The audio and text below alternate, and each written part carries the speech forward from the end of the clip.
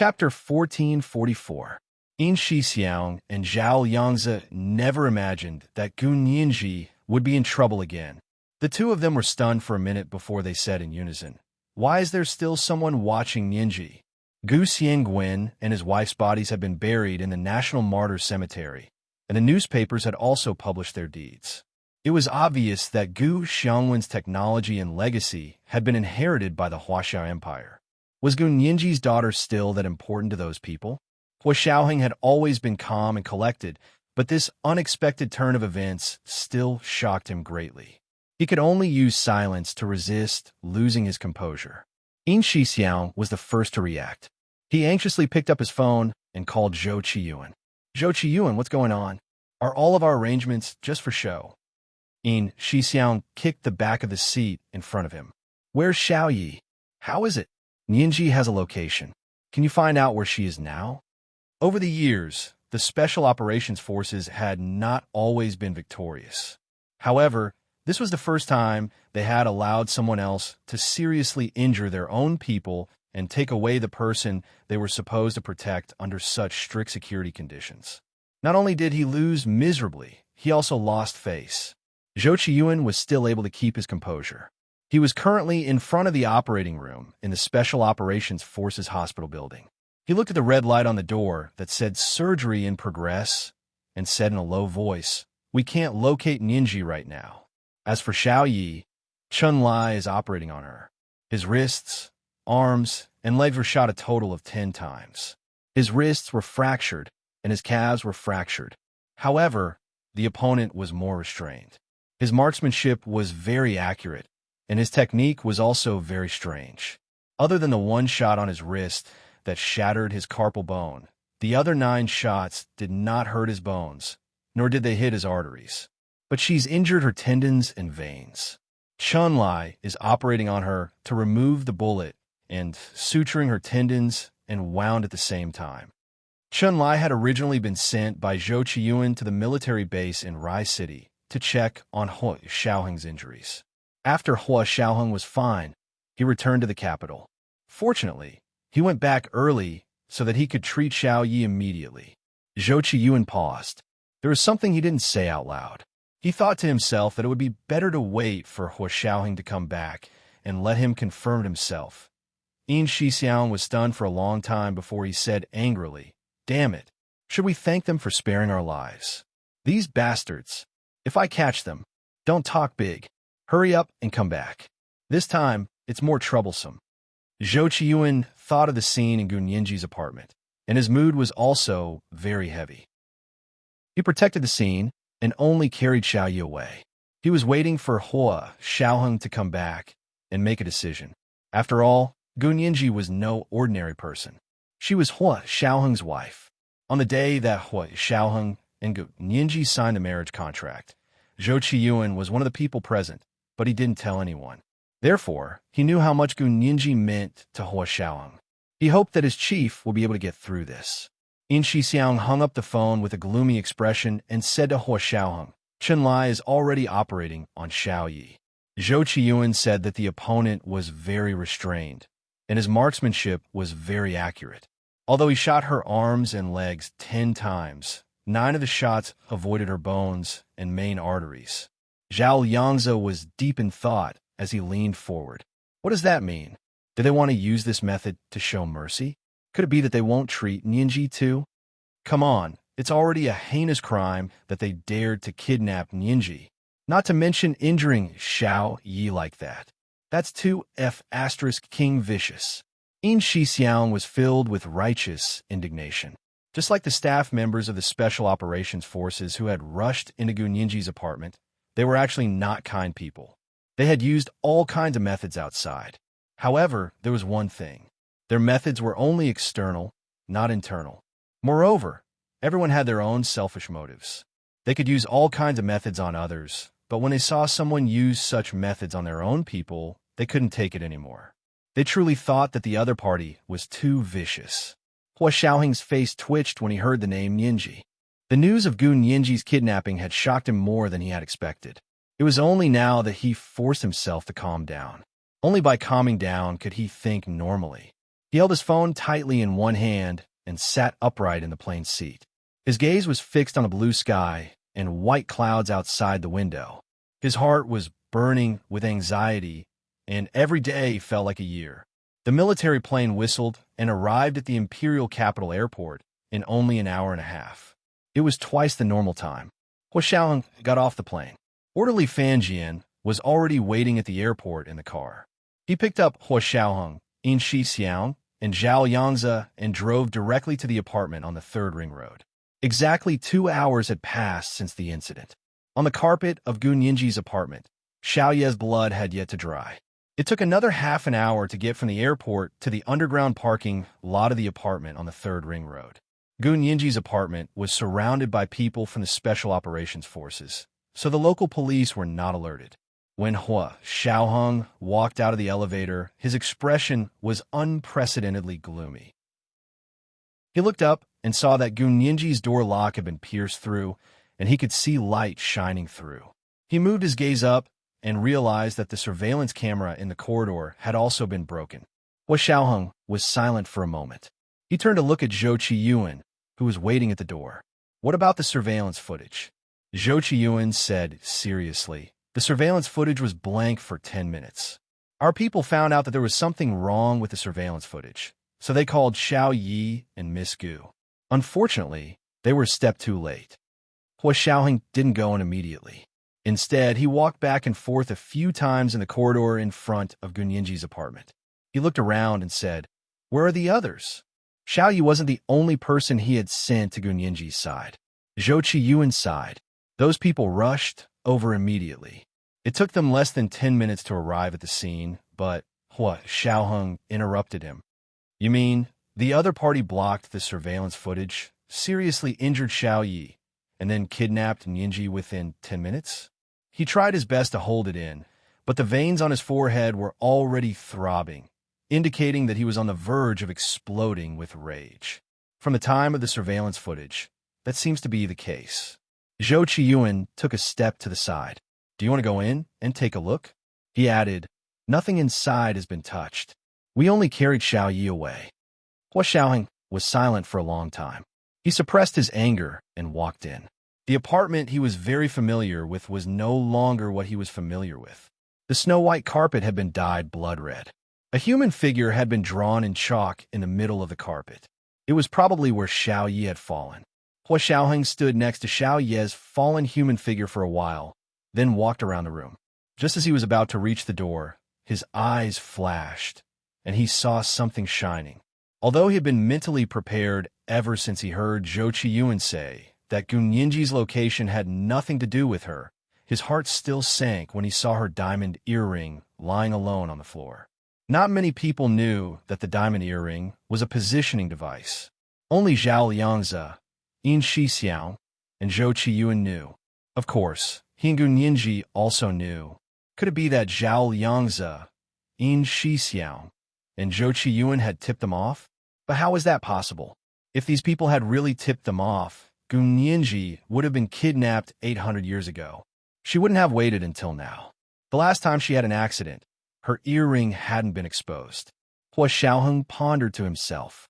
Although he didn't suspect Zhao Liangze, Yin Xixiang, and Zhou Qiyuan, he still needed concrete evidence to prove that these people had nothing to do with Gun Yinji's disappearance. He bent down to pick up the diamond earring from the ground and held it in his hand. Hua Xiaoheng's gaze swept past Yin Xixiang, Zhao Yangze, and Zhou Qiyuan. Zhou Qiyuan had seen the diamond earring a long time ago. He knew that Hua Xiaoheng would definitely be suspicious of them when he discovered the diamond earring. However, this was a normal procedure. If he were Hua Xiaoheng, he would also investigate them. Therefore, he said frankly, "Major General Hua, I can tell you all my whereabouts over the past few months. Please investigate me." Yin Xixiang and Zhao Liangze looked at each other and saw the shock in each other's eyes. They could guarantee that they hadn't done anything to Gun Yinji, and they could even guarantee that Zhou Qiyuan hadn't. However, if the three of them hadn't said anything, how did the other party know that Gun Yinji's diamond earring had a positioning function? This was too terrifying. Hua Xiaoheng tightened his grip and said calmly, I believe you. If it weren't for you, Nianji would have left this world a long time ago. But even if you believe me, you should still investigate each other. Yes, sir. In Xixiang, Zhao Liangze, and Zhou Qiyuan stood at attention and saluted. Hua Xiaoheng was still calm and collected. He said unhurriedly, Big Xiong, Little Zhe, Qiyuan, and Xiao Yi. The four of you are the people I trust the most. I hope you don't feel burdened. I have absolutely no intention of suspecting you. But we are all in this line of work. If we investigate each other, we might be able to find new clues. Zhou Qiyuan, In Xixiang, and Zhao Liangze nodded in unison. Major General Hua, we understand. Don't think too much about it. In Xixiang was inspired and suddenly said, Major General Hua, this matter isn't that simple. Zhao Liangze rolled his eyes. Of course it's not that simple. Do I need you to say that? What I mean is think about it. Nianji is missing, but Xiao Yi is also seriously injured. At the same time, Little Zhe, Qiyuan, and I have all become Major General Hua suspects. Don't you think that the mastermind is also targeting Major General Hua? In Xixiang pointed at the cracks on the balcony glass. Looking at the bullet marks, it should be a bullet fired by Xiao Yi. You know how capable Xiao Yi is. If she wasn't powerful, she wouldn't have been able to escape unscathed after being in the field for so many years. Zhao Liangze came back to his senses and said with realization, That's right. Major General Hua trusts the four of us the most. He had always suspected that Xiao Yi was Hua Xiaoheng's fourth personal secretary, but Hua Xiaoheng had never shown any intention of doing so. After Zhou Qiyuan, the personal secretary, surfaced, Zhao Liangze and In Xixiang had always been curious about who was the fourth. Could it really be Xiao Yi? That would be such a pity. Zhao Liangze shook his head and sighed. Xiao Yi is so skilled. With this serious injury, it's impossible for her to recover her previous skills in the future.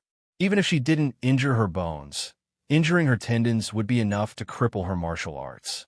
It would be impossible for her to continue being Hua Xiaoheng's personal secretary. Zhou Qiyuan hesitated for a long time.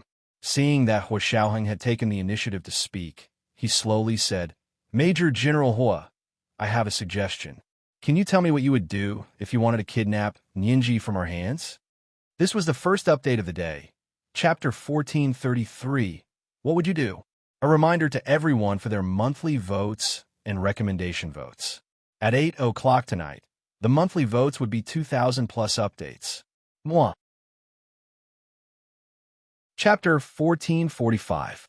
Hua Xiaoheng glanced at him. Zhou Qiyuan was expressionless. Among the four of them, In Xixiang looked like he was about to kill someone. He couldn't wait to sacrifice someone. Although Zhao Liangze tried his best to hold it in, the tears in the corners of his eyes still revealed his nervousness and uneasiness. He was originally the weakest of the four of them, but after Bai Shuang's death, he had truly become stronger. Hua Xiaoheng should have been the calmest, most ruthless of them all. However, because Gu Nianji was the one who had been kidnapped, his calmness was only on the surface. No one knew that just 5 minutes ago, his mind was still a mess. Therefore, the calmest person was Zhou Qiyuan. Hua Xiaoheng calmed down and looked around the living room. He then looked in the direction of the door and narrowed his eyes as if he understood what Zhou Qiyuan meant. He nodded and slowly walked to the door.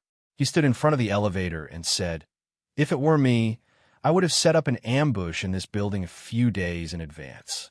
As he spoke, he looked up at the stairs.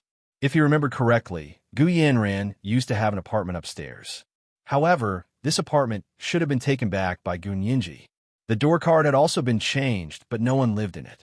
Therefore, those people knew that there was an empty apartment in this building. He walked over from the elevator door and stood at the door.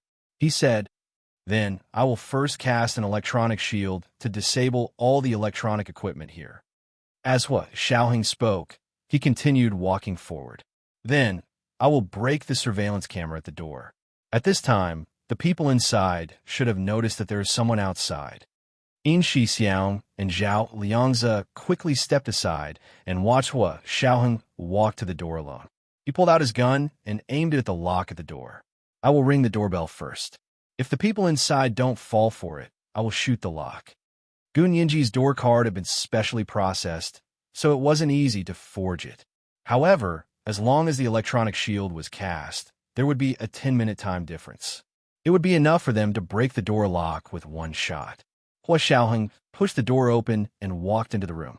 He was completely immersed in the scene. The people inside will definitely resist and hide at the same time. I will shoot anyone who resists. At this point, he paused and looked at Zhou Qiyuan. Why didn't they kill Xiao Yi? They only seriously injured her. All those shots hadn't even broken her bones or punctured her arteries. Any one of them could have made Xiao Ye's situation 10 times worse, but they didn't do that. They only disintegrated her combat power. Zhou Qiyuan nodded and said slowly, "Generally speaking, we should kill Xiao Yi first and then take Miss Gu away."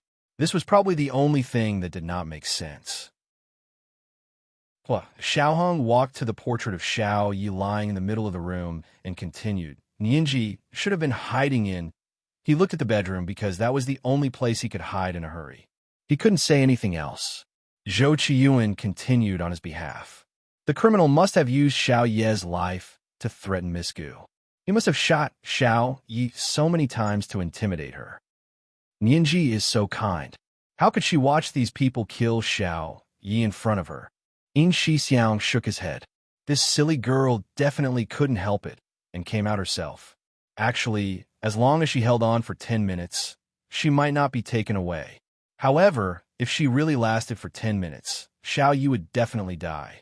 Thinking about it carefully, this kind of choice was too cruel for Gun Yinji and Xiao Yi. Zhao Liangzi whispered, "They didn't kill Xiao Yi, they just tortured her." It seems they seemed to know Yinji very well. They knew that she wouldn't hide and watched them kill Xiao Yi. Hua Xiaoheng put his hands behind his back and didn't say a word. The lines of his jaw were tight, like a sculpture. He was exquisite and handsome, but there was no vitality or vitality. All of his emotions seemed to be buried in an unfathomable black hole, and no one could see through them. Zhou Qiyuan walked around the portrait of Xiao Yi on the carpet and said, "Did you see that? There are no footprints on the ground at all, which means that they have very good anti-reconnaissance abilities. Our professionals have used equipment to check, and we really can't find any footprints other than Xiao Yi and Miss Gu here. We don't even know how many people there are." Yin Shixiang crossed his arms and looked at the bullet marks on the window. That's not surprising. When we go on missions, we also use special plastic covers to cover our shoes. For example, that was what they did when they went to Japan's Shimizu Temple to deal with Yamaguchi Yoko. They still hadn't found out who the murderer was. That's right. Zhou Qiyuan looked at Hua Xiaoheng again. "Major General Hua, can you tell? Their modus operandi." Hua Xiaoheng said calmly, "I can tell. Their modus operandi is exactly the same as ours." This case seemed to be the work of the Special Operations Forces. If Hua Xiaoheng wasn't the commander of the Special Operations Forces and the 3 people around him were absolutely trustworthy, he would have really suspected that someone from the inside had betrayed them. However, it was still the same thing. If it was really someone from the inside, Gun Yinji would have had countless opportunities to be kidnapped without anyone noticing. There would have been no need to wait until today, and there would have been no need to leave such a bloody scene. It was like a demonstration. Therefore, this inference was illogical. If it wasn't done by the Special Operations Forces, then who did it? Could it be their foreign counterparts? Hua Xiaoheng had once been trained in Israel's Mossad. He had returned to China to form the Special Operations Forces, and the training materials were similar to the training methods abroad. Zhao Liangzi and Yin Shixiang also thought of this. Yin Shixiang's thick eyebrows knitted together. Could it be those bastards from abroad? Who did it? Zhao Liangzi immediately took out his phone and entered the password. "I have to check the information on the foreigners who have recently entered our country." Zhou Qiyuan crossed his arms thoughtfully. "It looks like we have to activate the emergency measures abroad." Hua Xiaoheng's expression was grim. He immediately asked Zhou Qiyuan, "Did you block all the major customs ports and the roads out of the city?" Zhou Qiyuan quickly said, "As soon as I received the news, I immediately blocked the airport. In addition, Today is the military parade and exercise. All the planes in the city are not allowed to take off before the exercise. The port is temporarily closed. I have set up checkpoints on the roads out of the city and are checking cars one by one. Hua Xiaoheng's expression relaxed slightly. He put a hand on Zhou Qiyuan's shoulder. Good job. Even if he had been in the capital at that time, this was the best he could do. As a leader, the happiest thing was that his subordinates could take charge of things independently and not have to worry about everything. Hua Xiaoheng breathed a sigh of relief and looked at Yin Xixiang at the same time. Go to the property management here and get all the surveillance videos from today. Qiyuan said that the surveillance was only blocked for 10 minutes. See if there are any clues before and after those 10 minutes. Yes, Chief. Yin Xixiang saluted and immediately went out to find the property management of the apartment complex to get the surveillance videos. Hua Xiaoheng waved at Zhao Yangzi. Little Zhe, come back with me. You check the information on foreigners entering the country. I'll report this to General Ji. He wanted to mobilize all the manpower and material resources to form an inescapable net so that the other party wouldn't be able to escape. When his phone rang, General Ji was on a military plane returning to the capital. He took it out and looked at it. It was Hua Xiaoheng's phone number. He quickly swiped it open and picked it up. He asked Xiaoheng what happened. General Ji only found out about Hua Xiaoheng's emergency private plane leaving the Rai City military base after the exercise. Hua Xiaoheng's serious and deep voice came from the other end of the phone. Xiaoyu was seriously injured, and Ningji was kidnapped. What? General Ji cried out involuntarily. How could this be? What about your security measures? Hua Xiaoheng smiled bitterly. The other party is very familiar with our security measures. They even tore off the most secret GPS device on Ningji's body and threw it away. General Ji was shocked and angry. He almost blurted out, could there be another traitor? However, he remembered that he was still on the plane, so he swallowed the words and said, I'll be back soon. Hurry up and report to me. Hua Xiaoheng quickly said, Yes, Chief. I'm waiting for you at the airport. General Ji took a deep breath and began to comfort Hua Xiaoheng. Don't worry. Heaven helps a good person. After so many years, she only had an accident last year, and it was abroad. Don't feel too guilty. The corners of Hua Xiaoheng's mouth twitched. He knew that it wasn't convenient for General Ji to speak, so he didn't say anything else. I'll wait for you to come back. Half an hour later, General Ji's military plane slowly landed at the Imperial Capital Airport. Not long after, he got into the car that had come to pick him up. Hua Xiaoheng was waiting for him in the car. Secretary Chao drove personally, so General Ji and Hua Xiaoheng could immediately discuss the matter in the car. General Ji's face darkened. Tell me again, what exactly is going on? Hua Xiaoheng told him about the situation in Gu Ningji's apartment and finally said, This is the situation. We have already ordered all airports, customs ports, and roads to be sealed off. Only entry is allowed, not exit. General Ji nodded. That should be the case. I will immediately contact Speaker Long and Prime Minister Bai to inform them of this matter. After all, sealing off all airports, customs ports, and roads involved too much. Previously, they could use the military parade and exercise to seal off the area for a few hours. But if it took any longer, they would need other reasons and cooperation from other departments. Hua Xiaoheng needed General Ji's support to obtain more authorization to deal with this matter. He and General Ji discussed and analyzed along the way. By the time they sent General Ji to the military compound, they had already drawn up the preliminary procedures. This matter will be handled according to the procedures we discussed just now. General Ji got out of the car and said seriously, Xiaoheng, you must calm down. If you can't control your emotions, I will send someone else to take over. Hua Xiaoheng's emotions had completely calmed down at this time. He quietly helped General Ji take his briefcase out of the car and said calmly, You worry too much. I'm very normal. There's no need to control my emotions. Really? General Ji glanced at him out of the corner of his eye. He saw that Hua Xiaoheng was indeed calm and collected. Hua Xiaoheng spoke calmly and acted calmly.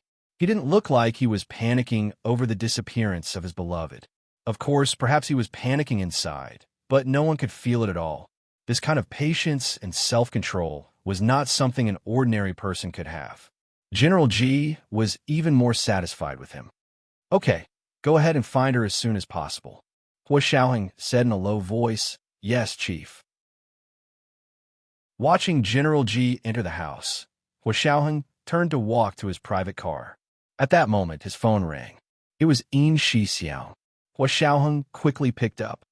"Did you find anything?" Yin Shixiang was looking at the surveillance footage of Gu Nianji's apartment.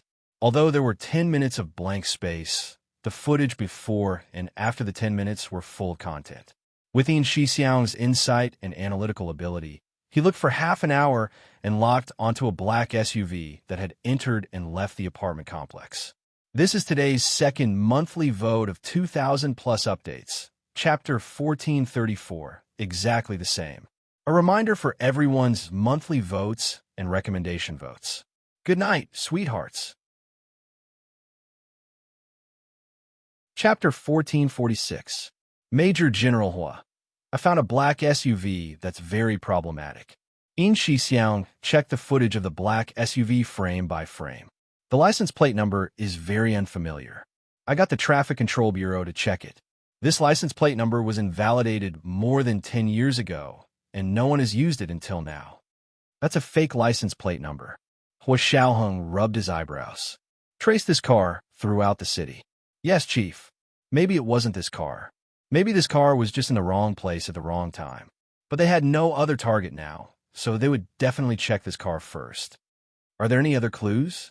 Yin Shixiang shook his head. I've seen the surveillance video of the apartment complex, especially the time when Nianji disappeared. Everyone drove in and out, and no one left the complex on foot, so I first ruled out the possibility that they left on foot. Hua Xiaoheng nodded and asked calmly, "What else?" His tone was calm and without a trace of ups and downs. Yin Shixiang sighed at Hua Xiaoheng's restraint and patience in his heart as he said, "Zhou Qiyuan controlled the city's traffic 15 minutes after the incident. We just have to see if this car appears in other places." Hua Xiaoheng looked calmly at the tree-lined path in front of him and gave a few orders. Get the police station to mobilize grassroots police officers and members of the Security Joint Defense Team to investigate all registered hotels, inns, and homestays. Now, all guests need ID cards to check in. All guests with the wrong ID cards will be detained. This was to prevent the other party from kidnapping Gu Nianji and hiding in a hotel before they could take her out. The imperial capital had been reorganized in the past few years. All the big hotels, including the hourly rooms on the street, were connected to the police. As long as they booked a room, the police would definitely be able to find out. Yin Shixiang's expression froze. Yes, Chief. Hua Xiaoheng walked to the side of his private car. The orderly, Fan Jian, quickly walked over to open the door for him and let him in. Hua Xiaoheng continued. Inform the Traffic Control Bureau and ask them to set up roadblocks on all the non-motorized roads out of the imperial capital. Tell them that they want to repair the roads and send traffic police to stand guard to check everyone who attempts to leave the imperial capital on foot. Hua Xiaoheng was so strict that Yin Shixiang could only be convinced. Yes, Chief. When Hua Xiaoheng returned to the Special Operations Forces headquarters in his private car, Yin Shixiang had already conveyed Hua Xiaoheng's orders to the police station and the Traffic Control Bureau. At the same time, he had requested the Traffic Control Bureau to gather the city's traffic surveillance video. The bulletproof car stopped in front of his official residence, but Hua Xiaoheng didn't get out. He still sat in the back seat, his eyes unfocused as he quietly looked ahead. The orderly, Fan Jian, could tell that Hua Xiaoheng was in a bad mood and didn't dare to make a sound. He quietly got out of the car and stood guard in front of the car. The car's soundproofing was very good, completely isolating everything from the outside world. He could even hear the sound of his own heartbeat. In the quiet car, it was like the pendulum of a hypnotic clock. But he was not sleepy at all. Although he had not slept for 2 days and 2 nights, he still did not feel sleepy at all. His mood was like the hazy sky before the eruption of a volcano. It looked calm and peaceful, but there was lava rolling and shaking at the bottom of the mountain. Hua Xiaoheng closed his eyes and rubbed the space between his brows. This matter was not so simple. Although he had tried his best to plug every loophole he could, he was still 2 hours late. Zhou Qiyuan only paid attention to blocking the motorway and airport channels. What if the other party took Gun Yinji out of the city on foot and then met them elsewhere? However, the other party only had 2 hours at most. Even if they walked, 2 hours wouldn't be enough for them to leave the imperial capital. Of course, even if the other party had already left the imperial capital on foot, it didn't matter. No matter where she went, he would always find her. The last time Gun Yinji had disappeared in the German Alps, he didn't know at first. When he found out, she was already out of danger. Although he regretted, and felt guilty, he had never tasted the feeling of worry. This time, she had disappeared again. Only then did he know what it felt like to lose her. He never wanted to experience this feeling again in his life. After he found her this time, he would find a rope and tie her to his body. He would never let her walk alone again. He made up his mind and picked up his phone. He was about to ask Yin Shixiang and Zhao Yangzi about the progress when he suddenly heard a few barks. He looked up and saw that the short-legged little Ku was jumping outside his car with all his might, trying to see who was in the car. Unfortunately, his legs were too short and he couldn't jump high enough. He had just popped his head out when he fell down. No matter how heavy Hua Xiaoheng's heart was, he was amused by the short-legged little Ku's appearance. He looked at his watch. He had actually been sitting alone in the car for 15 minutes. Hua Xiaoheng took a deep breath and pushed open the car door. The short-legged little Ku immediately came over with its tail between its legs. It sniffed around him, then raised its head and wagged its tail at him desperately. Its dark and watery eyes looked at him, then kept jumping up and looking into the car. Hua Xiaoheng knew who it was looking for. He bent down and rubbed little Ku's head. "It's okay. I'll be back soon." Hua Xiaoheng actually wasn't confident when he said this, but at this time, he had to be confident. If even he lost confidence, how disappointed would the short-legged little Ku be? Gun Yinji had been busy for the past 2 weeks and didn't have time to take care of it, so she left the short-legged little Ku at Hua Xiaoheng's official residence and instructed his orderly to take care of it for a few days. Seeing Hua Xiaoheng return, the short-legged little Ku must have thought that Gun Yinji had also come to pick it up. But she hadn't.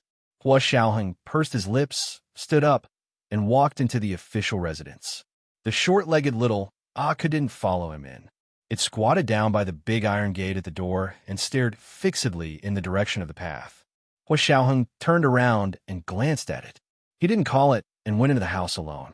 He had returned to the imperial capital in the morning and had only just entered the house. He was still wearing the military uniform he had worn during the military parade and exercise in Rai City, but it was already drenched in sweat. After returning to his room and changing into a clean set of clothes, Hua Xiaoheng went to the 6th floor underground of the office building, where the central control room was located. Zhao Yangzi was looking at the information on foreigners who had recently entered the country. Yin Shixiang was already looking at the surveillance footage from the Traffic Control Bureau. "What's new?" He stood behind Yin Shixiang and asked. Yin Shixiang looked at the screen intently and said, "This black SUV was parked in the underground parking lot of Ninji's apartment. Judging from the total time, it was parked the day before the incident. It didn't disappear until the 10-minute surveillance footage went blank. In other words, the car wasn't parked in the underground parking lot 10 minutes after the incident." Hua Xiaoheng nodded. "Continue investigating." Then he walked to Zhao Yangzi's side and asked calmly, "Did you find any clues?" Zhao Yangzi shook his head and said in confusion, "There's nothing unusual. Judging from these people's visa applications, their backgrounds are normal. I didn't see any suspicious people. Continue investigating." Hua Xiaoheng still said the same thing. At that moment, Yin Shixiang made a new discovery. "Major General Hua, come and take a look at this." Yin Shixiang paused the surveillance footage. Hua Xiaoheng walked over. He crossed his arms and looked behind Yin Shixiang. An 18-wheeler truck appeared on the screen. Yin Shixiang pulled the progress bar forward, and the image changed. Now, a black SUV drove into the camera. He pressed play again. At the busy intersection of the 3rd Ring Road, a low-key and noble black SUV, drove quickly from the direction of Gun Yinji's apartment. At that moment, a huge 18-wheeler truck suddenly blocked in front of the camera. The scene seemed to freeze for a moment, then the truck left. 4 identical black SUVs suddenly appeared in front of the camera and drove quickly in 4 directions. In Shixiang quickly stopped the surveillance video and said excitedly, "Did you see that? Why did 4 identical black SUVs suddenly appear? There was only one before." Hua Xiaoheng's heart also skipped a beat. He said, "Replay the scene just now. Adjust the speed to the lowest possible." In Shixiang quickly replayed the scene at the lowest speed possible. The scene skipped almost every second. This time, they saw it more clearly. From a moment the black SUV drove, over to the moment the 18-wheeler blocked it. The scene was blurred and skipped for a few seconds. When the 18-wheeler left the scene and the 4 black SUVs drove in 4 directions, the scene returned to normal. Hua Xiaoheng frowned, but after watching it several times, it was the same result. "Check this 18-wheeler truck." Hua Xiaoheng put his hands behind his back. "And the 4 black SUVs. Can you see the license plate numbers?" The 18-wheeler can be seen. The 4 black SUVs were just discovered. He zoomed in on the scene one by one and found the license plate numbers. The 2 of them were speechless. The 4 cars actually had the same license plate number. It was the fake license plate of the car that came out of Gun Yinji's apartment. "They're trying to mislead us," In Shixiao muttered. Hua Xiaoheng didn't say anything. He crossed his arms and stroked his chin with one hand. He muttered, "Put this car on the wanted list all over the country. Just use this license plate. Say that this car is suspected of a major criminal case. Ask everyone to report it and reward them handsomely." In Shixiang quickly sent the news to Zhao Yangzi. Zhao Yangzi went to contact the police to issue a wanted order. Hua Xiaoheng said again, "Check the 18-wheeler truck." In Shixiang quickly logged into the Traffic Control Bureau's car search system and used the truck's license plate number to check. This time it went smoothly. "I found it. The 18-wheeler truck is an oil transport truck from an oil company. The driver's name, address, and contact information are all there." Hua Xiaoheng. He thought for a moment and instructed In Shixiang, contact the driver of the 18-wheeler truck first and bring him to the station for questioning. Then, put the scene just now on the television station and the internet in your private name. Collect clues from the public at a high price to see if there were any witnesses in the vehicles that were present at the time. In other words, while they were putting the black SUV on the wanted list, they were also collecting clues to see what was going on with the sudden appearance of 4 identical black SUVs. The appearance of the 18-wheeler truck was too coincidental. Whether it was the time, angle, or direction, it just happened to block the surveillance at that time. This was the first update of the day. Chapter 1435, Too Coincidental. A reminder for everyone's monthly votes and recommendation votes. Tonight at 8 o'clock, there will be an additional update for the 50,000 Chidian dollars that your precious Xian, the leader of the alliance, rewarded last August. Moi. Chapter 1447. Yes, Chief. In Shixiang was so busy that he didn't even have time to drink water. According to Hua Xiaoheng's orders, he first contacted the police station and issued a warrant for the black SUV. Then, he officially went to the Traffic Control Bureau to check the information of the 18-wheeler truck driver and gave it to the staff of the Special Operations Forces below to invite the driver to the Special Operations Forces for tea. Finally, the surveillance footage of 4 identical black SUVs suddenly driving out was posted online. At the same time, it was broadcasted on television and a large reward was offered for witnesses. Because it was the Special Operations Forces who took action, the police's wanted order was quickly sent out to the whole country. After the formalities with the Traffic Control Bureau were completed, the staff of the Special Operations Forces quickly located the 18-wheeler truck driver's location through the cell phone signal. He was playing poker with his colleagues in the rest area near the Imperial Capital Expressway. Because the Imperial Capital Expressway was suddenly blocked for a few hours, they couldn't go out before. Now they could go out, but there was a long queue at the exit of the expressway. The traffic police checked the cars one by one, moving slower than a turtle. His car was too big, and it was at the back. He couldn't move for a while, so he could only go to the rest area to eat, drink, and play poker. When a staff of the Special Operations Forces walked over with the 2 police officers in the rest area, he happened to touch a pair of kings and happily threw them out. Explode. Hands up. Don't move. The police have been very nervous today.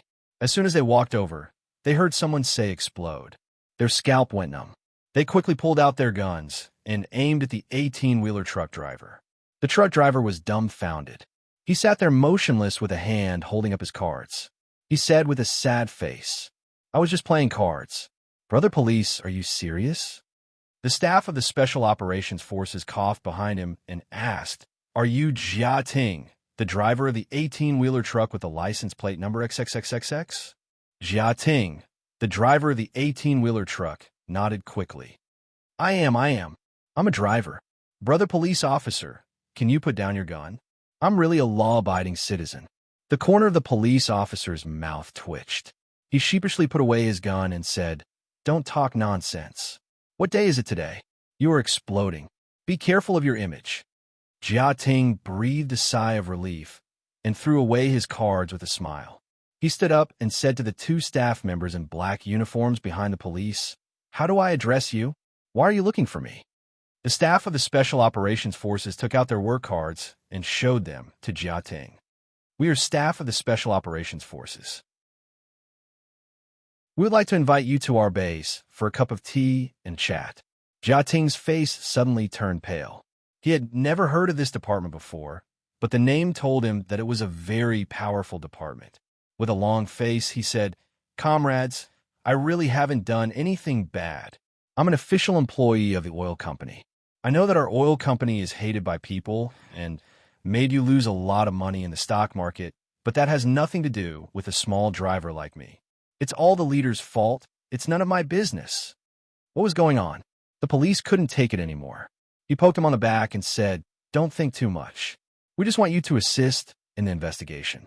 If you didn't do anything bad, why are you in such a hurry?" Jia Ting, "Is it really just to assist in the investigation?" "Of course it's real." The staff of the Special Operations Forces smiled kindly. "If you weren't assisting in the investigation, we wouldn't have invited you for tea." Jia Ting's mood suddenly improved. "We will directly show you an arrest warrant and handcuff you." The staff of the Special Operations Forces made a gesture.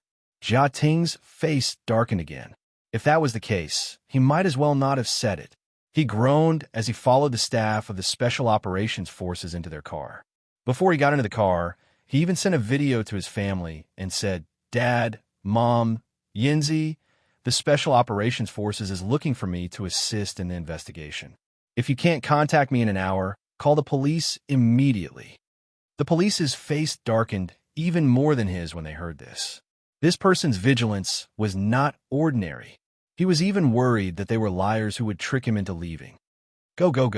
Why don't you look in the mirror? What do you have that's worth being tricked by others? Is it because you have money or good looks? Or talent? You really don't know what you're talking about. The police muttered and closed the car door. Jia Ting was extremely embarrassed. Don't hit people in the face. Is there anyone who insults people like that? He poked his head out of the car of the Special Operations Forces and said loudly to the police, "I don't have money, looks, or talent, but I have a kidney." What if they were tricking him into selling his kidney? The staff of the Special Operations Forces couldn't take it anymore.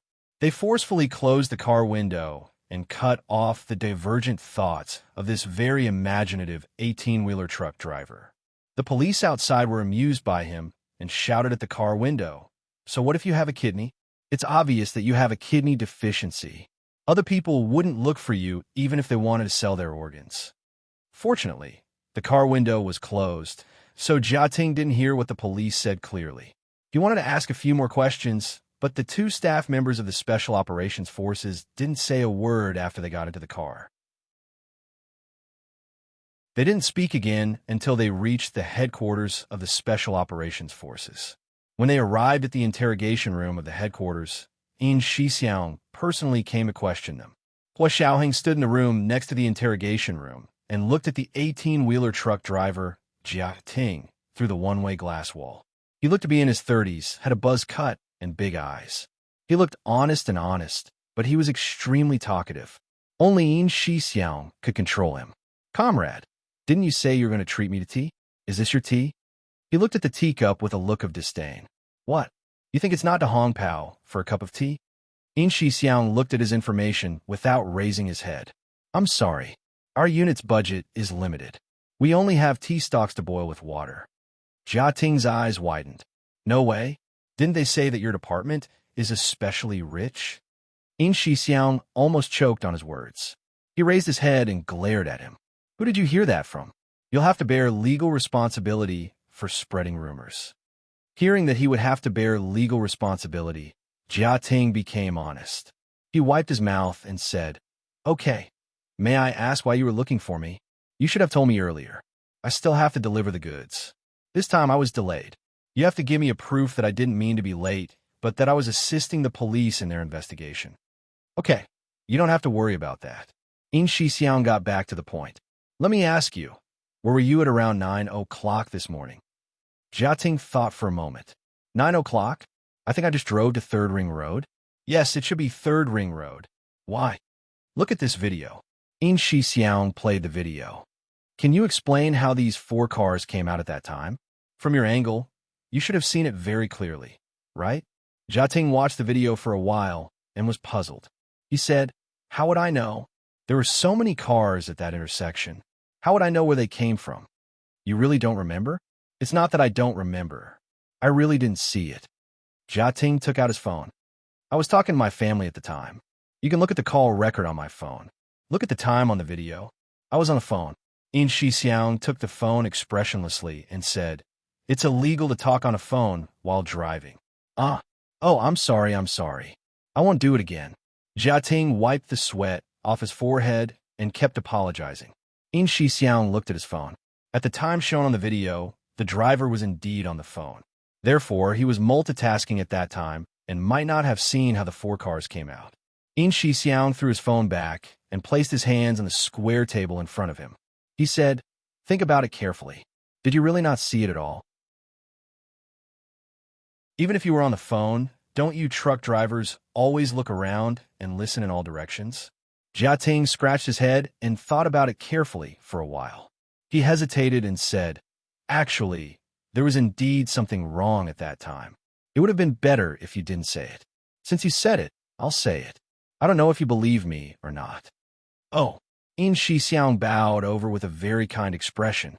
Tell me. I'll see if it's worth believing. Jia Ting held his hands and felt a little uneasy. He lowered his eyes and said, I remember that something was wrong at that time, but I'm not saying that I saw these 4 black cars. Then what is it? You know, we drive big trucks and often travel through the night. It's common for us to be sleepy during the day. But at that time, my head shook. It wasn't sleepy, but it was a sudden pain, so I stepped on the brakes. This should be the minute when the 18-wheeler truck suddenly blocked the video surveillance. Yin Xixiang was excited. A sudden headache? What kind of headache? It's like someone pricked my head with a needle. Jia Ting rubbed his hands and smiled fawningly. But I'm fine soon. It doesn't hurt anymore. If you hadn't shown me this surveillance video, I would have almost forgotten about it. This is the second reward for today. Chapter 1436, Almost Forgot. A reminder for everyone's monthly votes and recommendation votes. The 50,000 Qidian coins reward for your baby Xian Xian last August has been delivered. Moi. Chapter 1448. Yin Xixiang perked up and asked in detail. Which part of your head hurts? How long did it last? What happened after the pain? Jia Ting answered one by one. After Yin Xixiang recorded it down, he asked again, but there was nothing of value. He pushed the conversation record over and said, Thank you for your cooperation. To be on the safe side, we also need to conduct a lie detector test on you. Please sign here. Jia Ting panicked. Huh? No way. I'm not lying. I swear I'm not lying. Why do you need a lie detector test?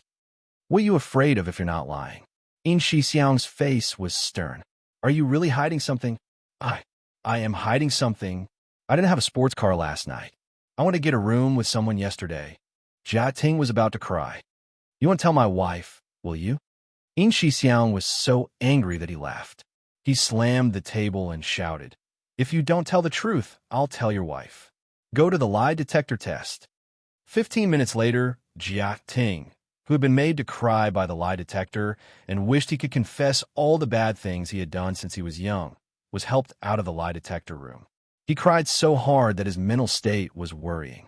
The Special Operations Forces had to find a psychiatrist to comfort him. In Shixiang placed the interrogation record in front of Hua Xiaoheng speechlessly and said, "Major General Hua, I'm afraid this person doesn't have any secrets. He just appeared in the wrong place at the wrong time." Hua Xiaoheng read through it, especially the part where Jia Ting said that he had a headache. He said, "What about his car? Have you searched it?" "Yes, it's a fuel truck. I checked it 3 times and even used x-rays. This is all the pictures. There's nothing unusual in the car. There's no compartment, no hiding person," In Shixiang said disappointedly. Hua Xiaoheng looked at all the pictures expressionlessly and knocked on the interrogation record. "Check his body and finally do an MRI." In Shixiang, although he didn't understand, he still followed Hua Xiaoheng's instructions and took the crying Jia Ting to do an MRI. An MRI, as the name implied, used the principle that the magnetic field of the nucleus could produce resonance. According to the different energy released, the electromagnetic waves emitted by special instruments were used to detect the location and shape of the human organs, thereby determining whether there were any lesions. The results of the MRI showed that Jia Ting's brain had just been disturbed by infrasonic waves. Because the frequency of ordinary infrasound was extremely low, the human ear could not detect it. However, certain frequencies of infrasound were similar to the vibration frequency of certain organs in the human body. They would resonate, and when the resonance was severe, it could directly cause death. This infrasonic wave, which was similar to the vibration frequency of human organs, was already an infrasonic wave weapon that was being developed in many countries' weapon laboratories. The infrasound received by Jia Ting was very similar to the vibration frequency of his brain, so he had a moment of intense pain in his head. However, because the time was very short, it did not cause any danger to his life. In Shixiang pointed at the MRI results and said, "Hua Xiao, the other party is very powerful. They even have a secondary wave weapon. It's not something an ordinary person can do, right?" Hua Xiaoheng remained silent. As far as he knew, there wasn't any country that could achieve this level of secondary wave weapons. It was as if they could retract and release them as they pleased. Of course, it was possible that some countries were conducting secret experiments, and they had not received any intelligence. This possibility could not be ruled out. However, this also further showed that the other party's weapons were too advanced. Similarly, just like with Xiao Yi, the other party did not kill the truck driver, Jia Ting. They only used him to cover for themselves. After Jia Ting's investigation ended, the Special Operations Forces received several calls from witnesses. They all talked about the sudden appearance of 4 identical black SUVs at the intersection. Witnesses say, "Yes, I was there at the time. I saw it. I was surprised. I even asked my wife, is this a show?" 4 identical black SUVs suddenly appeared. Special Operations Forces operator: "Did you see the people in the car? How many people were sitting in the car? What did they look like? What were they wearing?" Witness A: "1 person. I only saw a driver inside. He was dressed in black. They were all dressed in black, so I couldn't see his face clearly. There were so many cars at the time, and they were driving so fast. It was already good enough that I saw 4 people with my eyes." Witness B: "I was on a tall building near that intersection. At that time, I was looking through binoculars. Anyway, I was looking into the distance with binoculars. Then 4 identical black SUVs appeared in my field of vision. Because they appeared too suddenly and too quickly, I remembered them. Of course, maybe it was because my field of vision was too narrow, so I didn't see clearly how they came over." Special Operations Forces operator: "Did you see the people in the car? How many people were sitting in the car? What did they look like? What were they wearing?" Witness B: "I'm standing so high. How can I see the people in the car?" Witness C: "I saw it. My car was even scraped by one of the black SUVs. By the way, comrade, if you find this car, can you give me the driver's contact information? I want to ask him for compensation. Special Operations Forces operator. Did you see the people in the car? How many people were sitting in the car? What do they look like? What were they wearing? Witness C. One person.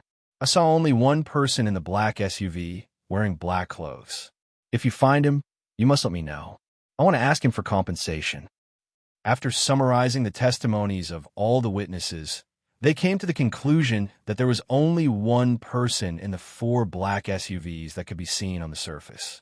The 4 people were all wearing black clothes, which should be some kind of uniform. So was Gu Nianji hidden in the car, or was she not in the car at all?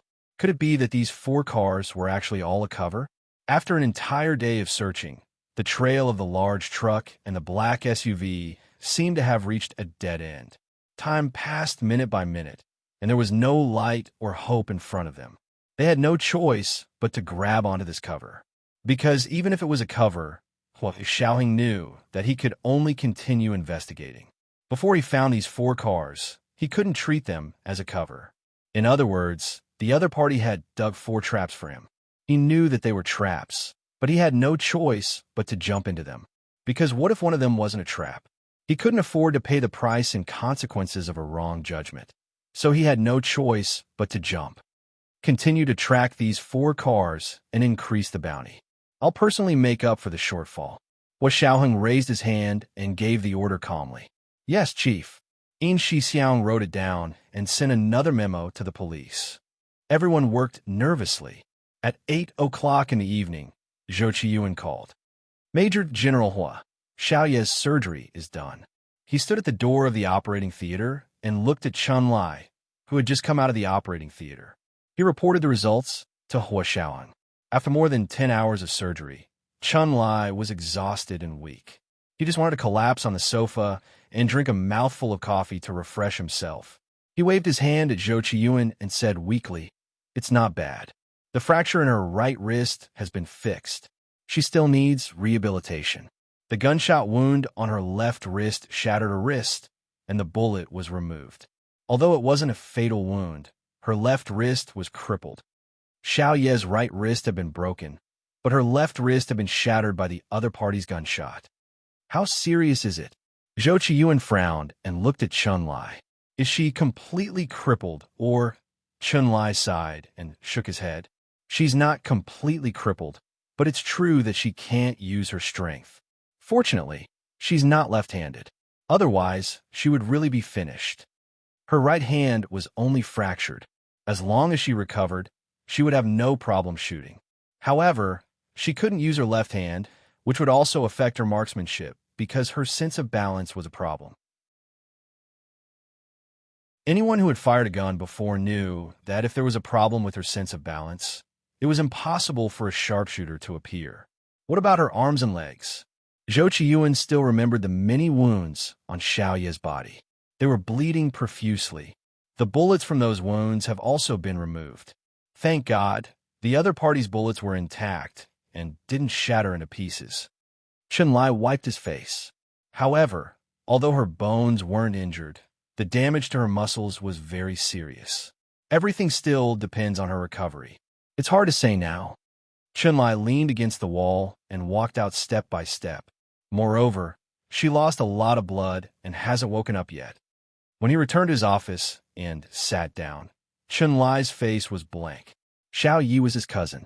Seeing his cousin injured like this, Chun Lai felt extremely sad. Before the surgery, just now, he almost declined because he was worried that his emotions would be unstable and something would go wrong. However, after checking on Xiaoye's injuries, he still planned to do it himself. Because the injuries were too serious, he didn't trust anyone else to take over. After the surgery, Xiaoye was transferred to the intensive care unit. Zhou Qiyuan informed Xiaoye's parents. General Xiao of the General Assembly and Director Chun of the Military Academy. At 10 o'clock in the evening, Chun Lai rested for 2 hours. He got up and was writing a medical report in his office when the door to the office was pushed open. He looked up and saw his aunt, Xiaoye's mother. Director Chun of the Military Academy rushed in with red eyes. Behind her was General Xiao. General Xiao looked relatively calm, but his expression was very ugly. Whose daughter had been beaten up to such a state? His expression was not good. Chun-Lai, how is Xiao Ye's condition? Is she really crippled? Director Chun had just gone to see Xiao Yi in the intensive care unit. Seeing her daughter, who had been alive and kicking and quarreling with her a few days ago, now lying in an oxygen mask on the verge of death, Director Chin's heart felt like it was being stabbed by a knife. In Chun-Lai's office, the elegant and virtuous Director Chun leaned against General Zhao's shoulder and sobbed softly. This was the first update of the day. Chapter 1437. Remind everyone of your monthly votes and recommendation votes. The monthly votes for the evening have been increased to 3,000 in advance. Moi.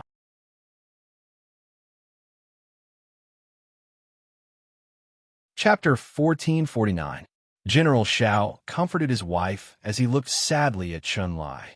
He said carefully, "Little Chun, I've never begged you for anything in all these years.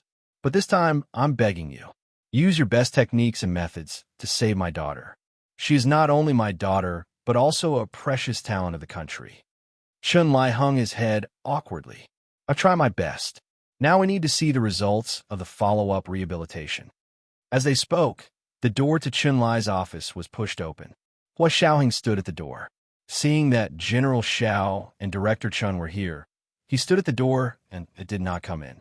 Did I come at a bad time? He knew that Xiao Yi and Chun-Lai were cousins.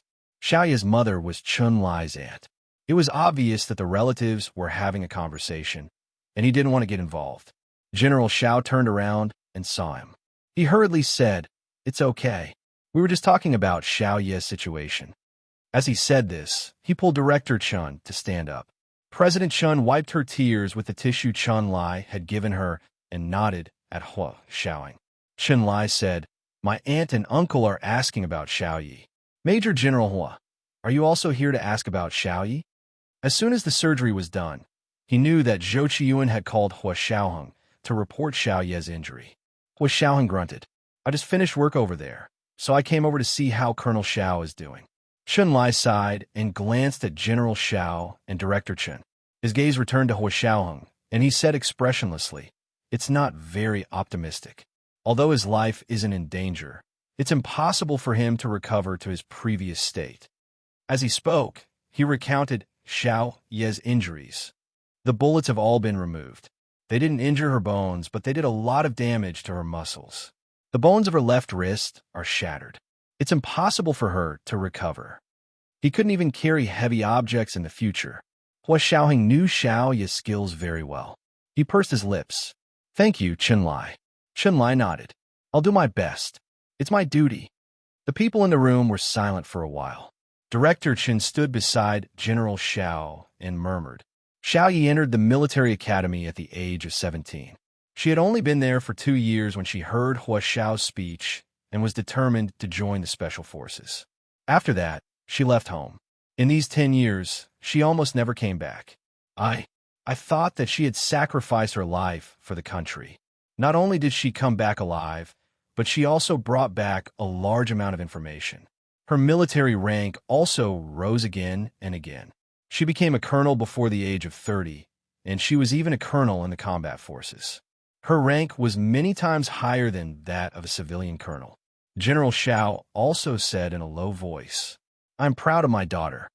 A treasure that had been lost and regained suddenly became incomplete. The impact of this regret was sometimes even more painful than losing it completely.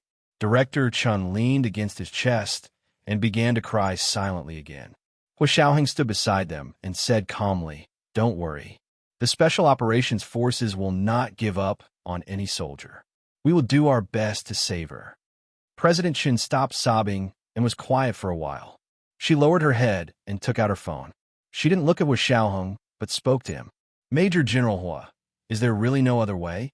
My Xiao Yi is a very ambitious person. Back then, she ignored our objections and insisted on joining the newly established Special Operations Forces. She risked her life to complete missions for the country and made so many contributions. Let's not talk about the face of her contributions. Just look at how loyal she is to you and how she risked her life for your fiancé. General Zhao's heart skipped a beat, and he quickly stopped her. Stop talking. Xiaoya's protection of Miss Gu is a mission given to her by the organization. What are you saying? President Chun gripped her phone even tighter, and her mind was in a fierce struggle. She didn't know if she could succeed, but since someone said that Hua Xiaoheng had a way to cure Xiao Yi without leaving any sequelae, as a mother, could she just let it go? After thinking about it, President Chun raised her head and looked at Hua Xiaoheng with her red and swollen eyes. It was a mother's sorrowful and pleading gaze. Hua Xiaoheng couldn't ignore it, nor could he. His body stood even straighter, as if there was a steel pillar supporting his spine. Major General Hua, I'm begging you. President Chun took a deep breath and stared into Hua Xiaoheng's eyes. She enunciated each word clearly. I heard that you have special resources that can help my daughter recover from her injuries. I hope that you can use these resources on my daughter. Hua Xiaoheng and Chun Lai looked at each other quickly and then looked away. Hua Xiaoheng took a step back and said calmly, President Chun, don't be like this. I said that as long as we can do it, I'll definitely get Chun Lai to think of a way. But you have to be mentally prepared. After all, Xiao Ye's injuries. Those physical injuries couldn't be reversed and recovered. At least with their current medical standards, they couldn't do it yet. President Chun let out an ah and looked extremely disappointed. Major General Hua, are you really unwilling? General Xiao held her arm and sighed. Don't try to trick me. Let's just tell Major General Hua and Little Chen the truth. President Chun gripped her phone even tighter. Major General Hua, don't think too much. When you become a parent in the future, you'll understand how we feel. As parents, they can really do anything for their children. General Xiao shook his head. Actually, it's like this. He reached out to take the phone from President Chen's hand, but President Chen wasn't willing. She kept shaking her head and muttered, Don't say it. It won't work if you say it. Forget it. We're all soldiers. We don't do such crooked things. He forcefully took the phone from President Chen's hand and opened it to Hua Xiaoheng. Look for yourself. You'll understand why Xiao Ye's mother said that. Hua Xiaoheng was actually mentally prepared, but when he looked down and saw a text message on President Chen's phone, his heart sank. On President Chen's phone, someone had sent her a text message an hour ago. Kind person, President Chen, your daughter's injuries can be healed as long as Major General Hua is willing to help you. He has special resources that can help your daughter recover. Hua Xiaoheng's hands trembled slightly, and the lines of his jaw were extremely firm. He had never expected that someone would send such a seemingly kind, but actually extremely vicious text message. President Chen looked at Hua Xiaoheng eagerly. Major General Hua, I beg you. Hua Xiaoheng suppressed the rage in his heart and said calmly, President Chen, do you know the person who sent this text message? President Chen shook her head. I don't know him. This phone number is from C City. We're not familiar with each other. Hua Xiaoheng forwarded the text message to his phone and handed it back to President Chen. So, do you believe him or me? What do you mean? President Chen and General Xiao looked at each other in confusion. Hua Xiaoheng put his hands in his trouser pockets and said calmly, I said that I would use the best resources of the Special Operations Forces to save Colonel Xiao. Isn't that enough? But you also said that she might not be able to recover. President Chen was very persistent in hoping that her daughter could recover to the state before she was injured. But this person said that you have a way. That's what I said. Do you believe the strangers sowing discord, or do you believe me? Hua Xiaoheng stood beside Chun Lai calmly. Chun Lai lowered his head and returned to his desk. He looked at the computer expressionlessly. You mean you don't have special resources to help my daughter recover? President Chen suffered a heavy blow and couldn't even stand steadily for a moment. General Xiao quickly supported her with a serious expression. I think so too. Someone wants to use such an ambiguous text message to sow discord in our team. Major General Hua, don't worry. We won't be fooled by such nonsense. I believe that with General Xiao and President Chen's status and wisdom, they won't be fooled by such a person. Hua Xiaoheng leaned against Chun Lai's desk and blocked Chun Lai's view. He said calmly, "If he really thinks that I didn't use the resources to save Colonel Xiao, let him confront me face to face. He doesn't dare to come out and confront him. He sneakily sends text messages behind his back and uses ambiguous words to mislead others. This kind of behavior is not what a gentleman would do." This is today's second monthly vote of 3,000 plus updates. Chapter 1438, Not What a Gentleman Would Do. A reminder for everyone's monthly votes and recommendation votes. Moi.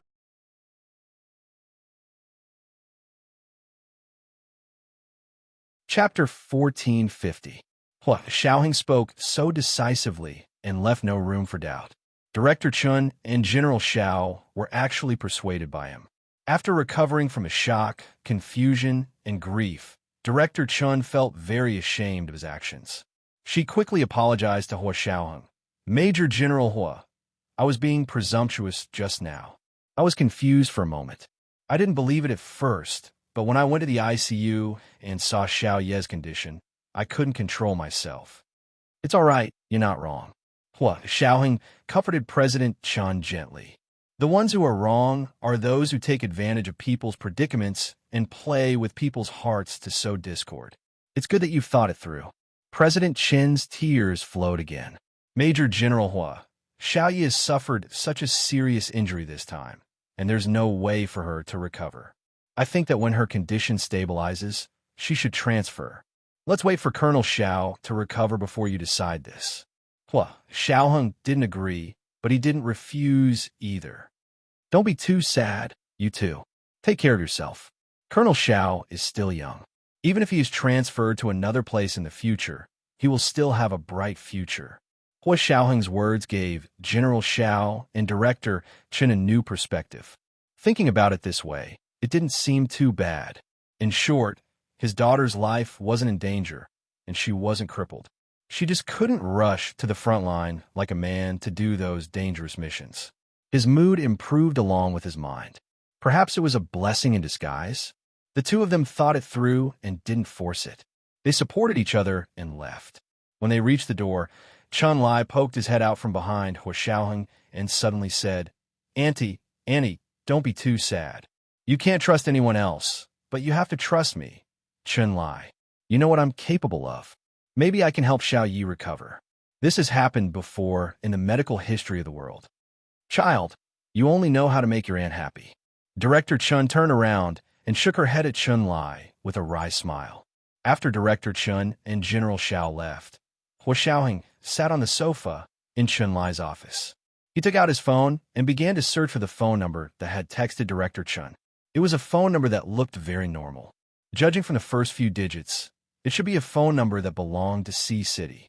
He traced it all the way and found that the phone number belonged to a small repair shop in the urban-rural fringe of Sea City.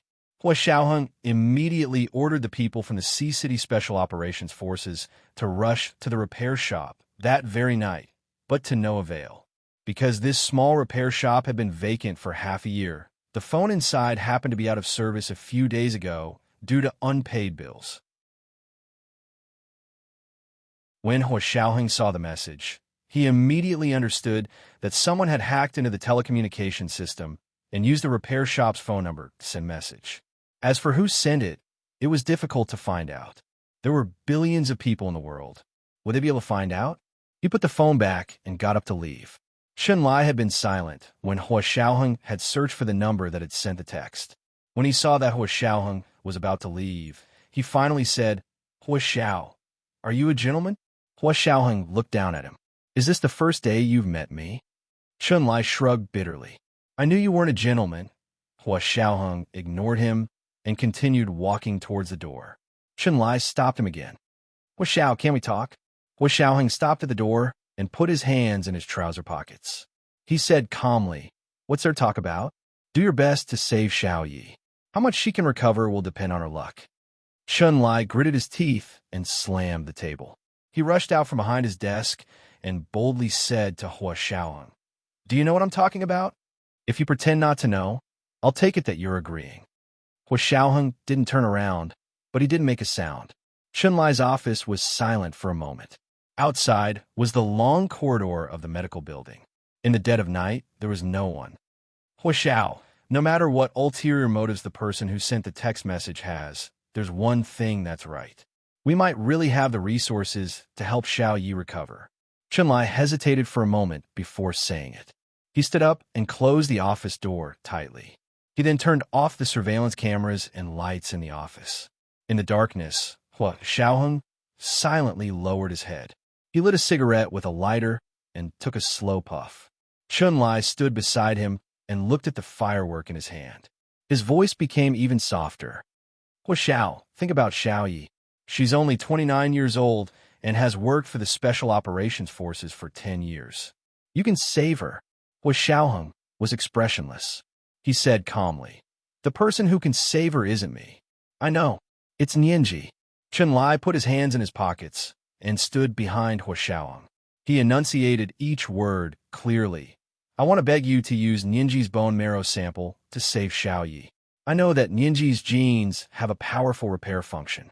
I used the genes extracted from her bone marrow to save your mother." He finally said it. Hua Xiaoheng held the cigarette in his hand and stopped smoking. He was silent for a long time before saying, "You want to use Nianji to create a medical miracle again?"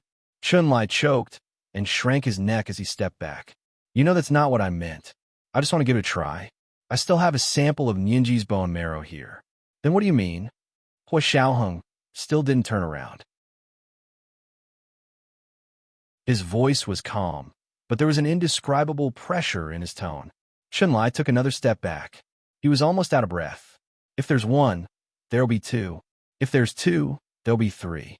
Chunlai, you know very well that the situation this time will be the same as the time with Ms. Song. The last time it was with Song Jinning, it was to repair her genes. Xiao Yi, on the other hand, wanted to directly repair her limbs. The two were fundamentally different. Although they all knew that Gun Yinji's self-healing ability was very strong, they weren't sure if this self-healing ability could be passed on to others like genes. If it succeeded, Chunlai and Hua Xiaoheng didn't dare to imagine what the consequences would be. Hua Xiaoheng's deep voice rang out in the darkness again. It was as if he was asking Chunlai, but also as if he was interrogating himself. "If you use Nianji to help Xiao Yi recover, then more people will come to you in the future and ask you to help them recover. What are you going to do?" There wasn't even a single case of Song Jinning's illness in 10 million people. Therefore, even if they cured Song Jinning, they could still use a medical miracle to cover it up. It was unlikely that they would encounter the same illness and need Chunlai to treat it again. However, Xiao Yi's injuries could be encountered by ordinary people. Broken bones, damaged limbs, and aging organs. If there was a treatment that could help you get rid of the above pain and recover, would you choose not to do it? Chunlai took a step back, speechless. "In your heart, has Nianji always been a lab rat?" Hua Xiaoheng asked lightly. His tone was filled with deep exhaustion and self-blame. Chunlai blushed a little, but he wasn't willing to be defeated by Hua Xiaoheng's question. He growled, "Of course not. Don't you know how I've treated Nianji all these years?" However, he softened his tone and pleaded, "But Xiao Yi is different. She was injured because of Nianji. If Nianji was here, she would definitely give up her bone marrow without hesitation." "Yes." Hua Xiaoheng was expressionless like an ice sculpture. "Just because she's kind and won't refuse, you can ask her to be a lab rat when you're in trouble, and she has to be willing. Why didn't you ask me? Why didn't you take my bone marrow? It was my decision to let Xiao Yi protect Nianji, not Nianji's request. If you think that letting Xiao Yi protect Nianji and get injured is because you owe Xiao Yi a favor, then I'll pay you back." Chunlai glared at Hua Xiaoheng. "What nonsense are you talking about? If your bone marrow was as effective as Nianji's, of course I'd ask you instead of her. But your bone marrow is useless. You can use it just because it's useful." Hua Xiaoheng finally turned around and looked at Chunlai. "Have you really thought about the consequences of doing this?" If this continued, the secret of Gun Yinji's physique would be revealed sooner or later. At that time, she would really become a lab rat. "So, you want to use Nianji's freedom in exchange for Xiao Yi's freedom, don't you?" Hua Xiaoheng could see it very clearly, and because he could see it clearly, it was even more painful. He suddenly understood the sinister intentions behind the other party's moves. He had originally thought that they hadn't killed Xiao Yi because those people had shown mercy and wouldn't kill the innocent. Now he was sure that not killing Xiao Yi and even using a text message to inform Xiao Ye's parents was all for Gun Yinji. In order to expose the secret of her physique, even if she was found, she wouldn't be able to continue living among them like an ordinary person. Their goal was probably to completely deprive her of her identity as an ordinary person and her dignity as an ordinary person. They wanted to turn a living person into a lab rat that could be used as a rare commodity. But the problem was, just like the big pit with the 4 cars, Xiaoheng realized that he had no choice but to jump in. Chun-Lai had made it very clear just now that he couldn't watch Xiao Yi lose the chance to be completely treated. Xiaoheng felt that he wasn't much better than Chun-Lai, or even worse. Because he was Gu Nianji's lover, the person she trusted and relied on the most. However, he had to stab her ruthlessly. He really owed this girl too much. Xiaoheng took a puff of his cigarette and asked calmly, "How much of Nianji's bone marrow sample do you have?" Chun-Lai rubbed his hands in embarrassment. "Actually, there's not much left, and it's just a guess. I don't know if it will work on Xiao Ye's injury. After using it this time, will there be no more?" Xiaoheng turned to look at him. Chun-Lai nodded. He couldn't bear to do it either. He raised his hand and patted Xiaoheng on the shoulder. "There's only so much left. We need to train it and experiment it a little. Even if it works, it'll take a year and a half, so don't think too much about it. I know what I'm doing." He scratched his head and continued, "Don't think too much about it. Actually, it might not succeed. You saw that the person who sent the text message was just testing. If it was really possible, he definitely wouldn't have said something ambiguous like special resources." This was the first update of the day. Chapter 1439. The consequences are serious. A reminder to everyone for their monthly votes and recommendation votes. At 8 o'clock in the evening, they would continue to repay the debt of last year's tips and updates O. Intersection_intersection. O. Moi.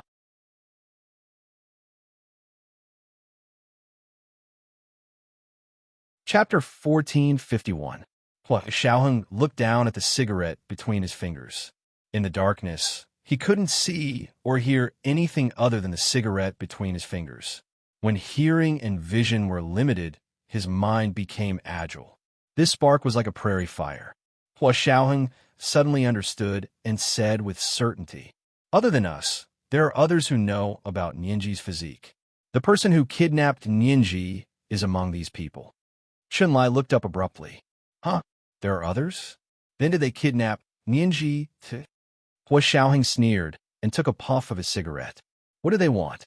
Isn't that the same idea as you and I have?" "What idea?" Chun-Lai stammered. Xiaoheng looked at Chun-Lai and asked, "Are you still playing dumb? Can you really guarantee that there won't be a future? You promised before, but you went back on your word when you met Xiao Yi. You can't guarantee it because the temptation is too great. If Nianji can really help Xiao Yi repair her limbs, and we really save her in the future, can you hold back from looking for her if one of us is injured again? How much bone marrow can a person have? How long does it take to recover from single draw? If the bone marrow cells don't work, will we have to start studying her other cells? Somatic cells, stem cells, reproductive cells?"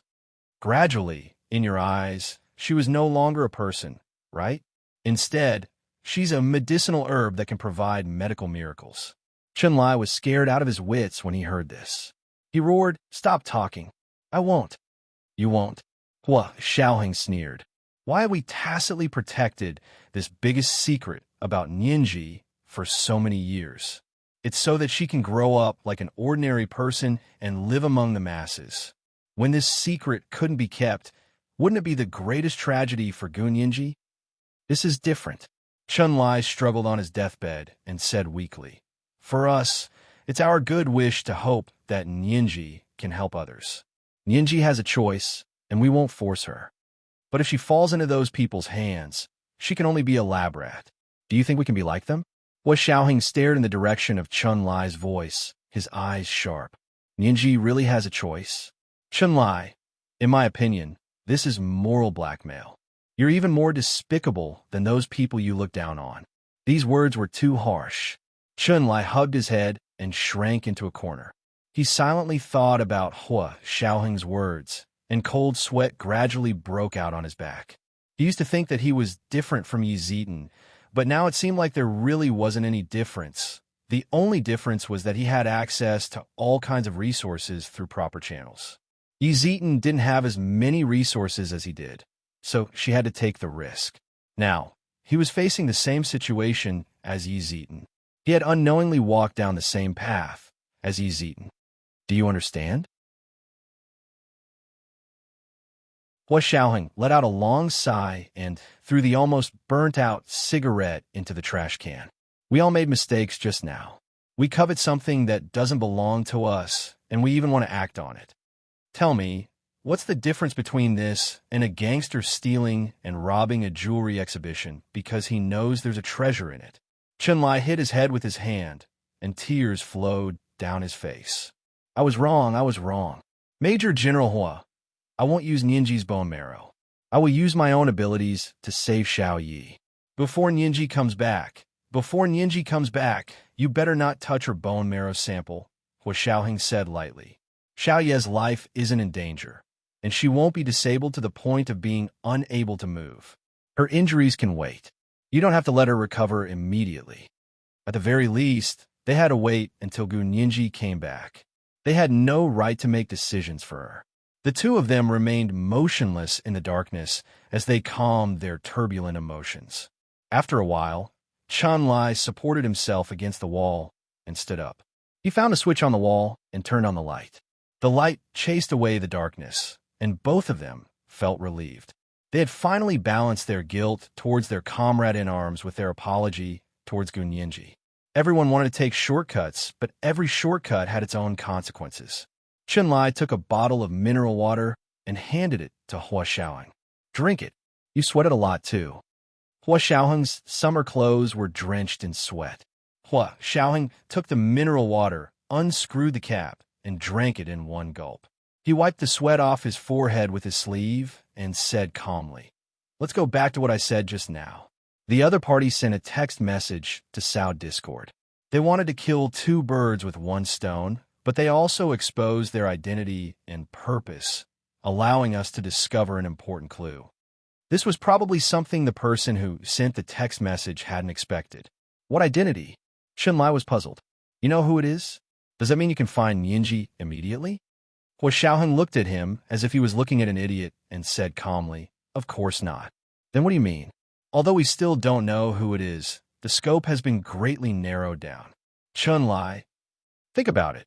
How many people in this world know about Nianji's special constitution? Chunlai frowned and counted with his fingers. You, me, and Nianji's family, which is her father, know.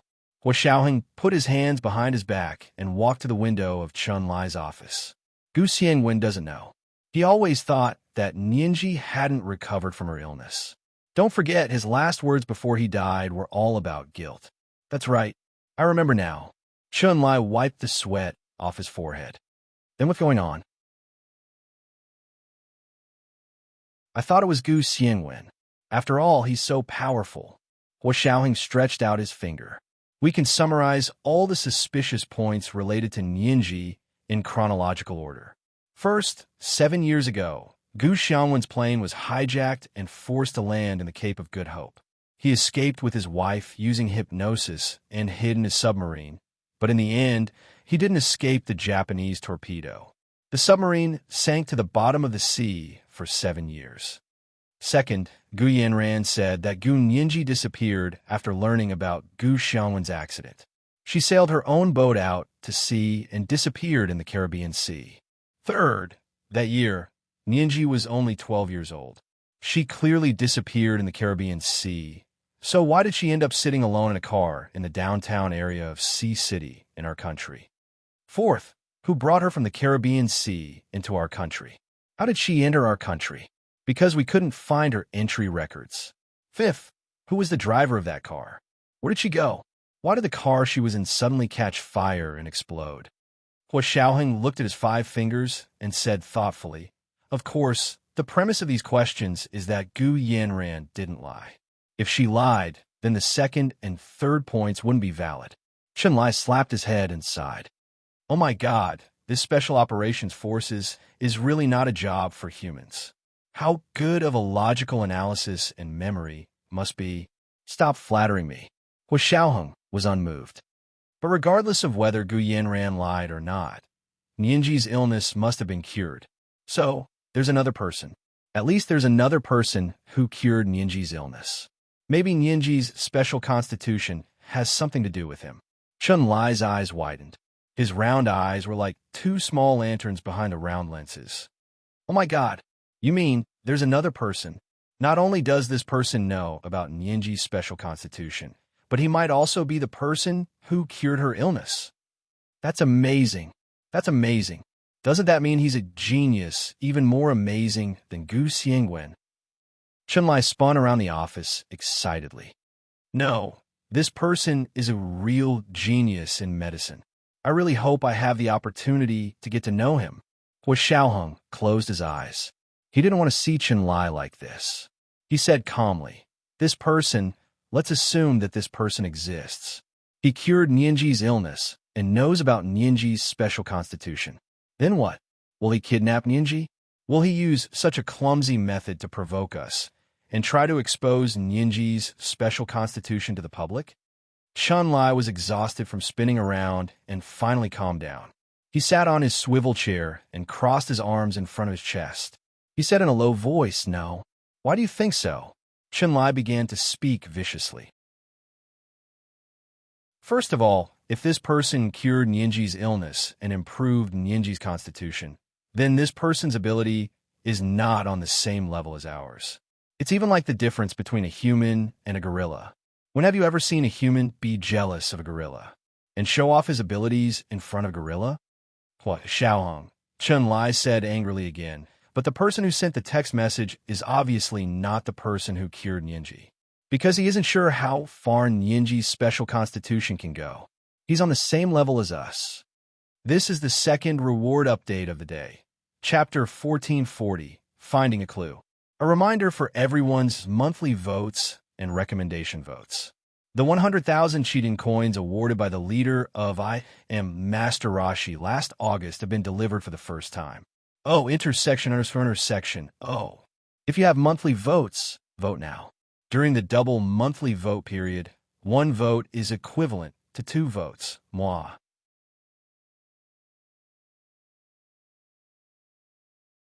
Chapter 1452. What Xiaoheng thought about it. You mean, the person who sent the text actually had doubts about this? Chunlai nodded and said firmly, of course. If the other party was very sure, then they would have mentioned Gu Nianji's name directly. Wouldn't that have been more effective against you? That would have left no room for negotiation. So this kind of person, you say he's the person who cured Nianji? What a joke. At most, he's a person who covets other people's advanced medical skills. He's despicable, immoral, and wants to deceive the world. Chunlai was addicted to talking and continued to talk to Hua Xiaoheng. Do you remember? I once said that Nianji had an old injury on her spine. That kind of injury is like a cat's scars caused by being thrown from a building multiple times. Hua Xiaoheng's expression changed slightly. He felt that he had found the right direction in a fog. Then we can be sure that the person who cured Nianji and the person who kidnapped her this time are 2 different groups of people. Before Nianji came to us, there should have been 2 groups of people familiar with her. One group is the person who cured her, so let's assume that this group is good people. The other group is the person who abused her and experimented on her. It's very likely that this group of people are the ones who kidnapped her this time. It's very likely. Chunlai kept nodding, but his face quickly paled. If it's the second group, then wouldn't Nianji be back to being a lab rat? Chunlai's heart tightened at the thought that those terrifying experimental methods might be used on Nianji again. He felt extremely ashamed that he had tried to use Nianji's special constitution just now. This test had baptized him from head to toe. That was how a person's spirit and awareness grew and improved through self-reflection and self-criticism. Hua Xiao, you must save Nianji quickly. Chunlai's face was pale. She's not a child now. Well, Xiaoheng's feelings at that moment could no longer be described with words. It was like someone had taken a sledgehammer and placed his heart on a red-hot iron plate, then smashed it down again and again. It didn't matter if he was smashed into pieces, but please don't hurt the little girl he had spoiled growing up, was Xiaoheng's throat bobbed. He raised his hand to look at his watch. It was already midnight. 15 hours had passed since Nianji disappeared at 9 in the morning. The golden time for a missing person to be rescued was 24 hours after they went missing. In other words, they only had 9 hours of prime time left. It was dark outside the window, but He Xiaoheng's sleep-deprived brain was still working at high speed. Nianji, where the hell are you? Mentally and physically exhausted, he blacked out and fainted in Chun Lai's office. In the office building of the headquarters of the Special Operations Forces, He Xiaoheng woke up on the sofa in his office with a blanket covering his body. Zhao Yangze was sitting on a single-seater sofa with a laptop on his lap. He was checking some information. Seeing that he was awake, Zhao Yangze immediately said, "He Xiao, you fainted in Dr. Chen's office. Dr. Chen had someone send you here." He Xiaoheng immediately looked at his watch. It was already 6 in the morning. He had slept for about 5 hours. Counting from the military base in Rai City, he had indeed not slept for 4 days. He Xiaoheng rubbed his temples. "Yeah, how is it? How's the progress?" Zhao Yangze quickly said, "We found 3 of the 4 cars." He Xiaoheng jumped up with an ugly expression. "Why didn't you wake me up earlier? You haven't slept for almost 4 days. You have to rest." Zhao Yangze sighed softly. "Besides, they're all empty cars. It's useless to wake you up." "Empty cars." He Xiaoheng lifted the blanket and got up. He walked into the small bathroom in his office to wash up. He hadn't slept for a few days, and the stubble on his chin had grown. Zhao Yangze stood at the bathroom door and reported to him. "Yes, they're all empty cars. The car heading east was dropped off at the intersection of the highway. The license plate number is the same license plate number we saw. There's no one in the car. The car heading south has already left the imperial capital, but it was abandoned on the isolation belt by the side of the highway. There's no one in the car. The car heading west didn't go far. It was parked in the parking lot of a shopping mall. It was the first to be found and reported by the public. Of course, there's no one in the car. I've already asked someone to tow all 3 cars back." He Xiaoheng washed up and shaved his beard before saying, "What about the car heading north?" Zhao Yangze was a little ashamed. "This is the only car that has already escaped our search. They had rushed hard but still let the other party escape. In other words, the 4th car was too fast, and it was different from the other 3 cars because it had changed 3 different license plates along the way to pass through the Traffic Control Bureau checkpoint. They didn't notice it at the time. Later, when they checked all the black SUV license plates that left the imperial capital, they found that there were 3 more scrapped license plates. Then they locked onto the target again." He Xiaoheng's hand paused as he looked at the mirror in front of him. "You mean it has already left the imperial capital? Not only has it left the imperial capital, but it should have already left the border," Zhao Yangze said with a pale face. He Xiaoheng threw away the automatic shaver, and his expression darkened. "Hurry up and chase after it. No matter where it goes, you have to chase after it." "Yes, Chief." Zhao Yangze quickly stood at attention and saluted. The car was heading north. There were 2 countries across the border, Outer Mongolia and Russia. Zhao Yangze turned around to inform the Special Operations Forces field personnel in the 2 countries to take over the search. He Xiaoheng's expression was as dark as water as he walked downstairs. He wanted to personally check the 3 black SUVs. In the Special Operations Forces parking lot, 3 tall black SUVs were lined up majestically. He Xiaoheng asked someone to bring the short-legged corgi over. The other staff members stood far away and didn't follow him. In the empty parking lot, the first rays of dawn shone through the clouds. The tall man in military uniform stood beside a cute, short-legged little corgi. The scene was indescribably funny, but none of them could laugh. "Go up and see if your mama has been inside," He Xiaoheng said expressionlessly. Fortunately, the staff members were far away. Otherwise, The people who heard him would have been shocked.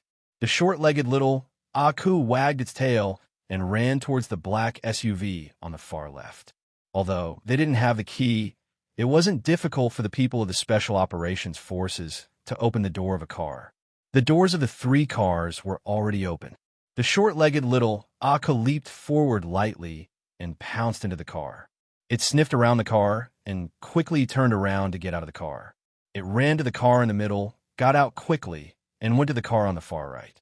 In less than 3 minutes, it had finished checking the 3 cars and returned to Hua Xiaoheng's side, wagging its tail. Hua Xiaoheng squatted down and patted its head. The short-legged little Akka barked, wagged its tail, and bit Hua Xiaoheng's sleeve. It was about to leave the parking lot.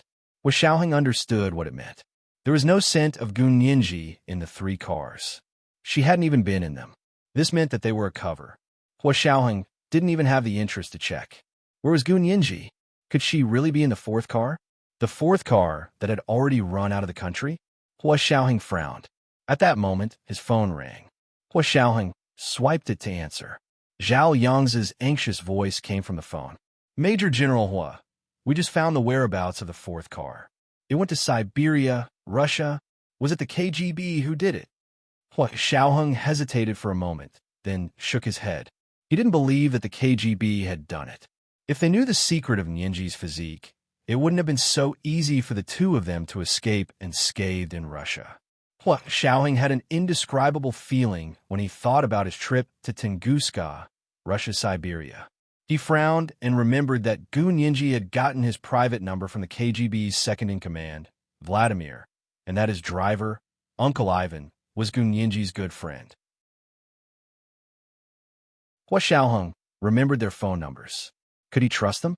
Hua Xiaoheng only hesitated for a second before quickly finding the driver, Ivan, and calling him. The call quickly connected, and a series of harsh Russian words popped up. Hello, who are you? Who are you looking for? Hua Xiaoheng paused and said in Russian, I'm Hua Xiaoheng, Sirius fiancé. The moment he mentioned Sirius fiancé, the driver immediately understood and quickly said, It's Major General Hua? Hello, why did you suddenly think of calling me? Where's Sirius? How has she been recently? I heard she's very busy. The series of questions obviously concerned Gun Yinji. Hua Xiaoheng took a deep breath and said, Where's Vladimir? Is it convenient for him to answer the phone? The driver was unhappy. Sirius is the best with me, and she gave me the biggest red packet. What can you tell me? Hua Xiaoheng said calmly, I can tell you, but I'm worried that you don't have the authority to help me. TSK, tell me about it. The middle-aged driver almost patted his chest. See if I can help. Okay. Hua Xiaoheng pursed his lips and said casually, our military parade and exercise just ended, so I'm on a long leave. I want to take Sirius to Siberia for a trip, so I'm telling you. Sirius and I are driving our own cars into the country. Do we need to report to you? Oh, that's great. But I haven't been on leave recently, so I can't go see Sirius. The driver was extremely regretful. But you don't have to worry about entering the country. It's a small matter. I'll take care of it for you. Okay. Thank you, Ivan. Hua Xiaoheng's voice was very relaxed, and the driver didn't hear anything different at all. He happily took the documents that Hua Xiaoheng had faxed over and went to complete the immigration procedures for him. With Hua Xiaoheng's identity, going to Russia for a private trip required the approval of the Russian KGB. Hua Xiaoheng used this method to go to Siberia in Russia because he didn't want Gun Yinji's kidnapping to become a hot topic in society. Although he didn't think Gun Yinji had been kidnapped by the Russian KGB, he had to be wary of others. He didn't want to attract the KGB's attention. This was the first update of the day, Chapter 1441, I've done it for you. A reminder of everyone's monthly votes and recommendation votes. At 8 o'clock p.m., we'll continue to pay off the debt of last year's tips and updates O. Intersection O. Moi.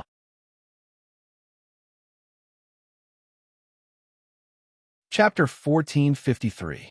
After circling around the Ministry of Internal Affairs and the Ministry of Foreign Affairs, the middle-aged driver, who was humming a song, bumped into Vladimir and Peter.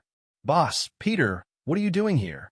The The middle-aged driver chuckled and hid Hua Xiaoheng's immigration documents behind his back. Peter glanced in the direction where he was hiding them. Vladimir didn't notice at all and just replied, "I should be asking you. What are you doing here? Is this where you came from?" "Ha ha, the weather is so good today." The middle-aged driver smiled and looked at the sky, then said, "Major General Hua is on a long vacation. Sirius is coming to Siberia with him on a private road trip. I'm helping them with some immigration procedures. I've just finished. I'll fax them back now." "Hua Xiaoheng is on vacation? He's coming to our place for a private road trip?" Vladimir frowned. Peter said softly, "The Huaxiao Empire has just finished their military parade and exercise. They should be on vacation, right?" "Oh." Vladimir's brows furrowed slightly, and he glanced at the middle-aged driver.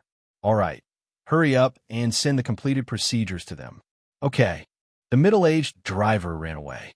Vladimir was both angry and amused as he watched the middle-aged driver's bear-like back run away like a rabbit. He and Peter went to the Ministry of Internal Affairs to do something, and when they came out, they remembered what the middle-aged driver had just said. He took out a cigar from his pocket, cut off the end of the cigar with a blade, and took out a lighter to light it. When the flame turned into a bright blue color, he brought the cigar closer and spun it on the bright blue color. The head of the cigar gradually turned black, and a grayish-white color appeared at the edges. There were even some scarlet sparks on the inside, and wisps of green smoke drifted out. Vladimir put the burning cigar in his mouth and took a big puff in satisfaction.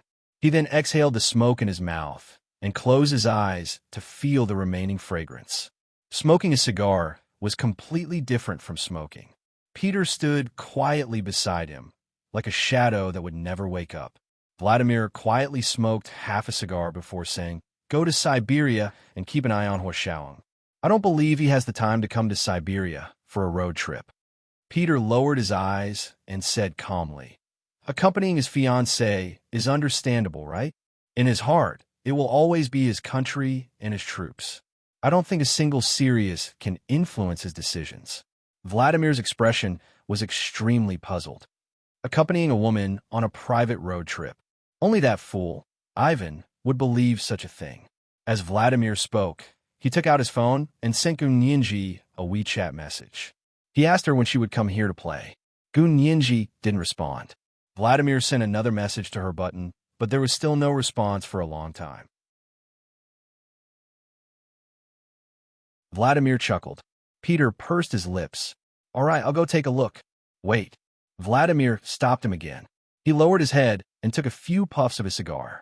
He exhaled the smoke and carefully savored the sweet fragrance before saying, "Can you keep an eye on him in secret and not let him find out?" Peter thought seriously for a moment. "I'll try.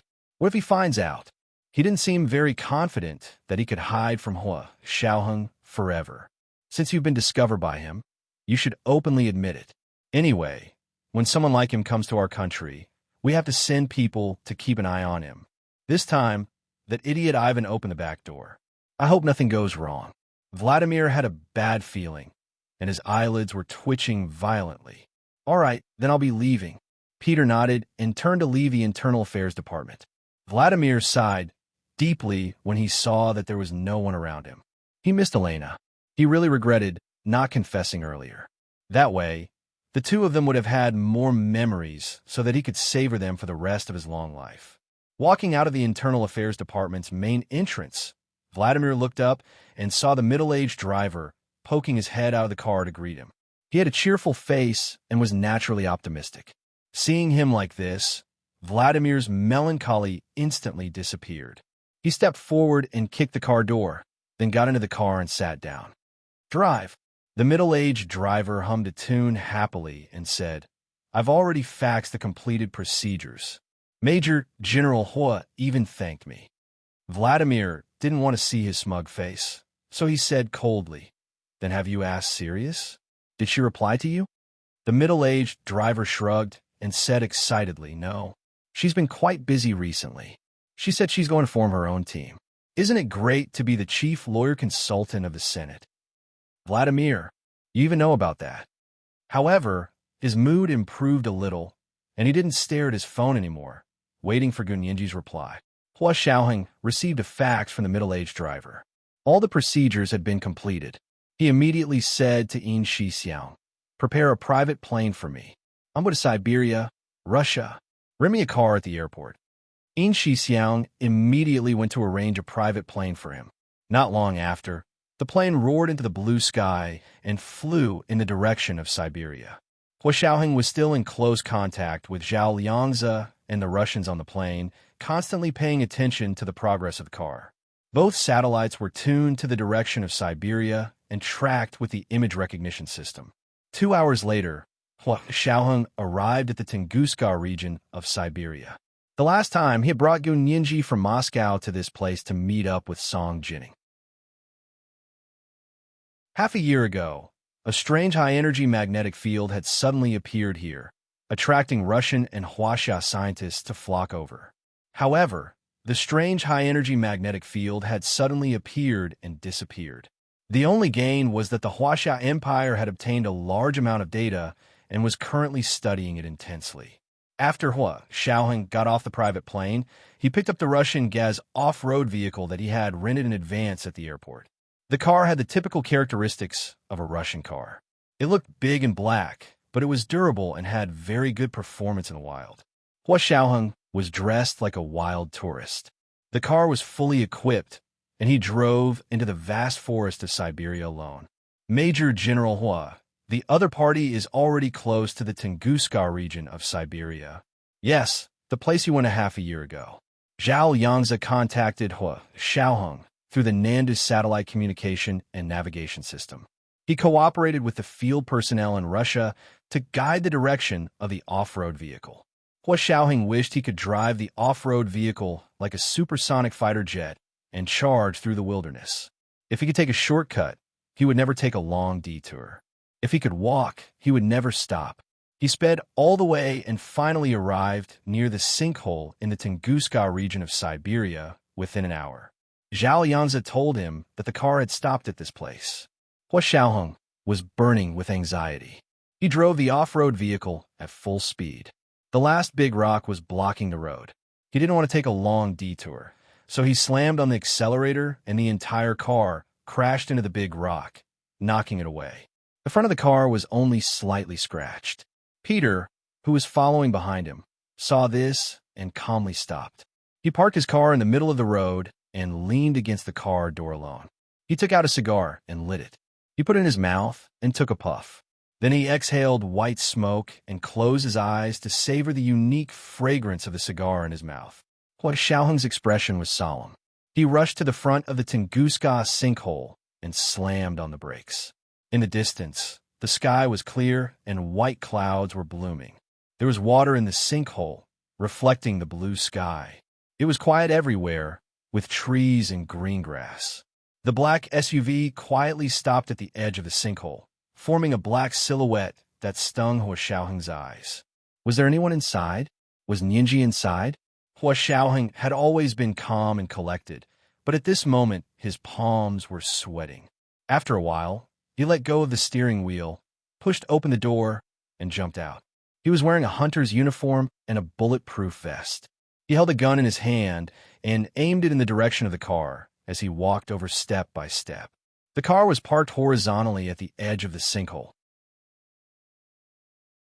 It was facing the direction Hua Xiaoheng was coming from.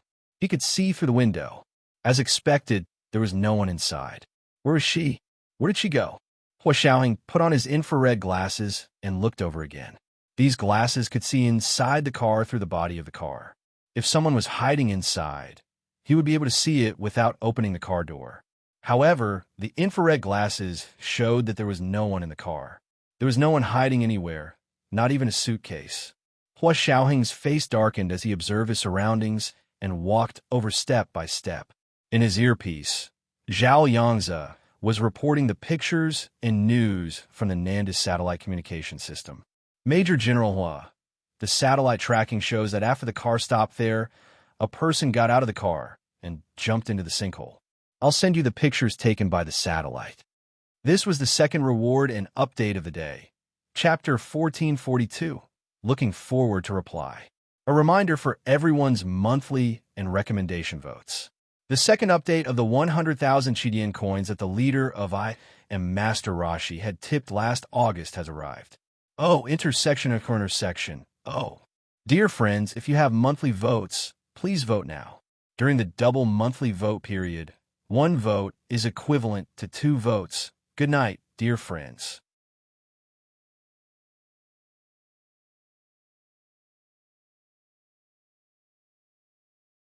Chapter 1454.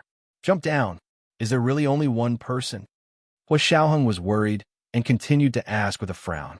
This place was so big, and he was only one person. It was impossible for him to conduct a carpet search, so he could only rely on the Nandu's satellite communication and navigation system that had been tracking in real time. The photos taken by the Nandu's satellite were already very high definition. Although they couldn't capture the person's face from 10,000 meters above, their height and figure could still be clearly seen. Zhao Yangzi understood what Hua Xiaoheng was thinking and quickly explained, "There's only one person. Judging from the figure, it's a man. It couldn't be Ninji, and it definitely couldn't be that person who pulled Ninji down with him." Hua Xiaoheng sighed, but he didn't feel relieved. He had chased them for thousands of miles. Although they were almost a day and night late, a plane was still faster than a car. He had still caught up to them. However, he hadn't expected the other party to jump into the sinkhole. Hua Xiaoheng knew exactly what was down there. It wasn't like he hadn't gone down before. Did he come back up after jumping down? Hua Xiaoheng spoke to Zhao Yangzi through his Bluetooth headset. As he asked, he raised his gun and walked towards the black SUV parked at the edge of the sinkhole. "No, our satellites have been watching this place. No one can escape our satellite tracking if they climb up," Zhao Yangzi said firmly. He was also extremely worried. He wished that his eyes were on the surveillance camera so that he wouldn't miss a single frame. Hua Xiaoheng held his breath. When he was about to approach the car, he suddenly raised his gun and aimed. With 2 thuds, the sharp conical bullets of the silent pistol pierced into the black SUV's wheels. The tires immediately deflated like a deflated balloon. After walking over, he opened the car door and searched inside and out again. He even looked under the car, but there was no one. There was only one person. Did he really jump down? Hua Xiaoheng walked to the side of the car and looked down into the sinkhole. He wondered if he should go down and take a look. He wanted to see the person, dead or alive. He understood this the best. Climbing a large rock at the edge of the sinkhole, he tried to land. The bottom of his feet was the soft soil at the edge of the sinkhole. It was dark and gloomy, and below was a dark blue pool. At that moment, the black SUV suddenly shook a few times. Hua Xiaoheng instinctively turned around to find that not only was the car swaying, but he was also swaying. It was an earthquake. Before he could turn around, the edge of the sky pit suddenly cracked. It turned out that the sky pit had begun to collapse. Hua Xiaoheng's heart skipped a beat. He quickly used one hand to protect himself with the gun and the other to support himself with the big rock. But it was too late. Half of the sinkhole had already collapsed the last time the scientific community observed the data. This time, for some unknown reason, the entire sinkhole began to shake. The black SUV had been parked at the edge of the sinkhole. When the sinkhole began to collapse, it tilted to the side and slid down along with the mudslide that was rolling into the sinkhole. The SUV was almost smashing towards Hua Xiaoheng. Hua Xiaoheng quickly dodged to the side and brushed past the SUV that was sliding to the bottom of the sinkhole. After rolling for an unknown period of time, it was completely buried by the mudslide and could no longer be seen. Hua Xiaoheng tried his best to stabilize his body and clung tightly to the big rock at the edge. Just as he was about to get up, he realized that the ground under him was also beginning to crack and soften. Like a landslide, it began to fall. He tried his best to control his body and tried his best to crawl forward. However, the collapse of the sinkhole had already spread beneath him. The big rock in front of him was also loosening and could no longer support his weight. Could this be another of the other party's plans? Hua Xiaoheng's mind raced. He couldn't believe the other party's meticulousness. Had these people already predicted that no matter who from the Special Operations Forces chased them here, they would come over to take a look at the car? and the Special Operations Forces had the support of the Nandis satellite. In this kind of situation, there would definitely be satellite tracking in real time. So even the Nandis satellite capturing someone jumping down was probably a part of the other party's plan, since they saw someone jumping down, and they had also been down the sinkhole before. The Special Operations Forces tracking personnel would definitely go down to the sinkhole to see what was going on. And just as they went down, the sinkhole collapsed at the right time, because such a large-scale mountain collapse could not have been triggered by chance. Someone had done something here long ago. Perhaps when the strange magnetic field appeared here, this trap had already begun. Hua Xiaoheng didn't know if his mind was especially clear when he was dying. In an instant, he thought of many things that he hadn't connected together before. The suspicious points connected into a line and formed a net. Standing in the middle of the net, he could see more clearly than before. But so what? He didn't have any chance to trace the source anymore, right? Although many people in their line of work ended up dying in the line of duty, and Hua Xiaoheng had long been prepared to die for his country. When this day came, he couldn't help but feel regretful, because he still had a lot of things to do. Most importantly, he hadn't found his little Guai yet. Zhao Yangzi saw this scene from the surveillance camera thousands of miles away and almost went crazy. All the surveillance personnel in the central control room were going crazy. They could only watch helplessly as their most respected and admired chief was about to be buried in the mudslide. On the screen of the surveillance camera, it showed the scene taken from a height of 10,000 meters away. What they saw was a dark blue abyss constantly expanding, like a prehistoric monster, devouring everything around it. And at the edge of the abyss, the handsome man who had once led them to achieve one achievement after another was struggling on the line of life and death. But no matter how powerful human strength was, how could it resist the power of nature? Who could save him at this time? Zhao Yangzi remembered seeing a person just now who had followed Hua Xiaoheng in, but the car didn't drive in and only stopped by the side of the road. He searched the screen in a panic, but he didn't see the person again. He had probably seen the abnormal situation in the sinkhole ahead and had already escaped, right? In the central control room of the Special Operations Forces headquarters, all the tough men who believed in bleeding but not tears were all crying in front of the surveillance camera. Where is he? How can we let the chief take the risk alone? I want to kill that group of field agents. What are they doing? Major General Hua. Chief. Hua Xiaoheng smiled helplessly as he heard the heart-wrenching cries of his subordinates through the headset. He said casually into the Bluetooth headset, "Stop howling and don't send people over to die. I failed my mission. You have to take this as a warning." He paused and said intermittently, "I don't have any last words. If possible, I hope you can help me find Nianji." It didn't matter if he died. As long as they didn't give up, Nianji would be found one day. However, he might not be able to see that day. The rocks around him rolled down, and large pieces of the mountain collapsed. The trees fell one by one, and soon they would reach the land under him. The large rock he was holding on to was on the verge of collapse. Just as his arm was about to give out and be buried by the landslide, a long rope was thrown over. "Hold on." The man spoke in English. Hua Xiaoheng grabbed the long rope without hesitation and tied it around his waist.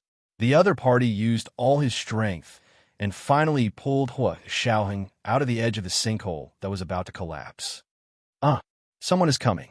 The chief is saved. There was a burst of cheers in the central control room. Many people knelt down, beat their heads, and cried to vent their nervousness and joy. Zhao Yangzi's eyes were blurry with tears as he watched Hua Xiaoheng be pulled forward on the grass. The ground behind him fell inch by inch into the bottomless abyss.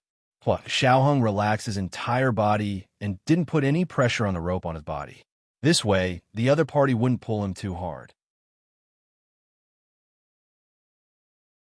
It wasn't until he saw his car parked by the side of the road that he felt the ground under him was solid. It was no longer soft like it was about to collapse. The collapse of the sinkhole hadn't eroded this place. A pair of long legs and Russian military boots appeared in front of him. A hand reached out to pull him up. Hua Xiaoheng didn't hesitate to hold his hand and jump up. He looked up and saw that the person standing in front of him was Peter, a Russian KGB expert.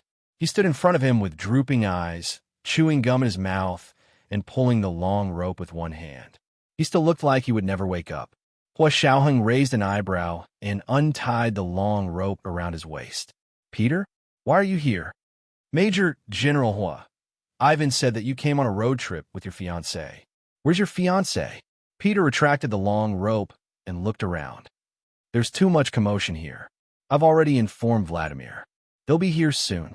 Hua Xiaoheng turned around. Under the long sky, dust and smoke lingered. His eyes were gray, and he couldn't see the blue sky or the white clouds.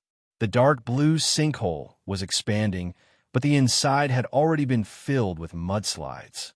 Who knew how many secrets had been buried?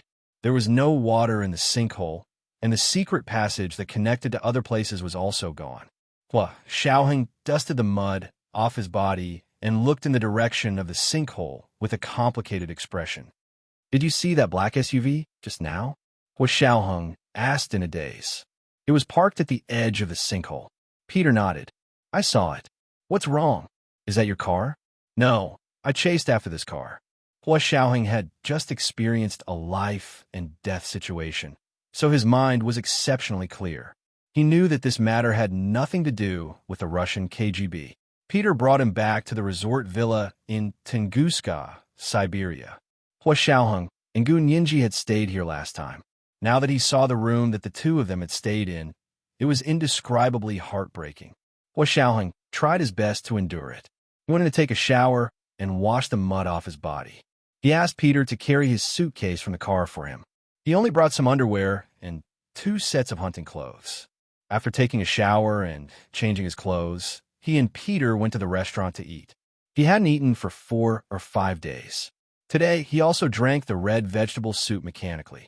Before he could finish his meal, Vladimir and the driver arrived at the resort villa on the KGB's special plane. This was the first update of the day, Chapter 1443, The Secret Buried by Time. A reminder for everyone's monthly votes and recommendation votes. At 8 o'clock in the evening, the monthly votes would be 4,000 with advance updates. Today was the last day of the double monthly votes. If you have votes, hurry up and vote. Oh, intersection. Oh. P.S. Thank you for the 50,000 Chidian coins that President Gu tipped yesterday. Moi.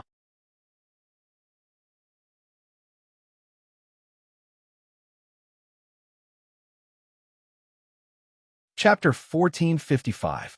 Hua Xiaoheng slowly finished the last mouthful of the red vegetable soup before putting down the knife and fork. He wiped his mouth with a napkin. Sit. Do you want something to eat? Hua Xiaoheng looked up at Vladimir and the driver, Ivan, who were standing next to him, and Peter. The two of them had just flown to the Tunguska resort. Vladimir's face was expressionless, and he didn't move. The driver, on the other hand, sat down next to Hua Xiaoheng and asked him with widened eyes, Where's Sirius? Didn't you say that you and Sirius were on a private road trip? How dare you lie to me? As he spoke, he punched Hua Xiaoheng's back. Hua Xiaoheng didn't dodge. He just grunted and straightened his back to take the blow. The driver saw that Hua Xiaoheng didn't even dodge, so he felt a little embarrassed. Moreover, Hua Xiaoheng's back was as hard as iron. Even his fist hurt a little. Shaking his hand, the driver grunted, Why didn't you dodge? Are you apologizing? I'm not someone who forgives others so easily. Hua Xiaoheng pursed his lips and looked up at Vladimir, who was looking at him coldly. Are you willing to listen to my reason? Vladimir's face darkened as he glared at Hua Xiaoheng fiercely. You better have a good reason. Otherwise, He didn't say what would happen, but it was obvious that his expression was already very ugly. Hua Xiaoheng stood up. Follow me. He led them to the sinkhole that had collapsed. Standing at the intersection, he looked at the sinkhole that had expanded by almost a third. The bottom of the sinkhole had been compacted by mudslides and trees, and there were no longer any abysses or secret passages. Hua Xiaoheng took out a pack of cigarettes from his pocket and handed one to Vladimir. Do you want one? Vladimir shook his head and took out a cigar. I'll smoke this. Hua Xiaoheng nodded and asked Peter and the driver. Peter took it, but he didn't smoke it. He just played with it in his hand. The driver took it without hesitation and put it in his mouth. He moved closer to Hua Xiaoheng, lit up the cigarette, and took a deep puff. Hua Xiaoheng's cigarettes didn't have a brand, so they couldn't be bought on the market. It was a special brand, and the quality was especially good. The standard Yunyan cigarettes were famous for being clear, sweet, and fragrant. Hua Xiaoheng lowered his head and took a puff. I came here to chase that car, because the people in the car kidnapped Sirius. What? The driver was the first to jump up. What did you say? Sirius had been kidnapped. Who did this? Is it those bastards from other countries? Vladimir deeply agreed. His expression was no longer as tense, but he still couldn't bear it. Are you serious? Sirius was kidnapped? Hua Xiaoheng calmly recounted what had happened in Gun Yinji's apartment, then said 4 identical SUVs drove out of the third ring road and headed in 4 directions. We found 3 cars, and the 4th was the one parked here. He pointed in the direction of the sinkhole. Peter also added to what happened just now. He also recorded the video to show that everything Hua Xiaoheng said was true. Vladimir looked at the video in shock. They hadn't set up this trap, but who would be so powerful? They were trying to involve the Russian KGB as well, weren't they? He immediately said, Major General Hua, please believe us. We have such a good relationship with Sirius. We're definitely not the kind of despicable people who would touch someone's family just because they have a grudge against their work. For intelligence industry workers like them, it was a taboo to have their family targeted for revenge. Therefore, in the eyes of Vladimir and the driver, Gun Yinji had been kidnapped because of Hua Xiaoheng. She had been caught in the crossfire. Hua Xiaoheng's enemy must have kidnapped her to threaten Hua Xiaoheng. This kind of thing was a big taboo for regular intelligence agencies. Everyone had family, so who would want to encounter such a situation?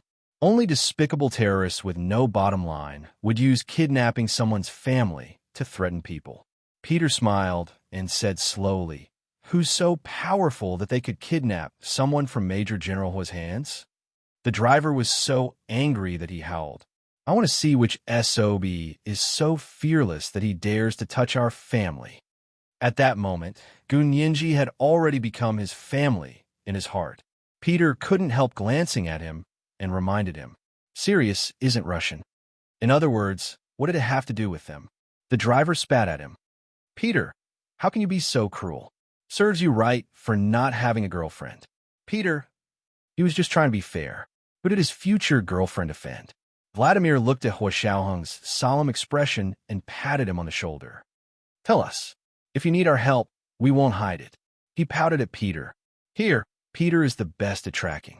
Tell him about it, and he might give you a surprise. Hua Xiaoheng didn't expect anyone to help him. He only told them about the matter in the hope that these people wouldn't cause trouble for him. Moreover, he couldn't tell them the real reason why Gun Yinji had been kidnapped. After thinking for a while, he said, I know what I'm doing. I appreciate your kindness. I have to come this time. This is the last car. I hope you can understand. No matter what reason he had indeed lied to the driver. However, the driver didn't care at all. He quickly said, I can understand that you're doing it for Sirius. Don't apologize. When Sirius comes back, remember to ask her to tell us that she's safe. When he said this, he looked at Hua Xiaoheng with almost pity in his eyes. Even the most picky Vladimir didn't say a word. He didn't say anything about pursuing Hua Xiaoheng's responsibility. The 3 of them looked at each other and felt that Gun Yinji was doomed. This kind of thing wasn't uncommon. It was usually revenge. You killed my people back then, so I killed your family to vent my anger. If Gun Yinji had really been kidnapped by Hua Xiaoheng's international enemies this time, then she probably wouldn't be able to come back. Hua Xiaoheng knew that they had misunderstood, but he didn't explain because there was no way to explain it. The more he said, the more trouble Gun Yinji would be in. Hua Xiaoheng didn't want the KGB to join the ranks of those who coveted Gun Yinji's special constitution. He turned the car key and said, That's how it is. I have to go back. There are no clues here, but I have other clues to follow. Okay then. We'll also help you keep an eye on things. Once we have news of Sirius, we'll definitely let you know."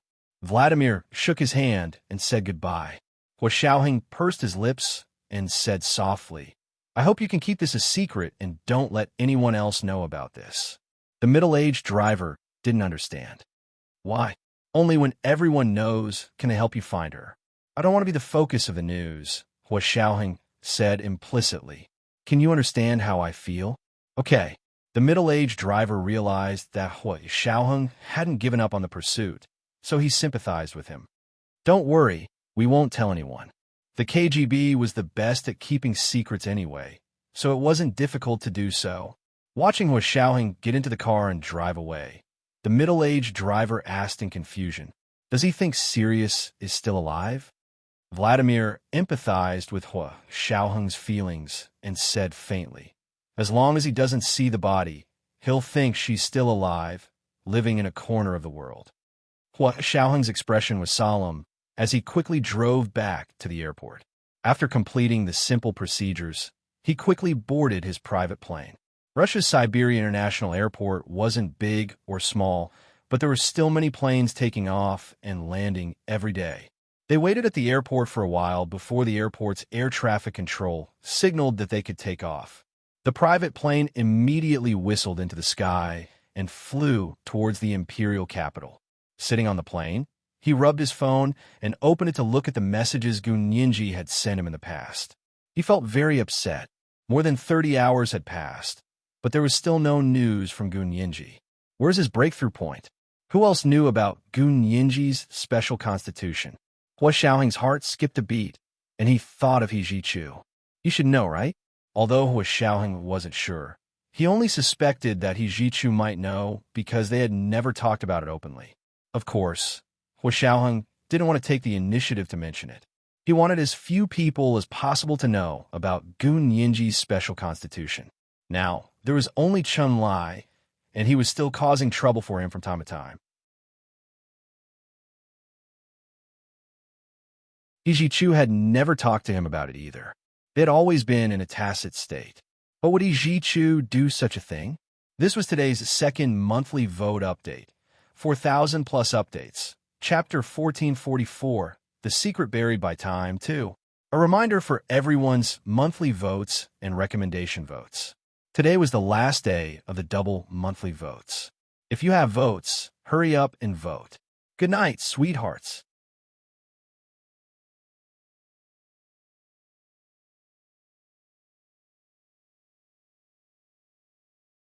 Chapter 1456. Hua Xiaoheng stared ahead with an extremely calm expression. His gaze was empty, as if he had no focus. Intuitively, he didn't want to contact He Jichu, nor did he want to. It wasn't that he cared about his reputation, nor was it that he was afraid of He Jichu's ulterior motives towards Gun Yinji. It was an inexplicable intuition. He Jichu was here for Gun Yinji. He knew this very well. Hua Xiaoheng still didn't understand what his goal was. He Jichu had hidden too many things from them, but they couldn't get to the bottom of it because they couldn't get to the bottom of it. Hua Xiaoheng's attitude towards things and people he didn't understand was to stay away from them. But this time, he had no choice but to talk to He Jichu openly about this issue. Hua Xiaoheng didn't want to believe that the person who kidnapped Gun Yinji was He Jichu. Because if He Jichu really wanted to kidnap Gun Yinji, he had too many opportunities in the past. There was no need to set up a trap like this. However, perhaps He Jichu might know more information. After all, he should be familiar with Gun Yinji's special constitution. At this point, he had even laid his cards on the table with the Russian KGB. He Jichu would feel bad if he didn't ask about it. Moreover, He Jichu seemed to be very familiar with Gun Yinji's past. This time, He Jichu should be honest with them, right? Hua Xiaoheng weighed the pros and cons for a long time before finally making up his mind. He dialed He Jichu's number. It was 5 or 6 o'clock in the afternoon in the imperial capital. He Jichu had just finished his postgraduate class. He didn't want to eat dinner, so he sat on the sofa in the living room with a glass of red wine and stared out the window. Feeling his phone vibrate, he glanced at it and was surprised to see that it was Hua Xiaoheng calling. "Major General Hua, why are you calling me?" Hua Xiaoheng didn't waste any time and went straight to the point. Professor Nianji was kidnapped yesterday. Do you know who did it? What? He Jichu's heart tightened, and he almost couldn't hold the red wine glass in his hand. Say that again. He quickly switched to his phone's GPS system and saw that the little red dot belonged to Gunyinji. He couldn't help but breathe a sigh of relief and sneer. No way. She's obviously at home. Then give her a call and see if she's at home. After Hua Xiaoheng said that, he felt that something was amiss. How do you know she's at home? You're at her apartment? He Jichu was speechless. He couldn't tell Hua Xiaoheng that he had installed a GPS in Gunyinji's phone. He said ambiguously, shouldn't they be home from work at this hour? He had actually spoken to Gunyinji on the phone last week and knew that Gunyinji was busy forming a team for her office. She worked until 9 o'clock every day before returning home. His heart ached for her, so he tried his best to reduce the time they spent in contact. He did not want to waste her time and hoped that she would have more time to sleep. All he had to do was look at his phone's GPS location every night before he went to bed, and he would know where she was. He clearly remembered that Gunyinji's location showed that she was at home last night. But Hua Xiaoheng said she was kidnapped at 9 a.m. yesterday. What was going on? Had Hua Xiaoheng lost his mind and started a lie? Or He Jichu thought of a possibility, and his face turned livid. He put down his wine glass heavily and opened the antivirus software on his phone. As expected, the GPS app on his phone had been tampered with. Just like the 4 lines of intelligent programming language that Hong Kong Quan had inserted into the central control system to hide his whereabouts, the very advanced GPS app on He Jichu's phone had also been added with such a function. Therefore, his surveillance of Gunyinji's location was completely ineffective. He Jichu suddenly stood up. What the hell is going on? Where are your surveillance cameras? I want to see the surveillance cameras. He knew that Hua Xiaoheng had installed a lot of surveillance cameras at Gunyinji's place. Hua Xiaoheng was on the plane, so it was not very convenient to make a phone call. Moreover, he did not want to waste any more time, so he said directly, "Go to our headquarters now. Little Zay will pick you up and tell you the details." Because his plane would take 4 hours to return to the imperial capital, he did not want to wait for another 4 hours. After speaking, Hua Xiaoheng called Zhao Liangzi again and asked him to go to the entrance of the headquarters to pick He Jichu up. He wanted to see the video surveillance footage at the time, especially the video surveillance of the 4 cars appearing at the intersection of the 3rd ring road. He wanted to see what He Jichu thought about the 4 cars. Although the 4 cars proved to be a cover, Hua Xiaoheng felt that the cover also had its own purpose. Why would the other party use this method as a cover? Could it be that it was just to confuse them and increase the search time? Hua Xiaoheng's intuition told him that it was a trap, but with their knowledge and technical level, he could not find out what the trap was. He could only wait and see if He Jichu would have a different opinion. Zhao Yangzi received Hua Xiaoheng's call and immediately contacted He Jichu. He found that He Jichu moved very quickly and was already on the way to the headquarters of the Special Operations Forces. 10 minutes later, Zhao Yangzi received He Jichu at the entrance of the headquarters. Zhao Liangzi greeted the guard and led He Jichu into the headquarters. They went directly to Hua Xiaoheng's office building. Along the way, Zhao Yangzi told He Jichu in detail about Gunyinji's kidnapping. He Jichu's expression was cold and indifferent. It was obvious that he was in a state of rage, but he had good self-restraint and did not show it. However, the coldness he exuded was more severe than before. Although it was midsummer in August, the people standing next to him shuddered. This man was really angry. This thought flashed through Zhao Yangzi's mind. However, he could also understand that when Hua Xiao learned that Gunyinji had been kidnapped, he was also in the same state. However, Hua Xiaoheng was more shrewd and could hide his emotions better. He was not as cold as He Jichu, who could freeze people to death. He Jichu's expression was cold as he followed Zhao Liangzi into Hua Xiaoheng's office. "Professor He, please have a seat." Zhao Liangzi also called Yin Shixiang over, and the two of them received He Jichu together. He Jichu had no intention of making small talk with them. He said coldly, "Where's your surveillance video?" Hua Xiaoheng asked me to come and see it. His attitude was polite with a trace of undisguised arrogance. He continued to mock them coldly. Aren't you guys very powerful? I thought that with Hua Xiaoheng, Nianji would be safe. Zhao Yangzi and Yin Shixiang did not refute him. They silently turned on the big screen in Hua Xiaoheng's office and connected the surveillance video to it. He Zhichu glared at them and shifted his gaze to the big screen hanging on the office wall. The surveillance footage from Gun Yinji's apartment was missing 10 minutes, so their surveillance footage was from before and after those 10 minutes. He Zhichu put his hands in his pockets, and his shimmering almond-shaped eyes were silent as he stared fixedly in the direction of the big screen. Zhao Yangzi, on the other hand, seemed to be staring at the computer screen, but he was actually adjusting the surveillance footage in Hua Xiaoheng's office. He aimed at Eddie Zhichu and filmed his expression and actions. He Zhichu was a very powerful lawyer, so they had to be careful and not let Hua Xiaoheng be criticized by him. Yin Shixiang accompanied He Zhichu and looked at the big screen on the wall. Just as the surveillance video showed the 18-wheeler truck suddenly rushing out and blocking the video surveillance at the intersection, and then the 4 black SUVs suddenly driving in 4 directions, He Zhichu's eyes flashed, but his expression did not change. He quietly watched as Zhao Liangzi finished playing their surveillance video. After watching it once, He Zhichu frowned and asked calmly, "This is your clue? Where's Nianji? Where's the person in the car? Do you have a portrait?" Yin Shixiang rolled his eyes. "If we had a portrait, would we still need to run around like headless flies?" "What do you mean?" He Zhichu's expression froze. "You're not looking for these 4 cars and are just staying in the office. Are you waiting for them to walk into a trap?"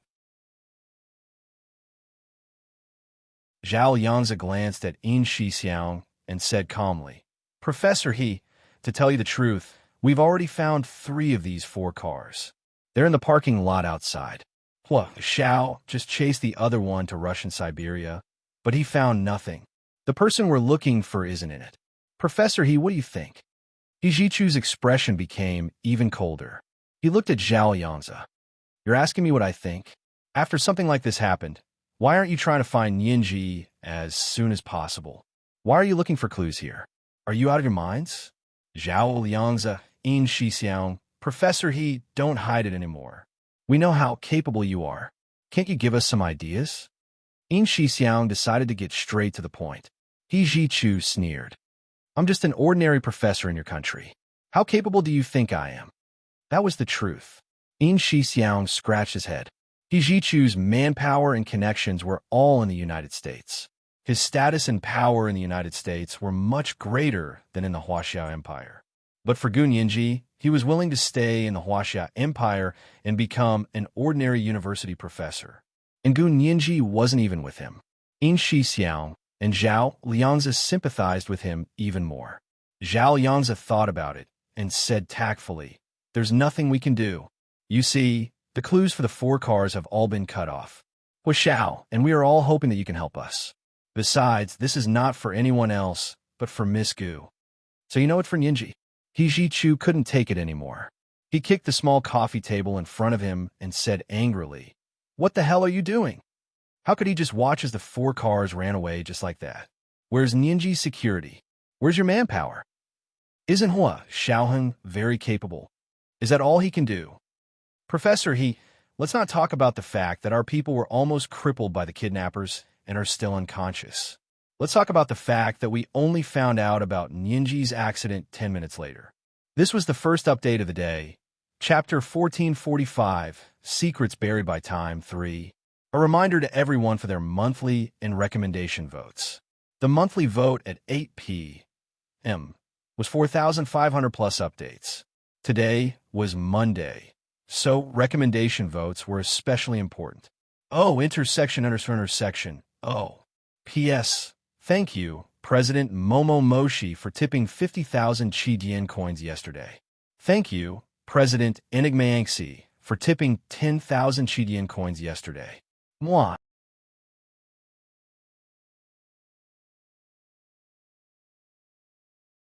Chapter 1457. Only 10 minutes. He Zhichu sneered, his eyes bloodshot. Do you know that you can make a living person disappear in front of your eyes in 7 seconds? 1 minute and you'll die without a burial. What's more, you're 10 minutes late. What a bunch of useless people who do nothing. But those people didn't kidnap Nianji to kill her. In Shixiang retorted without showing any weakness. They didn't even kill Xiao Yi. Also, our colleagues have done everything they could for Nianji. What reason do you have to blame us? Zhao Yangze had already mentioned Xiao Yi's condition on the way to the office building. He Jichu scoffed. This is a responsibility. What's wrong? Do you expect us to be grateful for the work you were supposed to do? How can you say that? In Shixiang and Zhao Yangze were furious. They were furious at He Jichu's condescending attitude. He Jichu put his hands in his trouser pockets and said coldly, "That's how I've always spoken. You lost Nianji, and now you're asking me for my opinion? I advise you to save your energy and mobilize your people. Do your job well, and don't think about taking shortcuts." Professor He, do you really have no clue at all? Think about it. Who hates Nianji the most? Do you hate Nianji the most? Seeing that an argument was about to break out, In Shixiang ran his fingers through his hair in frustration and apologized to He Jichu. It was our fault just now. We were too impulsive. I hope you could be magnanimous and forgive us. He Jichu looked at him coldly and kicked again. This time, he flipped the small coffee table in front of the sofa. Who hates Nianji the most? She's offended a lot of people for your Hua Xiao, and now you're asking me? Why don't you ask the people who have a grudge against him? In Shixiang and Zhao Yangze looked at each other in surprise. He Jichu's words made sense. For Hua Xiaoheng's sake, Gu Nianji had indeed stood up for many people. Prime Minister Dou was far away, and Prime Minister Tan was near. There was Major General Hua's grandfather, Hua Xiwenong, and there was Kai Shangnan, who was completely unrelated to him. Would these people have the means to commit such a crime? According to this analysis, even Hua Xiao's father, Hua Guanchen, would not be able to escape responsibility. Professor He, calm down. No one could take this kind of thing. We understand your feelings. Zhao Yangze walked over and lifted the coffee table. He bent down to pick up the broken coffee cup and ashtray. In Shixiang came over with a mop and said sullenly, Professor He, there are surveillance cameras here. If you lose your temper again, you'll have to bear legal responsibility. He Jichu looked down at the broken pieces of porcelain that had fallen to the ground at his feet. His expression was cold. In Shixiang and Zhao Yangze were a little disappointed. They thought that He Jichu would be able to discover different clues. Because they had seen He Jichu's appearance abroad, they knew that he was very capable. But looking at him now, he seemed to be at his wit's end. Although he tried his best to control himself, In Shixiang could still see that He Jichu's hands were clenched into fists and seemed to be trembling. The corners of his eyes were also slightly red and watery. He looked like he was about to cry. This person's heart is also suffering. In Shixiang's heart softened again. He Jichu took a few deep breaths to calm himself down. He said dryly, I'm sorry. I lost my composure just now. It's okay, we understand. In Shixiang quickly said and handed He Jichu a pack of tissues. We all know that you love Nianji and are worried about her safety. He Jichu nodded and didn't take the tissue from In Shixiang. He blocked it with his hand. I'm sorry, I'm very confused right now. I'm afraid I can't control my own emotions. In Shixiang looked at the mess in the office and thought to himself, if you can't control it, how can you not control it? But he didn't say it out loud. He only comforted him. We are all working hard. We will definitely save Nianji. He Jichu nodded. His voice was thick with a nasal sound. I believe you. I need to go back and calm down now. I'll think about what I can do to help. He held onto the wall and staggered to the door. Seeing how uncomfortable he was, In Shixiang didn't force him. He raised his voice from behind and said, Okay, if Professor He thinks of any clues, please let us know immediately. Zhao Yangze got up to see him out and also said, Professor He, you have always loved Nianji so much. Now that she has suffered so much, please let us know if you have any clues. He Jichu stopped in his tracks and looked back at them. He said solemnly, I am more worried about Nianji's safety than anyone else. Don't worry, I will definitely let you know if there are any clues. He Jichu got into his car at the entrance of the headquarters and slammed on the accelerator. The car drove faster than a supercar. Zhao Yangzi shook his head and called Hua Xiaoheng. Hua Xiao, Professor, he doesn't seem to know much more than we do. He just looked at the surveillance footage and said he wants to go back and calm down. He wants to think about what he can do to help us. Hua Xiaoheng was also extremely disappointed. That's all? He didn't say anything? He's about to break down. He was kicking and kicking in your office just now. Zhao Yangzi walked back with his phone in hand. We recorded the surveillance footage. You can look at it yourself when you come back. Hua Xiaoheng was silent for a moment. Do you have any other clues on your side? Not at the moment. Then continue to investigate. Remember to keep in touch with Yi Chu, Hua Xiaoheng ordered. To Hua Xiaoheng, they couldn't let go of any clues. 4 hours later, at around 10 p.m., Hua Xiaoheng's private plane landed at Terminal T3 of the Imperial Capital International Airport. In Xixiang was waiting for him with his driver, Fan Jian. As soon as he picked up Hua Xiaoheng, In Xixiang said, Hua Xiao, thank you for your hard work. Is there really no clue from Siberia? What about that car? Hua Xiaoheng closed his eyes and sat in the back seat of the car. He said calmly, No, that car fell into the Tunguska sinkhole. In Xixiang, he smiled sheepishly. It seems that these 4 cars were really a cover. Professor, he didn't give any clues today and went back disappointed. I thought he'd be able to see something. Hua Xiaoheng opened his eyes. His gaze was sharp and direct. Did he call? 4 hours had passed since He Jichu left the headquarters building of the Special Operations Forces. Not yet. In Xixiang shrunk his neck. He actually didn't have much hope for He Jichu. If they were in the United States, He Jichu would still be able to contribute a lot. Now that they were in their country, In Xixiang really didn't think that He Jichu would be able to find more clues than them. Hua Xiaoheng looked at In Xixiang. In Xixiang quickly explained, he was really angry at that time. I saw that his eyes were red. In the end, he kicked over your coffee table in a rage. Seeing that Hua Xiaoheng was still not satisfied, In Xixiang added, and we have surveillance cameras covering all angles. If you have any questions, you can go directly to the surveillance cameras. Hua Xiaoheng frowned slightly and thought about it. He felt that there was something wrong with He Jichu's reaction. With how much he valued Gun Yinji, he didn't react for a long time after knowing that she had been kidnapped. Even if he couldn't do anything himself, wouldn't he still have to rely on the Special Operations Forces to urge them to act quickly? This really didn't seem like He Jichu's style. Hua Xiaoheng immediately took out his phone and dialed He Jichu's number. However, no one picked up the phone and it went straight to the voicemail. Hua Xiaoheng immediately said, Go to the B University professor's building. I want to see He Jichu. The driver, Fan Jian, quickly turned the steering wheel in the direction of B University. He called all the way, but no one picked up. There was only voicemail. When they arrived at the B University professor's building where He Jichu lived, Hua Xiaoheng sat in the car and asked In Xixiang to go to the building manager and asked to see He Jichu. Without the building manager's permission, they couldn't enter the elevator to go up to the floor where He Jichu lived. The building manager was already asleep and was woken up by In Xixiang knocking on the door. He showed his ID to the building manager and said, Hello, I'm a friend of Professor He. I have something to talk to him about. May I ask if you can let us up? The building manager looked at him and asked suspiciously, You're a friend of Professor He?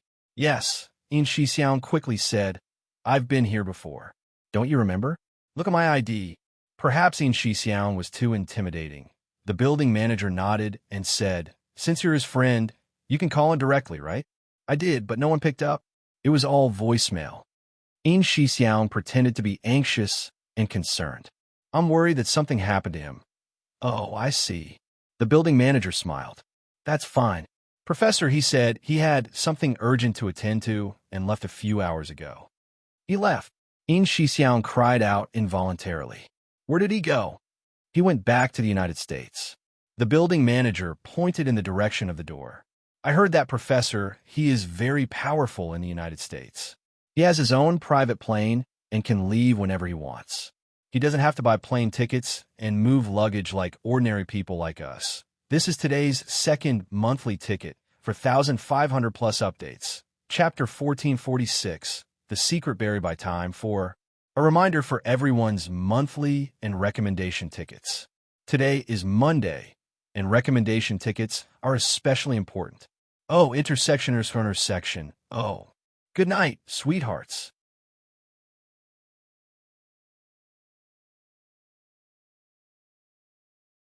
Chapter 1458. In Shixiang's heart skipped a beat when he heard that Yi Chu had returned to the United States. He didn't waste any more time and quickly came out.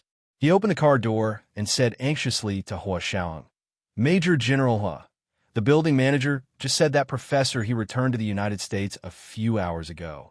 Hua Xiaoheng narrowed his eyes and got out of the car. He quickly walked to the building manager and knocked on his counter. "Hand over the key to Professor He's apartment. The police are investigating the case." Police? Police? The building manager was shocked. "What law did Professor He break? You want to investigate him?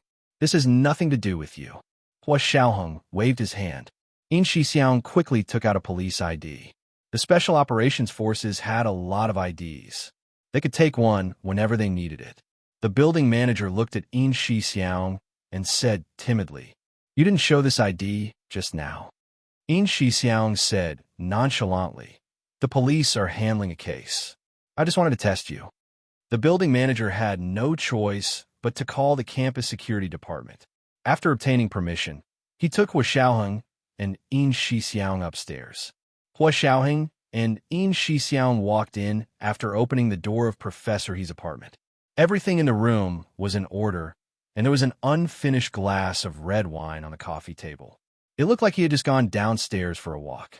It was impossible to tell that the people here had already gone to the United States. Why did Yi Chu suddenly return to the United States? Hua Xiaoheng didn't say a word and left Yi Chu's apartment with In Shixiang. After returning to the headquarters of the Special Operations Forces, Hua Xiaoheng instructed, "Inform a few people to keep an eye on B University. Inform me when Yi Chu returns. Also, have the North American field agents keep an eye on Yi Chu. He has residences in Boston and Washington." After some thought, Hua Xiaoheng added, "Also, keep an eye on the He family in South America. See if Yi Chu will return." In Shixiang memorized everything and quickly went to arrange the manpower. 10 minutes later, In Shixiang returned to report, "Major General Hua, the manpower has been arranged. B University, Boston, and Washington in North America and South America are all in place." He then asked in confusion, "Why did Professor He suddenly return to the United States at this juncture? Is it related to Nianji's whereabouts?" Hua Xiaoheng clenched his fists and said calmly, "If it's not, then he's been too good at pretending these past 2 years. All the things he had done for Nianji and the feelings he had shown, were they all fake? No matter what, Yi Chu would never harm Gunyanji." Hua Xiaoheng was very sure of that. So even though he had many questions in his mind, he still waited patiently for Yi Chu's plane to arrive at the airport in the United States. It took 12 hours to fly from the imperial capital to the eastern United States. 5 hours had passed, and getting to America was not as easy as going to Russia. By the time he finished all the paperwork, it would be too late to give chase. He was also worried that it was a trap like what happened in Tunguska, so he did not act rashly this time. Hua Xiaoheng instructed Zhao Yangzi to keep in touch with Yi Chu as he returned to his official residence. It was already midnight. With a sullen face, he went to the bedroom to get a few changes of clothes and returned to the office building. That night, he did not sleep again. He took out all aspects related to the case and re-examined them to see if he had missed anything. Gun Yinji's diamond earrings had been thrown away, and her phone couldn't be located. It seemed like the other party either knew them very well, or they were their foreign counterparts, because only those in the same trade as them could do things so meticulously. But if it was a foreign counterpart, it was impossible for him to be ignorant. One of the main tasks of the Special Operations Forces in the field abroad was to keep an eye on their foreign counterparts.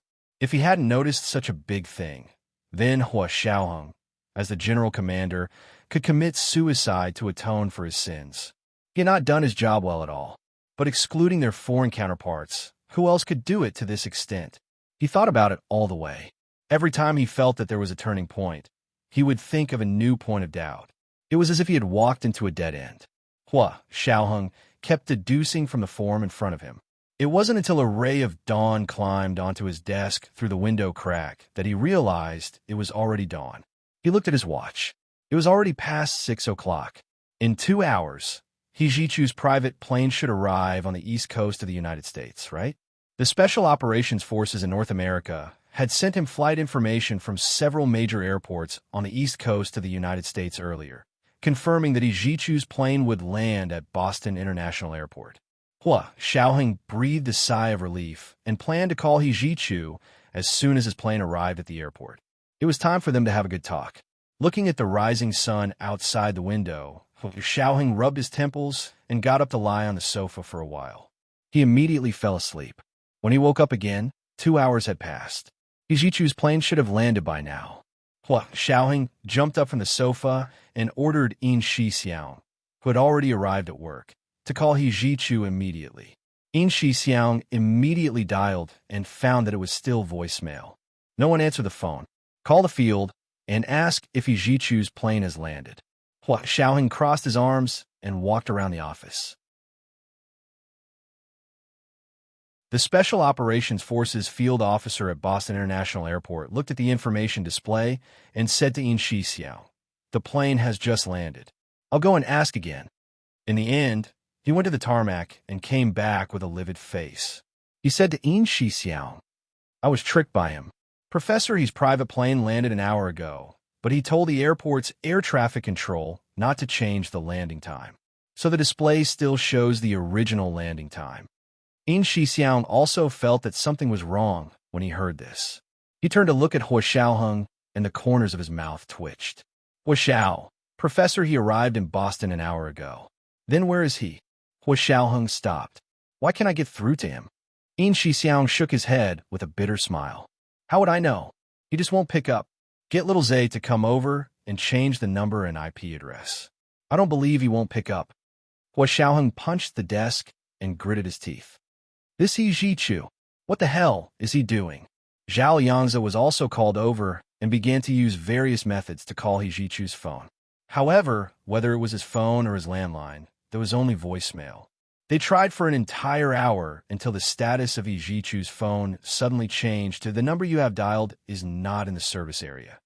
It was exactly the same situation as when they called Gun Yinji's phone. In Shixiang and Zhao Yangzi looked at each other. They both had a bad feeling. Hua Xiaoheng's face was dark. He strode over and stood behind Zhao Yangzi. Just as he was about to see how he was tracking He Jichu's phone, his phone suddenly rang. He quickly took it out. Before he could swipe it open, he saw a text message pop up. It was actually from He Jichu. "He Jichu, I'm going home. I'm never coming back. You don't have to continue looking for Nianji. If you want to avenge little Nianji, kill Gu Yanran and pay with your life." What did this mean? Hua Xiaoheng was stunned. What did He Jichu mean? Did he know that Gu Yanji was already? Hua Xiaoheng's entire body was cold. It was as if the Arctic air had suddenly invaded his office. He was almost frozen from the inside out. He stood in the middle of his office, his eyes fixed on his phone. He was as motionless as a clay sculpture. The veins on his forehead were bulging. He gripped his phone so tightly that he almost crushed it. Seeing this, In Shixiang quickly came over and tried to take the phone from him. He shouted, "Don't lose your temper at the phone. There's a lot of important information in it." At that moment, he saw the text message from He Jichu. It flashed on Hua Xiaoheng's phone screen and disappeared. The phone screen turned black and entered locked mode again. In Shixiang's eyes widened, and his mouth opened so wide that an egg could be stuffed in. This. What does Professor he mean? Nianji. Nianji has already been killed. Could this have something to do with Gu Yanran? In Shixiang was in disbelief. He screamed, "No way. Gu Yanran was specially imprisoned by us. She's been locked up for almost a year. How could she have planned such an operation? If she's so powerful, why didn't she go to heaven? Why didn't she kidnap herself first, but deal with Nianji first?" This is completely illogical. In Shixiang refused to believe this possibility. Zhao Yangzi looked up from behind the computer and asked blankly, Big Xiong, what nonsense are you talking about so early in the morning? What happened, Yinji? She'll be fine. Xiaoyi is fine. Besides, what does this have to do with Gu Yanran? Xiaoheng couldn't figure it out either, and for some reason, his heart was beating wildly. The sound of thumping echoed in his ears like a drum. What did Yijichu mean? After a long time, Xiaoheng let out a sigh and slowly calmed down. He raised his head and said word by word, I want to see her if she's alive, and I want to see her corpse if she's dead. Have our people in North America follow He Jichu immediately, and have the South American field agents guard near the He family's house in South America. See when he'll return. He wanted to run away after saying something that made no sense. Did he really think he didn't know where his hometown was? He wouldn't come back just because he said he wouldn't come back? Hua Xiaoheng's eyes were solemn. When He Jichu appeared 2 years ago, Hua Xiaoheng had sent people to investigate his background in South America. The underground godfather of South America was indeed very powerful, but no matter how powerful he was, he couldn't compete with the power of the entire Huaxiao Empire. Like In Shixiang and Zhao Yangzi, Hua Xiaoheng also refused to believe that Gu Ninji had been killed. However, He Jichu's mention of Gu Yanran in his text message alerted him. Could it be that there really was a loophole in their manpower? That Gu Yanran could wreak havoc in their territory? But just as In Shixiang had said, this was illogical. If Gu Yanran really had such great power, the first thing she would do would be to get herself out of prison. Otherwise, she would be in Hua Xiaoheng's hands. Even if she killed Gu Ninji, she wouldn't be able to escape death. This didn't make sense at all. However, since He Jichu had said so, he must have had his reasons. Hua Xiaoheng had already made up his mind as he thought about it. He said, As for Gu Yanran, check all the surveillance cameras in the place where Gu Yanran is being held again. Don't make any moves for the time being. Be tight on the outside, but loose on the inside. Don't alert the enemy. See if anyone has contacted her. He wanted to wait and see who was so powerful that they dared to support Gu Yanran at this critical juncture. That place was the territory of the Special Operations Forces, and there were people more important and powerful than Gu Yanran imprisoned there. However, so far, no one had been able to do anything in there. What was going on? This was the first update of the day. Chapter 1447, The Secret Buried by Time 5. A reminder for everyone's monthly and recommendation tickets. At 8 p.m., the monthly ticket was 5,000 with an advance update. P.S. Originally, the monthly ticket was still quite far away, but I think everyone will hate this broken chapter, so I'll add one more update at night. Mwah!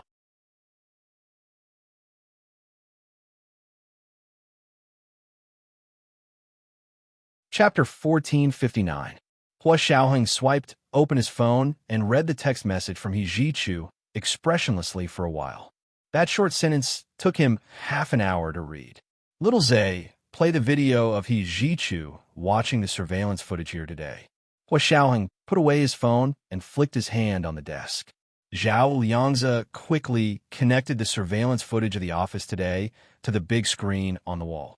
They had recorded He Jichu's every move in Hua Xiaoheng's office today. Hua Xiaoheng looked at the big screen on the wall without batting an eyelid.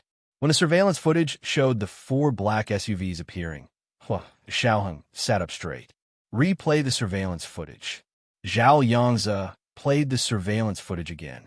They saw He Jichu standing in the middle of the office, his eyes also staring at the big screen on the wall. His expression didn't change much until the 4 black SUVs appeared. His eyes flashed quickly. This expression was too slight and brief. If Hua Xiaoheng hadn't had sharp eyes and slowed down the speed of the surveillance footage, it would have been difficult to notice. Hua Xiaoheng's fingers tapped lightly on the table. He thought to himself, there was indeed something wrong with these 4 cars, and there was also something wrong with He Jichu's attitude. He frowned, as if he was discussing it with In Shixiang and Zhao Liangzi, but also as if he was talking to himself. Ninji should be fine. If something happened, if it really happened, He Jichu wouldn't have reacted like this.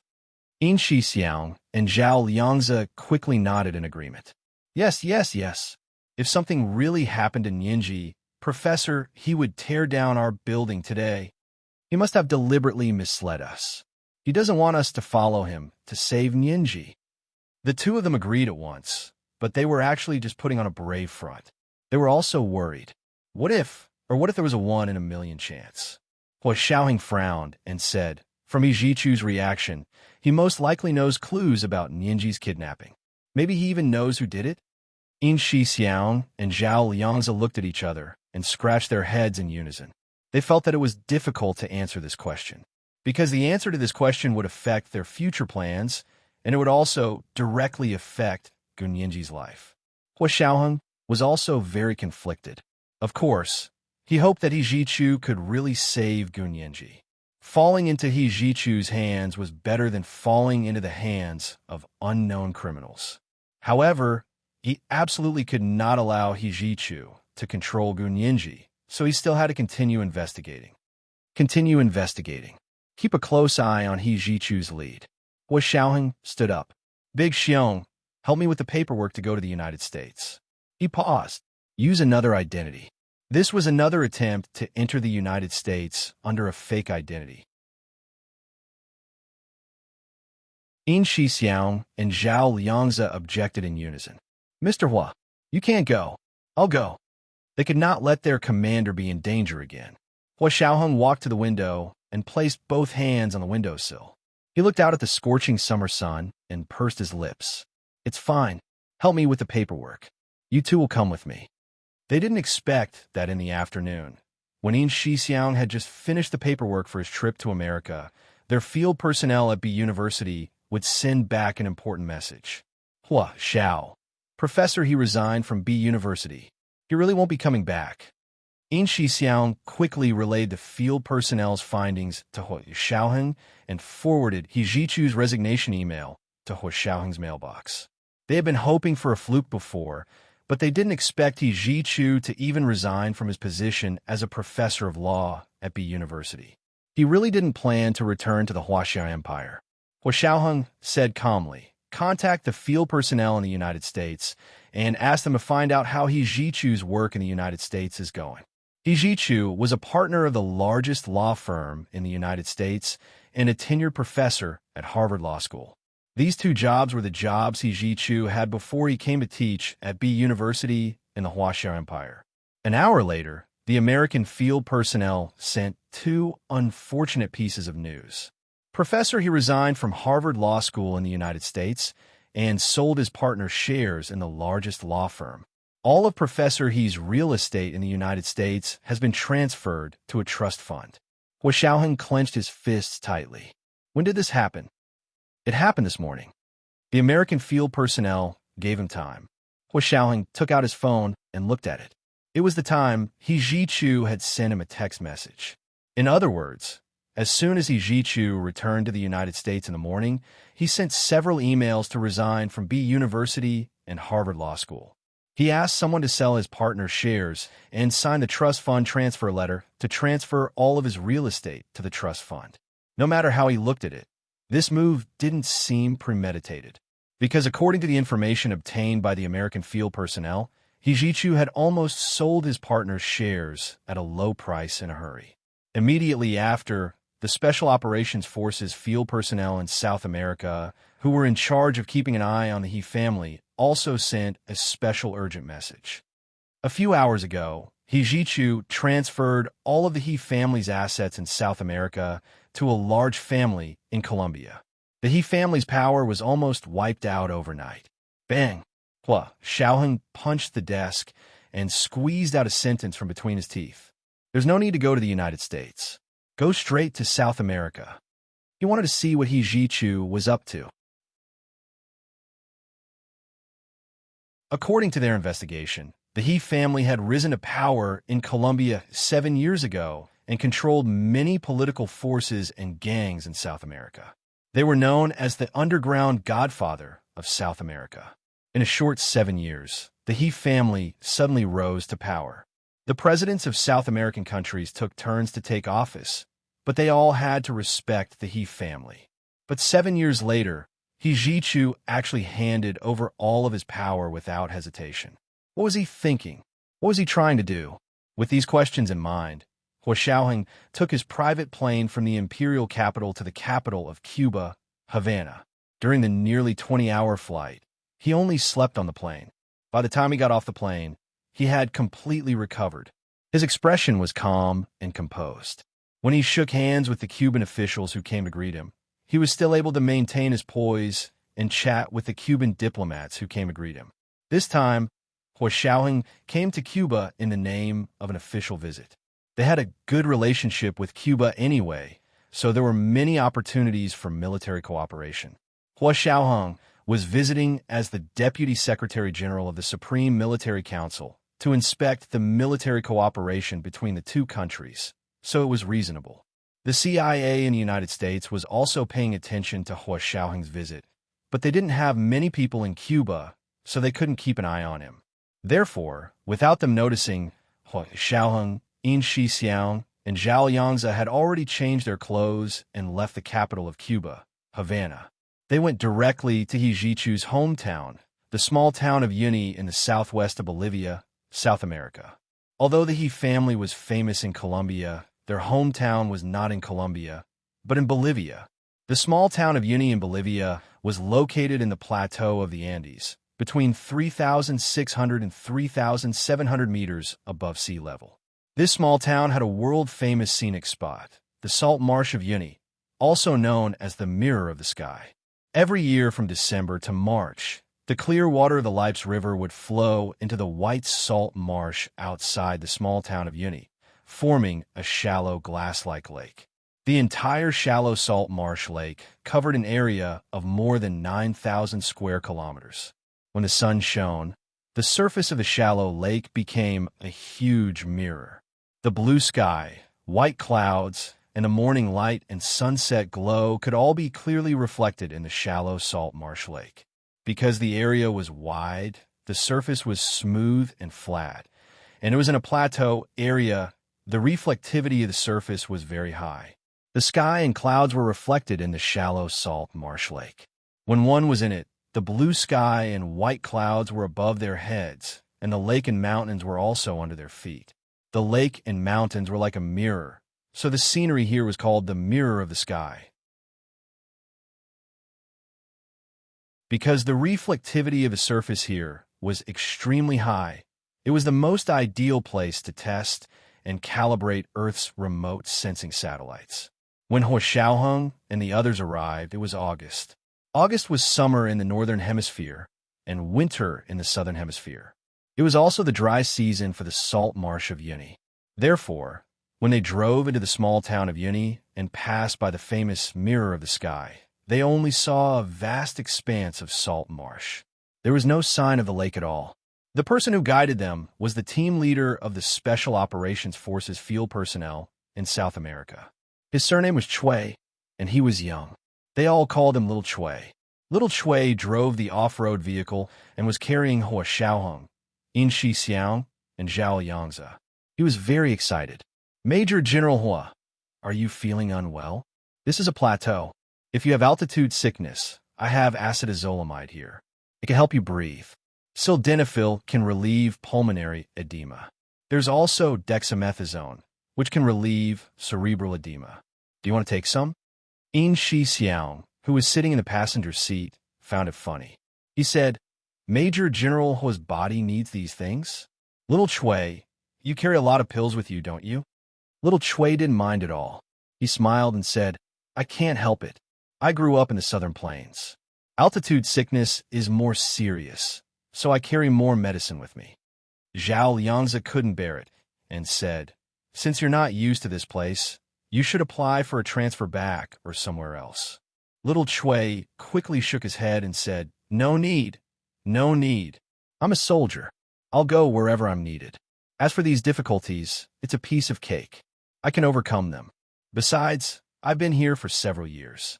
No one is more familiar with the geographical environment and customs here than I am. This was today's second monthly vote of 5,000 advance updates. Chapter 1448, The Secret Buried by Time 6. a reminder for everyone's monthly votes and recommendation votes. Good night, dear ones.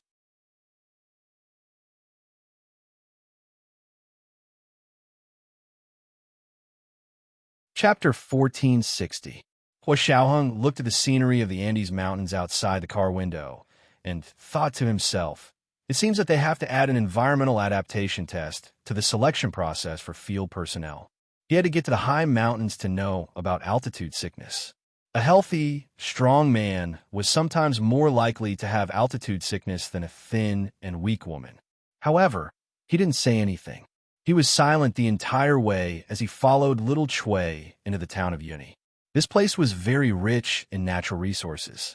In addition to the salt mines contained in the world's largest natural salt marsh, there were also rich lithium mines under the salt mines.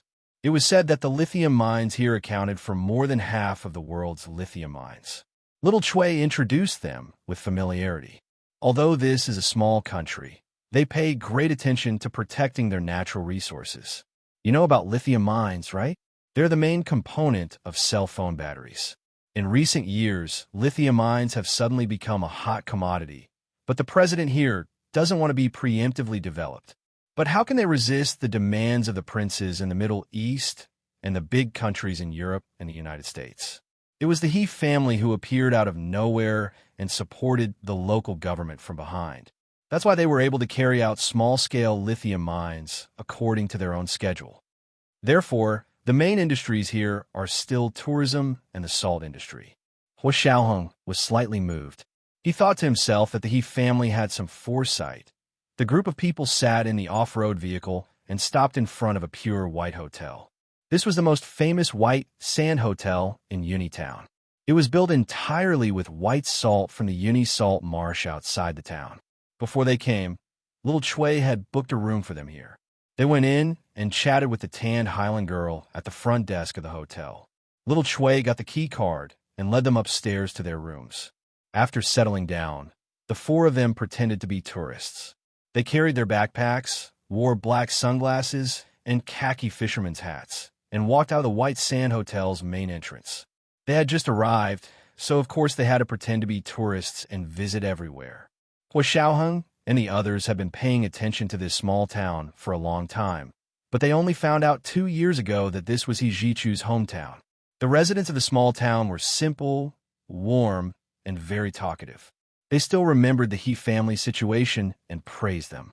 They spoke a local dialect, but they also spoke Spanish.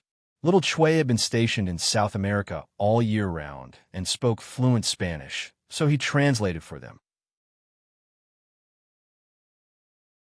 Hua Xiaoheng actually spoke Spanish as well, but at this time he only pretended not to understand, just like a standard tourist from Asia.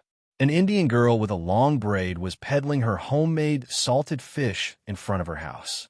Her big eyes sparkled as she said with a smile, "You're asking about the He family? They're very lucky. Good luck." Yeah, the He family used to live in the east side of the town. There were only a few families there. They weren't in good health and often got sick. I heard from my grandmother that they moved here from another place. The old grandmother, who was wearing a flowery headscarf, sold them the small animal she had made and said, "The He family?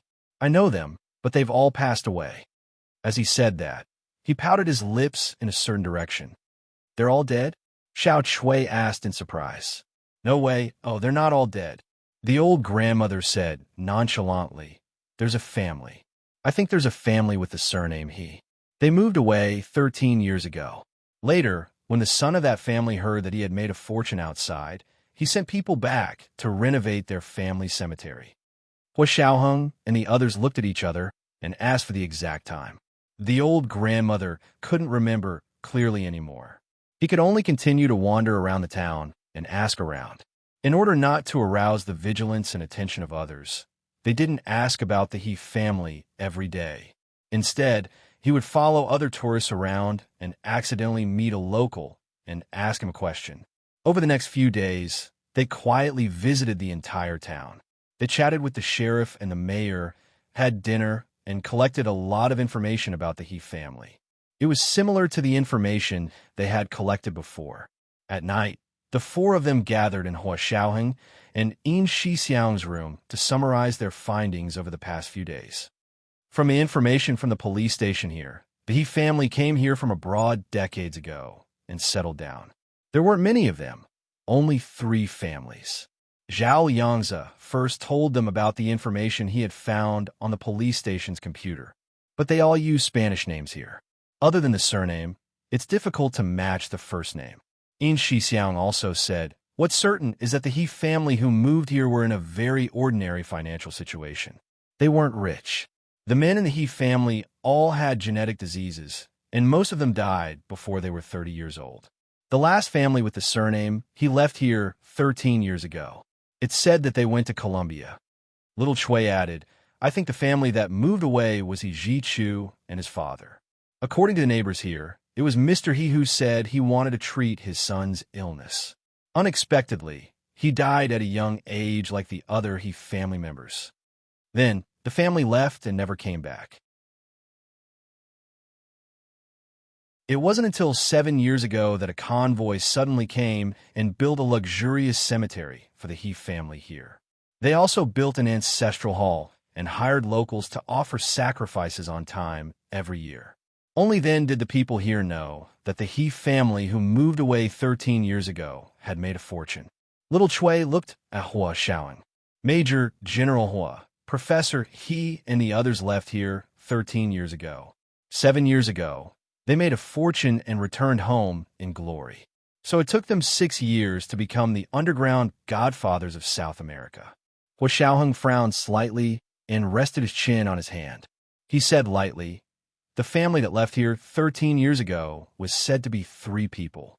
Mr. He's son, and a nanny who raised him since he was young." He looked up at the window. "Where is He Jichu's father? And where is his nanny?" Yin Shixiang was puzzled. "Are you so sure that the He family who moved away from here is Professor He's family? Other than them, who else is there?" Zhao Yangzi asked in return. "The other He family members all died of illness. Only the family that moved out survived, and they even came back to build the cemetery." "That's true. The people in the town say that the underground godfather of all of South America is from Yuni Town." Yin Shixiang and Zhao Liangzi argued with each other, but neither of them could convince the other. Hua Xiaoheng knocked them on the head and said, "Stop arguing. The investigation is almost done. We'll go to the cemetery tomorrow to take a look." Early the next morning, Little Chui took them to the cemetery in Yuni Town. In the middle of the cemetery, there was a white salt path that divided the entire cemetery in 2. The left side of the path was the best place there. It was backed by a mountain and faced a lake.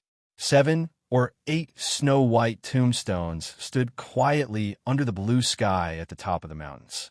The highland wind blew from afar, carrying with it the sound of the wind, like the whimpers of the dead. There were more and more tombstones on the right side, but they were uneven in size and crooked. They could not be compared to the 7 or 8 tombstones on the left side of the cemetery. An old woman wearing a gorgeous highland dress and a headscarf stood in front of a tombstone, covering her face and crying. Little Chui pointed at the cemetery on the left and said in a low voice, "This is the cemetery of the He family. 7 years ago, Professor He's family sent people back to their hometown to worship their ancestors and rebuilt the cemetery here. No wonder the cemetery here is so new," Yin Shixiang whispered. He put his palms together and bowed in front of the grave. The tombstone in front of the old woman was newer, as if it had just been erected there. Because the people here did not understand Chinese, when Hua Xiaoheng and the others spoke in Chinese, they did not lower their voices. The old woman who was crying in front of the tombstone heard them. She paused and turned to look at them. Hua Xiaoheng's heart skipped a beat. They had walked almost the entire town over the past few days, but they had not seen this old woman. This old woman was obviously Chinese. Hua Xiaoheng deliberately greeted her in Chinese. "Hello, are you also a tourist?" The old woman wiped her hands on her skirt and shook her head. She said stiffly, "No." With that, she left the cemetery and headed for the town. Hua Xiaoheng looked at her back and gave Little Chui a look. Little Chui understood and pretended to enjoy the scenery as he followed. Hua Xiaoheng, In Xixiang, and Zhao Yangzi wandered around the cemetery for a while. They took photos of every tombstone and planned to take them back to study. Little Chui followed them and returned not long after. He panted and said excitedly to Hua Xiaoheng, "Major General Hua, this old woman just returned to town yesterday. Guess who she is?" Hua Xiaoheng's mind raced, and he blurted out, "He Jichu's nanny?" Little Chui, "Major General Hua, you're so amazing." He gave Hua Xiaoheng a thumbs up. Hua Xiaoheng's heart jumped with excitement. How did she come back? Where did she come from? Little Chui led them as he said, "I just asked the old woman's neighbors. They said that a luxury car sent her back yesterday, and a truck brought 2 coffins. They had just been buried. The other party was very respectful to her and let her stay in the He family's best house. There were also doctors and nurses who came to check on her." "Was it arranged by Professor He?" In Xixiang asked quietly. "No." Little Chui shook his head. "I asked. The person who sent her back was the big local family in Colombia, the big family that the He family transferred all their property and power to." Hua Xiaoheng stopped his tracks and suddenly had a bad feeling. He had originally thought that he could wait here for the rabbit. In the end, He Jichu had never thought of returning to his hometown. He had even arranged for his nanny. It was obvious that he was really going to live in seclusion. The world was so big. Where are they going to find him? Hua Xiaoheng had a headache. "Major General Hua, let's go." Hua Xiaoheng took a deep breath and went to find the old woman first. They arrived in front of a He family's mansion. It was also built 7 years ago. It was a typical Spanish-style building. The old woman in colorful clothes sat beside the fountain in the middle of the courtyard and stared blankly at the sculpture in the fountain. It was a naked little boy with wings on his back. Hua Xiaoheng gently knocked on the iron door that was half the height of a person. The old woman turned her head and saw them. Perhaps it was because they were all Chinese. She asked very gently, "What can I do for you?" Hua Xiaoheng took out a photo of He Jichu that he had taken in the past and said, "We're looking for this person." "Do you know him? Who are you looking for?" The old woman looked at him curiously. Her gaze moved to the photo in Hua Xiaoheng's hand, and she suddenly froze. Tears suddenly welled up in her cloudy eyes as she took the photo from Hua Xiaoheng's hands. Trembling, she cried and laughed at the same time. "This is my young master, my little Achu. Why do you have his photo?"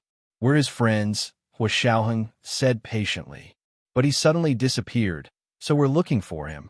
"Disappeared?" The old woman frowned. "What do you mean by disappeared?" "He suddenly said that he was going to leave and wouldn't come back. We couldn't contact him anymore. We were worried that something had happened to him, so we came to his hometown to take a look." As they spoke, a woman dressed as a nurse walked out of the mansion and said to the old woman, "Great aunt, are you tired? Do you want to go in and rest?" "Great aunt?" Hua Xiaoheng raised an eyebrow. "May I ask if you're He Jichu's great aunt? Why we never heard of him having a great aunt? Didn't the people in town say that she was a nanny? How did she become a great aunt?" The old woman wiped her tears with her hand and waved at the nurse. "I'm not tired. You can go back first." The nurse nodded and politely greeted Hua Xiaoheng and the others before packing up the medicine box and leaving. After she left, the old woman stood up and said, "You're right. I'm not He Jichu's great aunt. I'm actually his nanny." Then why did those people say that I was his great aunt?" The old woman smiled bitterly. "Actually, I don't know how to say it." She caressed a photo of He Jichu that Hua Xiaoheng had given her and said, "Follow me." She seemed to have a lot on her mind that she wanted to tell someone. She brought Hua Xiaoheng and the others to the cemetery where they had just left. The old woman pointed to a relatively small tombstone and said, "I don't know who this He Jichu you're looking for is. I only know that my young master, my Achu, died 13 years ago. He died in my arms." "What?" In Xixiang and Zhao Yangzi cried out in unison. A gust of wind blew from the top of the mountain, and the cemetery was cold. Everyone couldn't help but shiver. He Jichu, who had just argued in Hua Xiaoheng's office a few days ago, was now hearing from this old woman that he had died 13 years ago. Then who was the He Ji Chu who had appeared by Gunyinji's side 2 years ago? Are you sure you're not mistaken? We just saw him a few days ago. Hua Xiaoheng saw that the old woman was old and didn't really trust her memory. What if she had Alzheimer's? Yes, I showed you the video of him. It was taken a few days ago, and he was even throwing a tantrum. As Zhao Yangzi spoke, he showed the old woman the surveillance footage of He Jichu that he had downloaded to his phone. The old woman only glanced at it before wrapping the shawl embroidered with a flamingo tightly around her body. She said dryly, "I know this person exists. I even want to look for him." Hua Xiaoheng remained calm. "Really? May I ask where you've been living all these years? Haven't you been with him?" "No." The old woman shook her head and said tiredly, "We left here to seek medical attention, but before we could find anyone, Mr. He passed away. Later, the young master also passed away. I had no money, so I couldn't send them back for burial. I kept working outside, trying to save enough money to send their coffins back to the Huaxiao Empire. Until last year, I saw a person on TV who looked exactly like my young master. His name was also He Ji Chu. If her young master hadn't passed away at the age of 16, he would have definitely grown up to look like He Ji Chu. There was only one chapter today. It was 4,000 words long. Chapter 1449, The Secret Buried by Time, 7, P.S. This great aunt came out before. Do you still remember?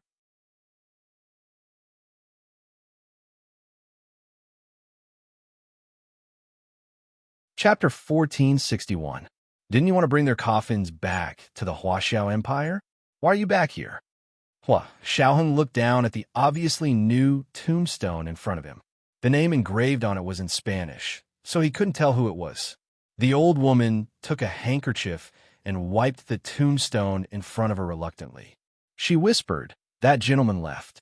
He asked someone to send me back." Hua Xiaoheng's heart skipped a beat. His eyes darkened as he looked at the new grave in front of him, as if he couldn't wait to see through it. In Xixiang whispered to Zhao Liangzi, "Professor, he must have predicted that we would definitely come to his hometown to wait for him. So he simply sent this person back, right? Is this how he told us his true background?" Zhao Yangzi took out his phone and sent a text message to Hua Xiaoheng. Hua Xiaoheng looked down at it and didn't comment. He tapped his finger on the tombstone twice and turned to look at the old woman. "Are you willing to return to the Huaxiao Empire? If you are, I can bring you and their coffins back to the Huaxiao Empire for burial." "Huh? Really? You're from the Huaxiao Empire?" The old woman was surprised and delighted. She looked up at him eagerly. "I want to go back to the northeast. That's our real hometown. No problem." Hua Xiaoheng remembered Gunyinji's grandfather, Gu Hao's suicide note, and his eyes darkened. He pointed at the tombstones in the cemetery and said, "They all came from the northeast. Yes, it's been many years. After the war ended, we lived here." The old woman sighed. "I heard that our country is very powerful now. The old Chinese who had left their homeland for decades were like duckweed. Their greatest wish was to return to their roots. No matter how much turmoil their homeland had experienced and how much mud they had walked through, it always had an unusual attraction to the Huaxiao Empire. No matter how far they went, they wanted to come back in the end. Since Hua Xiaoheng had agreed to take them back, he naturally had the ability to do so. The old woman didn't refuse, nor did she think about whether Hua Xiaoheng was a liar. After all, she was almost 70 years old and had nothing. She only guarded this cemetery. What could she have to be cheated of? She only wanted to return to the Huaxiao Empire. If Hua Xiaoheng could fulfill her last wish, so what if she was cheated by him? The old woman didn't know Hua Xiaoheng's identity and status at all. She only felt that he was a very capable and reliable person. Under Hua Xiaoheng's instructions, all the remains of the He family in the cemetery were quickly extracted from the ground, placed in small coffins, and transported to the airport at the foot of the mountain.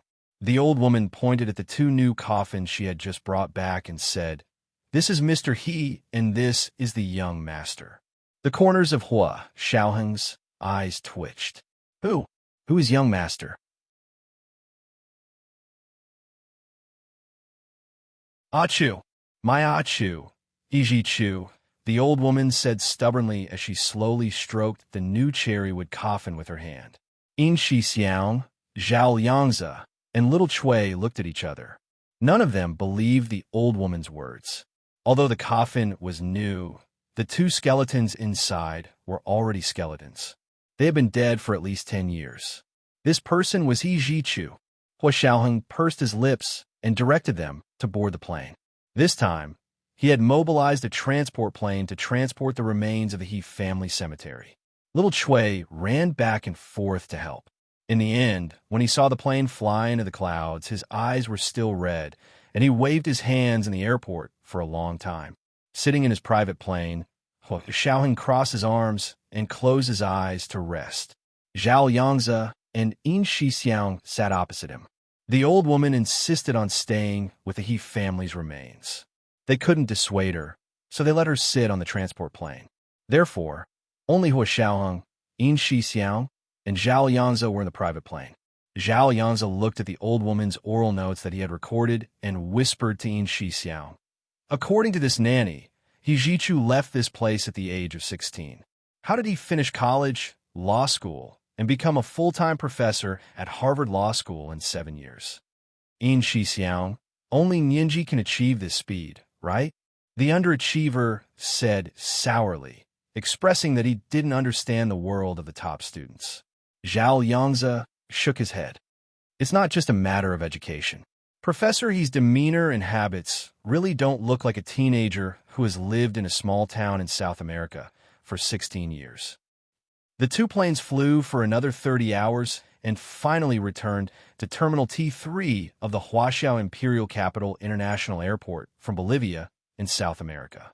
In 2 days and 1 night, they had returned from winter to summer. The old woman got off the plane and looked at the ultramodern new airport.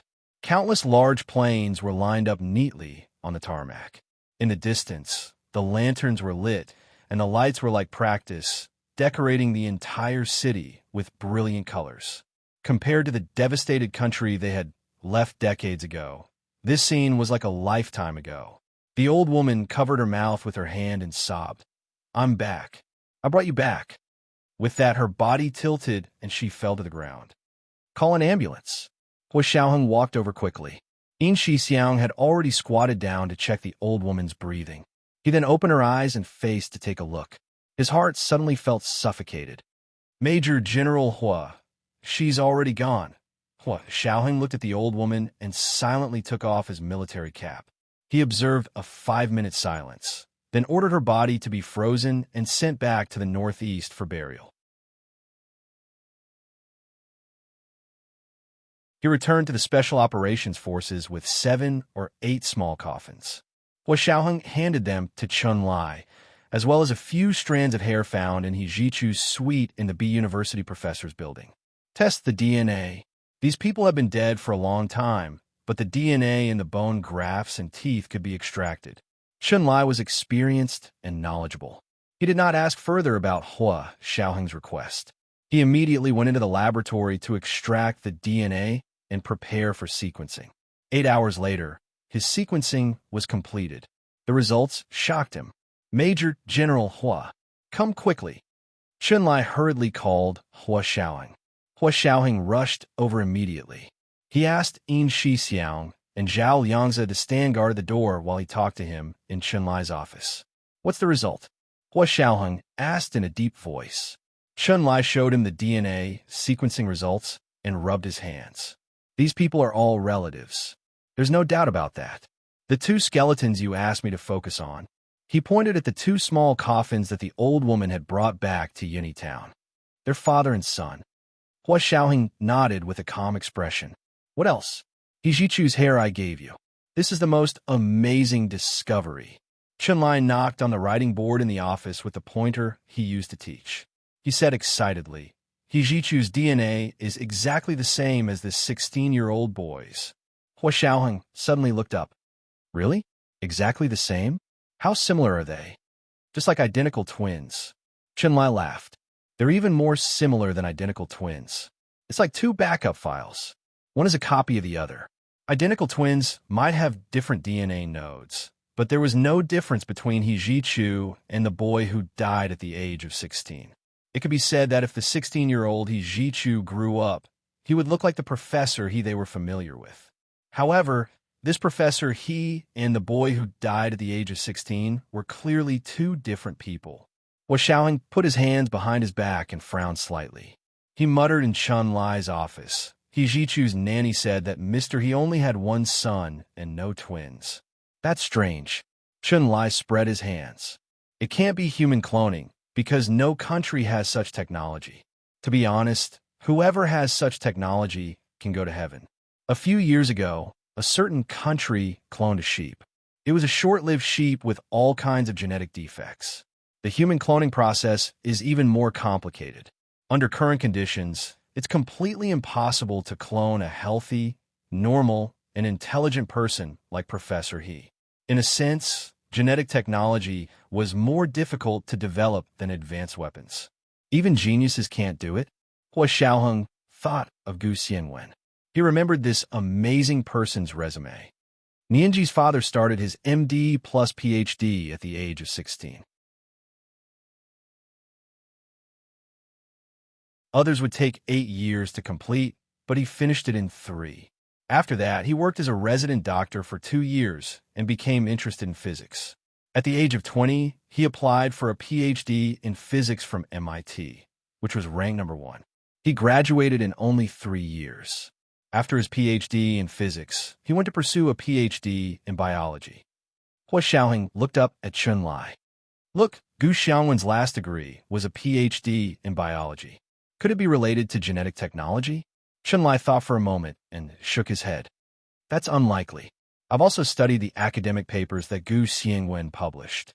In terms of biology, his research isn't in the direction of cloning, so I don't think he can clone a healthy and normal person. Besides, if he could, he wouldn't be helpless about his daughter's illness. Chun Lai pointed out another piece of evidence. Do you still remember his last words? His greatest regret before he died was that he didn't cure his daughter's genetic disease. That was another suspicious point. Jichu's line of communication was completely cut off, and there was still no news of Gu Nianji. Gu Xiangwen's heaven-defying technology didn't include the genetic level, so where was his breakthrough point? Hua Xiaoheng walked around the room a few times. The text message Jichu sent him before he disappeared kept echoing in his mind. Avenge little Nianji. Kill Gu Yanran. 1 life for 1 life. Gradually, the suspicion in his heart pointed to one person. He turned around and said, seal all your sequencing results and list them as top secret materials. I'll go find the truth. Hua Xiaoheng brought Yin Shixiang and Zhao Liangzi to the place where Gu Yanran was being held. This was the territory of the Special Operations Forces, and the security here was even stronger than that of a local prison. They walked in the deep corridor. The building here was like a fortress, and there were no windows at all. Normally, there was still time to relax in a prison, but being locked up here, one could only see the ceiling of the cell. The prisoners locked up here couldn't go online or make phone calls. At most, they could only watch newspapers and television.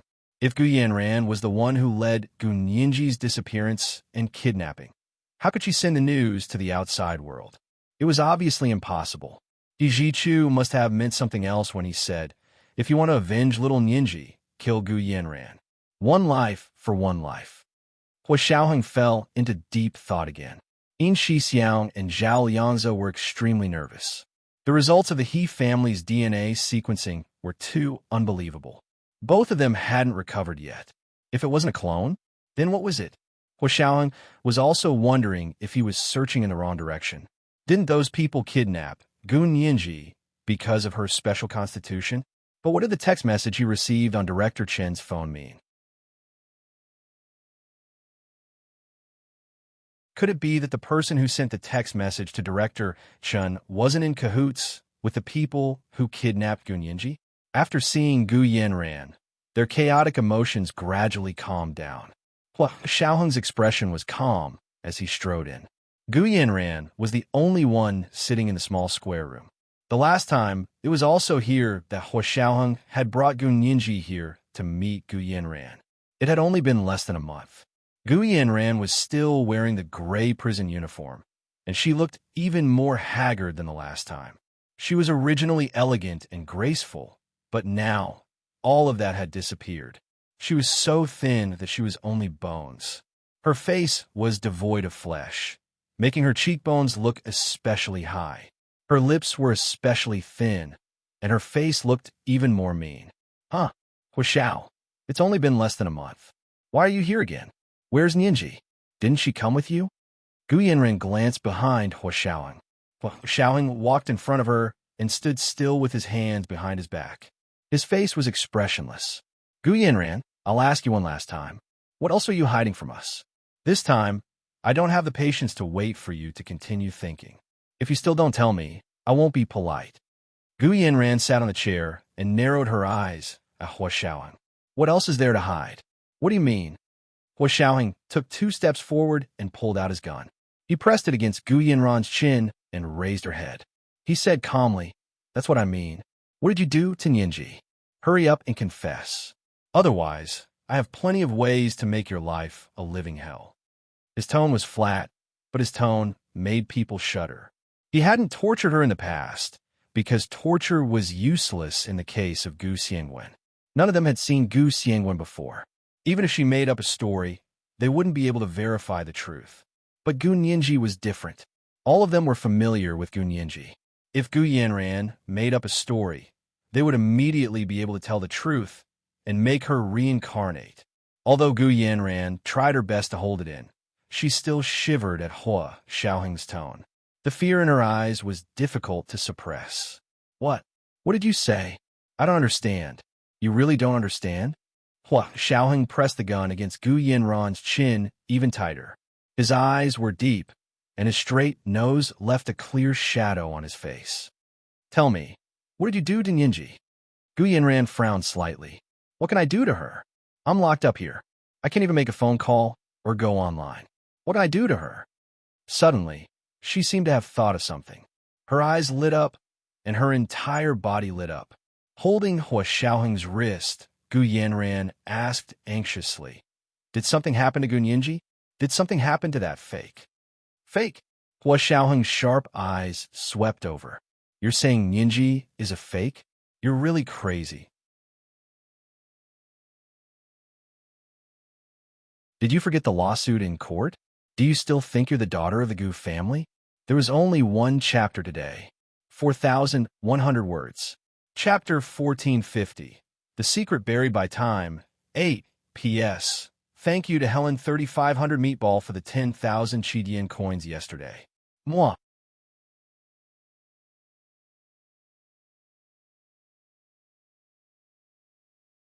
Chapter 1462. Gu Yanran completely ignored Hua Xiaoheng's sarcasm. She only grabbed his wrist and asked stubbornly, Did something happen to that fake? Her eyes were shining, as if all her wishes in this life had been fulfilled. It was as if she really knew something that no one else knew. Although he was unwilling, Hua Xiaoheng still hid the surprise in his heart. He pulled his wrist out of Gu Yanran's hand and took a step back without batting an eyelid. If you know where she is, I'll consider letting you go. Hua Xiaoheng had never said something like that in his career. In order to find Gu Nianji's whereabouts, he was even willing to give Gu Yanran a big cake. Gu Yanran understood Hua Xiaoheng's words and froze for a moment before leaning back in her seat. Looking up at the ceiling, her eyes were shining as tears quietly welled up. After a while, she confirmed again, What happened to Gu Nianji? Tell me honestly, and I'll tell you everything I know. Hua Xiaoheng raised his eyebrows and put his hands in his trouser pockets. He said calmly, Nianji is missing. We have no clues. His tone was too calm, as if Gu Nianji's disappearance was not a big deal. Huh? Only missing? His tone also affected Gu Yanran's feelings, and her shining eyes instantly dimmed. Gu Yanran was extremely disappointed. She slowly stood up and said coldly, I said before, I'm only keeping one breath to see the end of this be *tch fake. Since her end hasn't arrived yet, I have no comment. She then turned to leave. However, Hua Xiaoheng suddenly reached out and grabbed her neck from behind. You want to leave? Do you think I have that much patience? At this point, Hua Xiaoheng's patience with Gu Yanran was completely exhausted. In the beginning, he kept her alive to investigate Gu Xiangwen's whereabouts. Now that Gu Xiangwen had been found, Gu Nianji had already asked all the questions she wanted to ask. She was already worthless and could have died a long time ago. However, after their last interrogation, both Gu Nianji and Hua Xiaoheng had been busy with work, so they didn't have time to deal with Gu Yanran. Now that Gu Nianji was also missing, Hua Xiaoheng really didn't want to tolerate this person anymore. Hua Xiaoheng tightened his grip, and Gu Yanran couldn't speak. Waving her hands behind her, she tried to grab the back of Hua Xiaoheng's hand to make him let go. However, Hua Xiaoheng had already steeled his heart. He roared, "Take her away!" Gu Yanran was quickly blindfolded and taken out of the place where she was being held. She didn't know how long she had been walking. She only remembered getting on the car, getting off the car, getting on the boat, getting off the boat, feeling the turbulence of the water, and smelling the faint salty smell of fish in the wind. Based on her intuition, she guessed that she had reached the sea. She followed them all the way until they finally entered a room, where her blindfold was taken off. The place was clean and tidy, surrounded by pure white walls that were as bright as a big screen. Gu Yanran was secured to a high-tech chair, and her hands and feet were shackled. A person in a white shirt and mask walked in and connected the electrodes on the chair to Gu Yanran's brain, face, and spine. Hua Xiaoheng stood behind the man and said expressionlessly, "This is the last time. Are you going to tell me or not?" "So what if I tell you?" "So what if I don't tell you?" "I'll say it again. Do you want to hear me make up a story?" Gu Yanran giggled and even winked at Hua Xiaoheng. She knew that Hua Xiaoheng was a regular soldier of the Huaxia Empire. He had a high position and a good character. He would never do anything to her. She could even survive the lie detector. So what was this? Did he think she was scared? A hint of disdain flashed across Gu Yanran's eyes. Hua Xiaoheng didn't miss the flash of contempt in her eyes. "You think I won't do anything to you?" Hua Xiaoheng rubbed his wrist and said calmly, "Do you know where this place is?" Gu Yanran looked around and smiled charmingly. "It's your place anyway. What does it matter if I know or not?" "You're wrong. This isn't our place." Hua Xiaoheng turned around and put his hands behind his back. His figure was straight, and just looking at his back was pleasing to the eye. This is a small island on the high seas. It was also a secret base of the Special Operations Forces. Some things that weren't suitable to be done within the country's borders would be done here. Gu Yanran was like a dead pig that wasn't afraid of boiling water. She knew that she couldn't escape death, but she didn't care at all. She was fantasizing about Hua Xiaoheng's back in her mind and didn't listen to Hua Xiaoheng's words at all. Hua Xiaoheng suddenly turned around, and Gu Yanran was shocked. She averted her slightly covetous gaze. Holding back the disgust in his heart, Hua Xiaoheng said calmly, "Do you know how many kinds of pain there are? How many levels?" Gu Yanran shook her head blankly. She didn't understand why Hua Xiaoheng would ask this. It said that the pain of giving birth is the most unbearable of all pain. Hua Xiaoheng quietly walked to a place near the door. "Actually, that's not right. Everyone has different tolerance for different kinds of pain, so the pain they feel is also different." He turned off the ceiling light in the pure white room. "Now let's see which kind of pain is the most unbearable for you." Gu Yanran finally understood and looked at Hua Xiaoheng in disbelief. "You want to torture me? Don't forget, you're a Huaxia soldier. How can you torture me? Your organization won't let you off." Major General Hua looked down and said calmly, "First of all, I'm a Huaxia soldier. I won't do this to my own countrymen. But you, Gu Yanran, are not a Huaxia citizen, and you're not a descendant of Huaxia. Why should I obey the law to you? Second, this is international waters. Huaxia laws can't control this place." Gu Yanran's expression gradually darkened. She snorted. "What are you trying to do? It's just torture. Why did you turn off the lights? Could it be that you are plotting against me?" She smiled again. "Major General Hua, you don't have to force yourself on me. I'll definitely lie down obediently and not resist. I'll make you feel like hell." She thought Hua Xiaoheng was going to force himself on her. Most female prisoners wouldn't be able to escape this fate if they fell into the hands of the enemy. Hua Xiaoheng was still calm and steady. He didn't answer her at all and said, Let me introduce you to the pain you'll have to endure later. The man dressed in white and wearing a mask came over again. He used two small instruments to prop up her eyelids and stuffed her mouth with them. This way, she wouldn't be able to close her eyes or bite her tongue. Hua Xiaoheng raised his hand. The four walls of the room, the ceiling above her head, and the floor immediately began to play video clips. Hua Xiaoheng's voice sounded like the voiceover of the video. Skinning, chopping at the waist, splitting the car, 5 punishments, death by 1,000 cuts, beheading, cooking. These are known as the top 10 tortures of ancient times. Enjoy it well. Later, try it yourself. Thrilling scenes, accompanied by horrifying music and screams, were projected from the big screens on the walls, ceilings, and floors. Gu Yanran only took one look and was so scared that her entire body trembled, and her face turned pale. She didn't want to see it, but her eyes were propped up and couldn't close them at all. She turned her head, but the walls around her were all showing the same scenes. She looked up and down. The ceiling above her head and the floor beneath her feet were all playing the same scenes. The shock of torture was everywhere. This kind of psychological attack was sometimes even more effective than direct torture. Gu Yanran finally burst into tears. She cursed with her mouth stuffed. Hua Xiaoheng, you're so despicable. Do you think you can make me speak like this? Dream on. If you have the ability, then really dismember me. She cried for a while and thought it through. As expected, Hua Xiaoheng didn't dare to really torture her. He only dared to use these fake scenes to scare her. Her crying gradually stopped, and she stared at Hua Xiaoheng.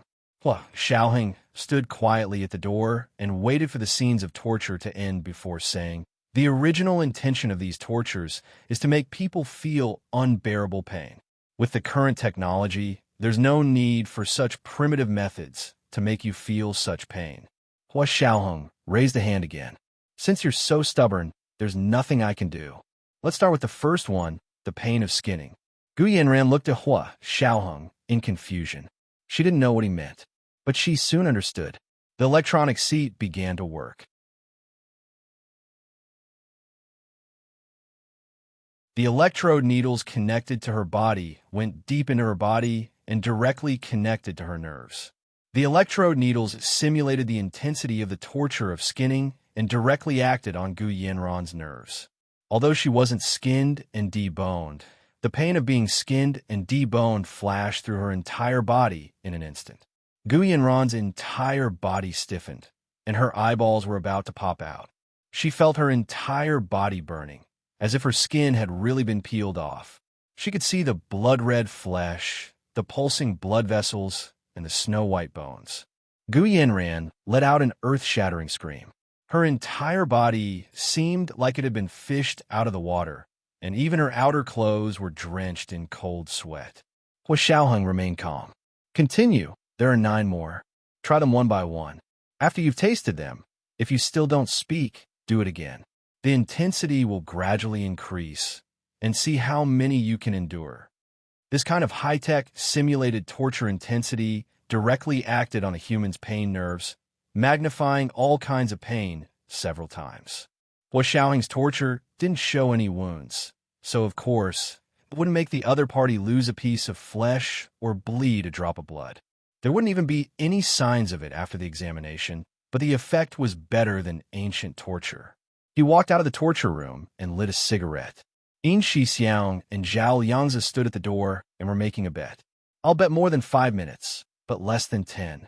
The most powerful terrorist here back then lasted 10 minutes. She's pretty good at enduring.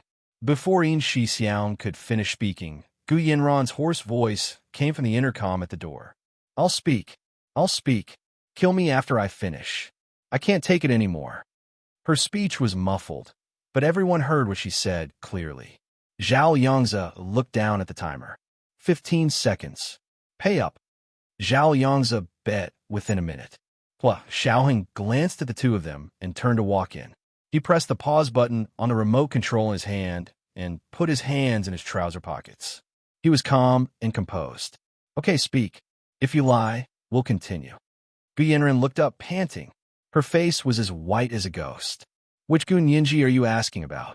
Hua Xiaoheng's heart sank. and the corners of his eyes twitched involuntarily. Which Gu Nianji? What do you mean? Gu Yanran's eyes flickered. Hua Xiaoheng immediately pressed the remote control in his hand. Another kind of more unbearable pain spread along the electrode needle in Gu Yanran's waist. This was the pain of being cut in half. Gu Yanran was defeated by the pain again, and her psychological defenses completely collapsed. I'll speak. I'll speak. I'll speak. I beg you, take this away, Hua Xiaoheng's finger landed on the pause button, but he didn't press it. He was as calm as a scientific explanation. His voice was slow. You speak, I'll listen. To tell the truth, I'll pause it. Continue to make up stories, and you'll continue to enjoy all kinds of pain until you find the most unbearable pain for you. Through her blurry tears, Gu Yanran looked at Hua Xiaoheng's face, which was even more handsome than before. She vaguely wondered if the devil's face was also like this. He looked incomparably handsome and suffocating, but the things he did were incomparably cruel. The pain in her body had reached an unbearable level. It was as if a rough hacksaw was sawing her nerves. The pain was extreme, and she finally understood what it meant to live a life worse than death. She only wanted to die quickly. She said intermittently, "The Caribbean, the blue hole." After saying a few more words, she tilted her head and fainted. The human body's self-protection mechanism against pain was activated.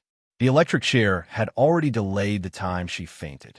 Otherwise, she would have fainted the moment the pain of being skinned appeared. Hua Xiaoheng understood Gu Yanran's words, and his face instantly turned ashen. He pressed the pause button, turned around, and walked out of the torture chamber. Prepare the plane. We're going to the Caribbean blue hole. Not long after flying back from South America, Hua Xiaoheng's private plane took off again. This time, they didn't use Cuba. Instead, they directly contacted Barbados, which was near the Caribbean, and flew straight to the country's airport.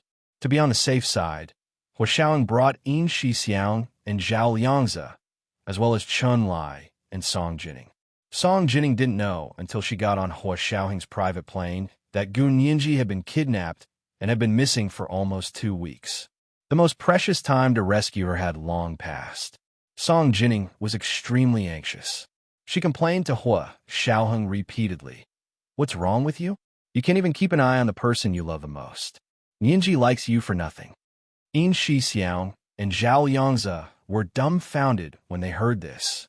This was really her biological mother. Nianji's biological mother.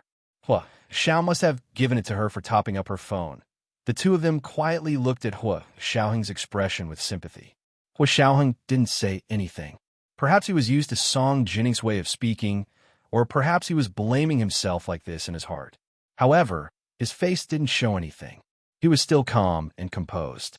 With one hand on the armrest of the seat, he kept swiping his phone with the other. This was today's chapter of 4,100 words. Chapter 1451, The Secret Buried by Time. P.S. Thank you to Helen 3500 Meatball for the 10,000 Chidian coins yesterday. Moi.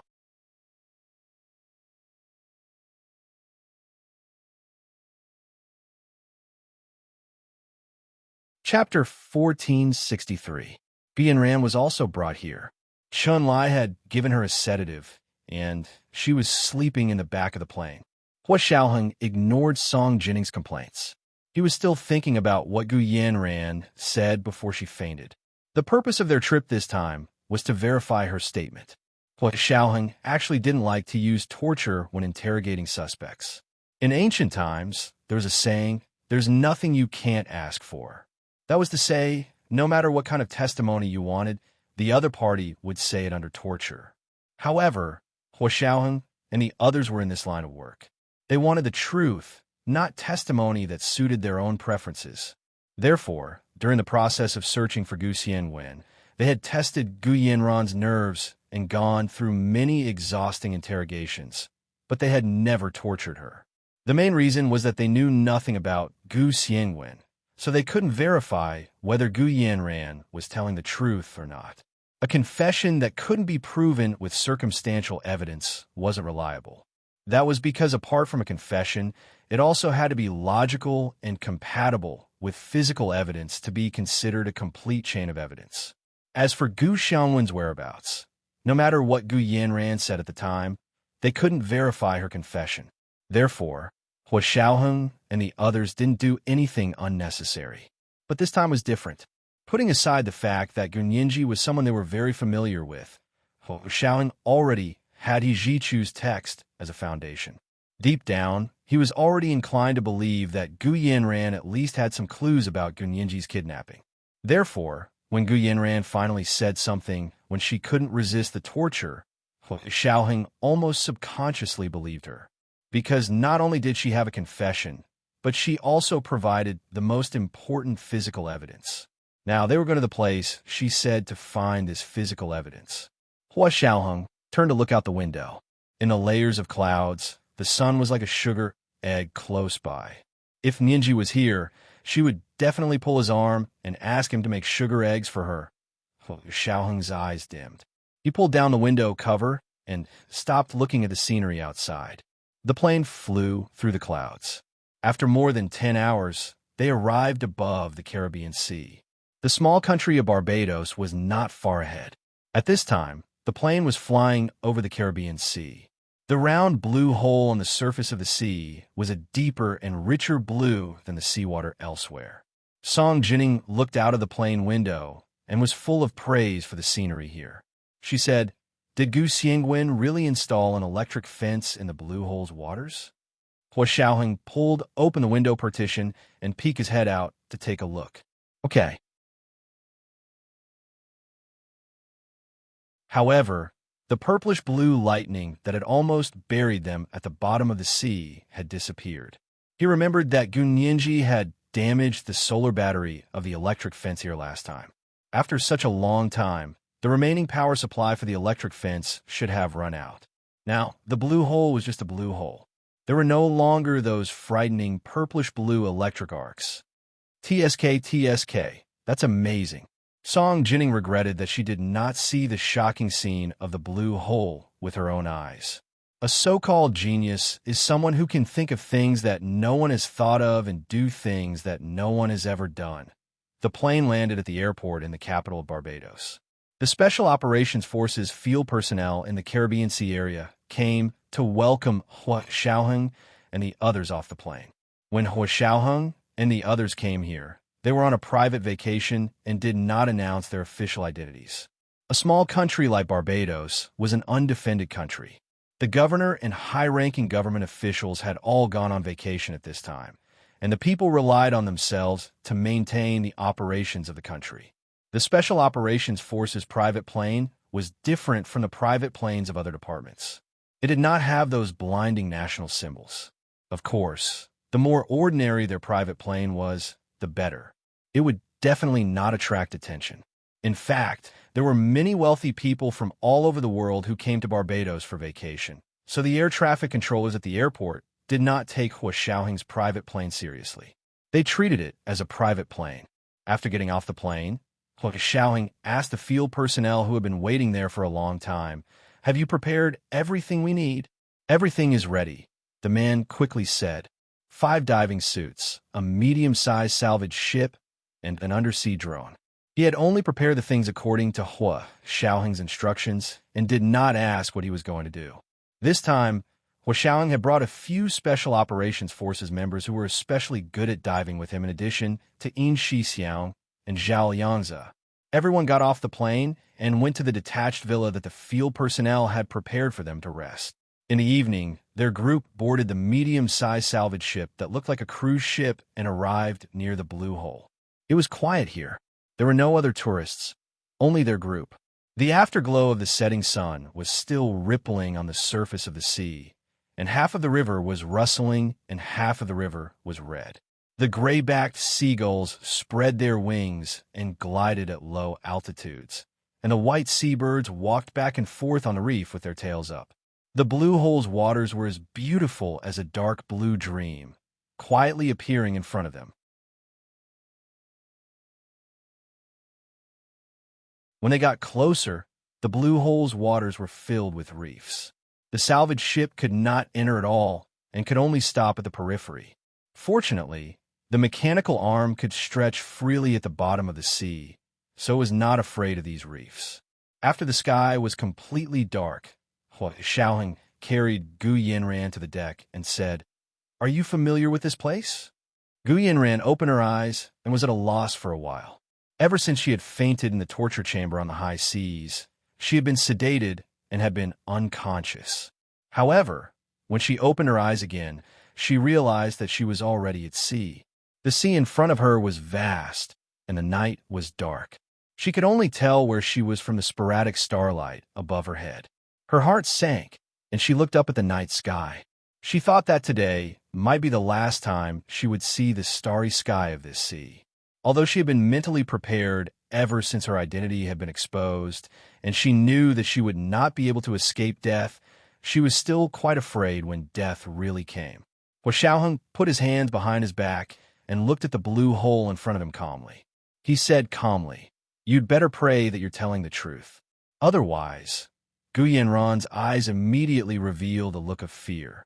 She looked at Xiaoheng timidly, no longer having the arrogance she had before. She never thought that Xiaoheng would not only be bold, but also ruthless. He would actually torture her for that fake. Her hands and feet were still shackled, and she was also wearing an electronic collar around her neck. As long as she made the slightest movement, the electronic collar would make her wish that she was dead, but unable to die. At this point, the only comfort in her heart was that the fake would not end up well. Gu Yinran blinked. Gu Yinran blinked. Based on the light on the island in front of her, she was able to confirm the location. Or rather, from the moment she revealed the secret in her heart, she knew that she would be brought here to take out the evidence. Gu Yinran smiled bitterly. "Do you know why I let that fake take over the Gu family's property, leaving me with nothing and almost going to jail? Do you know why I didn't dare to say it?" Xiaoheng's face was dark. "If you have something to say, just say it. I don't have time to beat around the bush with you. Because I know that if I don't say it, I'll only lose the Gu family's property. But if I say it, I'll lose my life. If I lose my life, what do I need money for? Don't you think so, Xiao?" Gu Yinran looked at Xiaoheng with a helpless expression. If that fake didn't pretend to be Gu Xiangwen's daughter, you wouldn't even look at her, would you? Xiaoheng pursed his lips. "She's Gu Xiangwen's daughter. The DNA has already been verified." "Impossible," Gu Yinran said firmly again. "I don't know how she lied to you, but she definitely lied to you."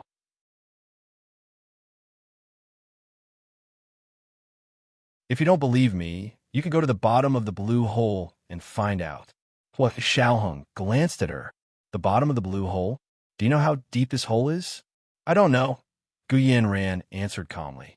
"But if you want to know the truth, you have to go down. Bring her down." Xiaoheng waved without looking back. A few people came up and blindfolded Gu Yinran. They sealed her mouth and immediately dragged her down. Xiaoheng stood alone on the deck for a while. He recalled how Gu Ninji had risked her life to save him and little Zhe the last time they were in this sea. At that time, the most important thing in his heart was still his duty, his troops, and his comrades. At that time, it wasn't that he didn't love her, but it wasn't as much as she loved him. This realization stabbed into Xiaoheng's heart like a needle. He pursed his lips, turned around, and changed into his diving suit. He took a few good divers and dove into the blue hole. It wasn't the first time Xiaoheng had come to the bottom of the blue hole. The surrounding seawater was quiet, and there were slight ripples above his head. The sky was beautiful. There was no moon in the Caribbean Sea that night. There were only a few stars that dotted the dark blue sky.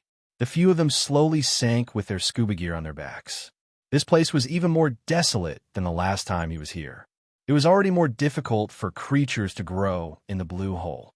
Moreover, the blue hole had been baptized by high-voltage electric fences, so it had a more lifeless and stagnant feeling than other places. There wasn't even a single seaweed, let alone any animals that were commonly seen at the bottom of the sea.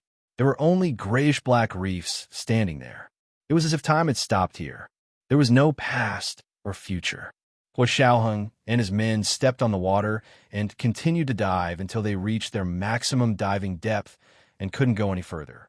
However, from here, the bottom of the blue hole was still bottomless. It was dark, like a black hole that could devour everything, including light. They couldn't see anything below at all. They looked up again. This distance was already deeper than the last time they came here. Last time, he and little Zay were busy trying to survive here. Moreover, there were electric fences above and around them, so they couldn't see anything else. Hua Xiaoheng and his men swam for a distance and confirmed that they couldn't see anything at all. Go up. He gestured and brought them to the surface. Major General Hua, what's down there? Yin Shixiang pulled them up and asked curiously. Hua Xiaoheng didn't answer. One of the people who went down with him spat out a mouthful of seawater and said, "Nothing." Major General Hua, are you sure what you're looking for is here? Hua Xiaoheng took off the scuba gear and said, "It might be too deep. Let's put the underwater drone down first." This time, Zhao Yangze could control the underwater drone by himself. They put the ginger underwater drone into the sea, started it, and watched it drill into the bottom of the sea. The underwater drone's diving distance was 5,000 meters. It carried the camera and dived into the bottom of the blue hole.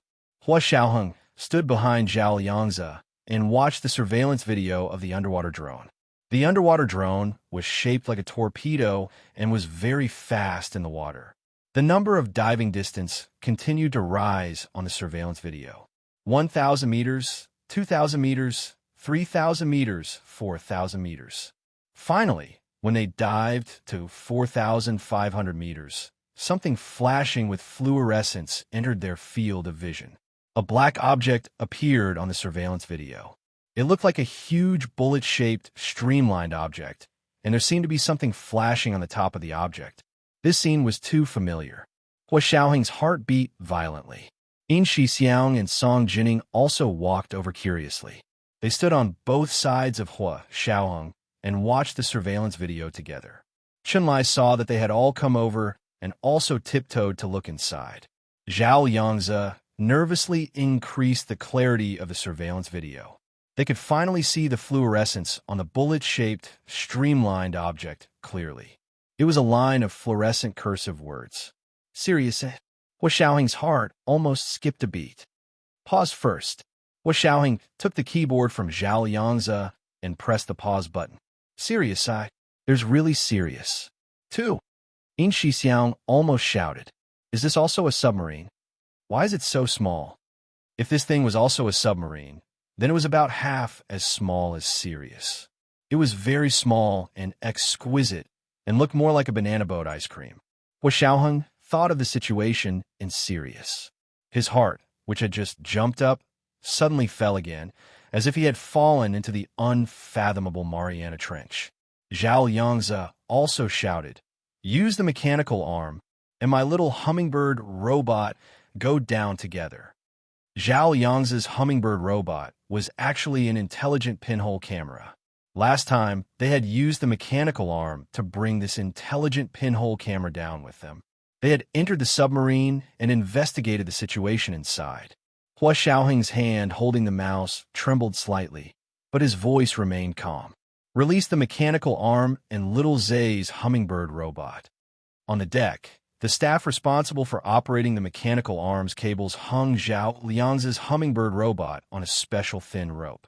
At the lower end of the long rope, they carefully placed it into the pipe in the middle of the mechanical arm. This hummingbird robot was about the size of a freshwater pearl with a diameter of about 2 millimeters. It was almost impossible to tell that it was a camera. When they reached their destination, it could be reassembled. There would be 3 miniature rollers about 1 millimeter in diameter at the bottom that would carry it around a film. There's also a pair of wings that were as thin as cicada's wings that could stretch out from its back and fly with it to film. Just like the last time, the mechanical arm sank into the deep sea and finally touched the top of the small submarine. Then, the mechanical arm opened its 5 fingers, and the steel spikes at the top of its fingers pierced into the submarine's outer shell. Soon, the air collected from inside was continuously pumped up through a special pipe. Chunlai and Song Jining acted as measurement experts and nervously measure the composition of the air. Just like last time, Chun Lai said in surprise, "It's also nitrogen." Hua Xiaoheng's vision went black. He gripped the back of Zhao Yang's chair tightly and said calmly, "Continue. Get your hummingbird to upload the image quickly." While they were measuring the air inside the submarine, Zhao Yang's hummingbird robot had already entered the submarine through the small hole pierced by the steel spikes on the mechanical arm's fingers and began to film along the way. This submarine was much smaller and simpler than Gu Xiangwen's. It was as if it was really a toy, although it was a toy with real submarine functions. The largest cabin in the middle of the submarine was arranged like a game room. There was a pink princess bed against the wall, and a little girl in a dress was lying on the bed. Although he hadn't seen the little girl's face yet, the corners of Hua Xiaoheng's eyes couldn't help twitching when he saw the dress. This dress was almost exactly the same as the dress Gu Nianji had worn 7 years ago. As the hummingbird robot flew above the little girl, the camera sent back a clear image. The little girl was fair and chubby. She lay there with her eyes closed, exactly the same as Gu Nianji from 7 years ago. This was today's chapter of 4,500 words. Chapter 1452, The Secret Buried by Time, 10. A reminder for the monthly votes and recommendation votes, moi.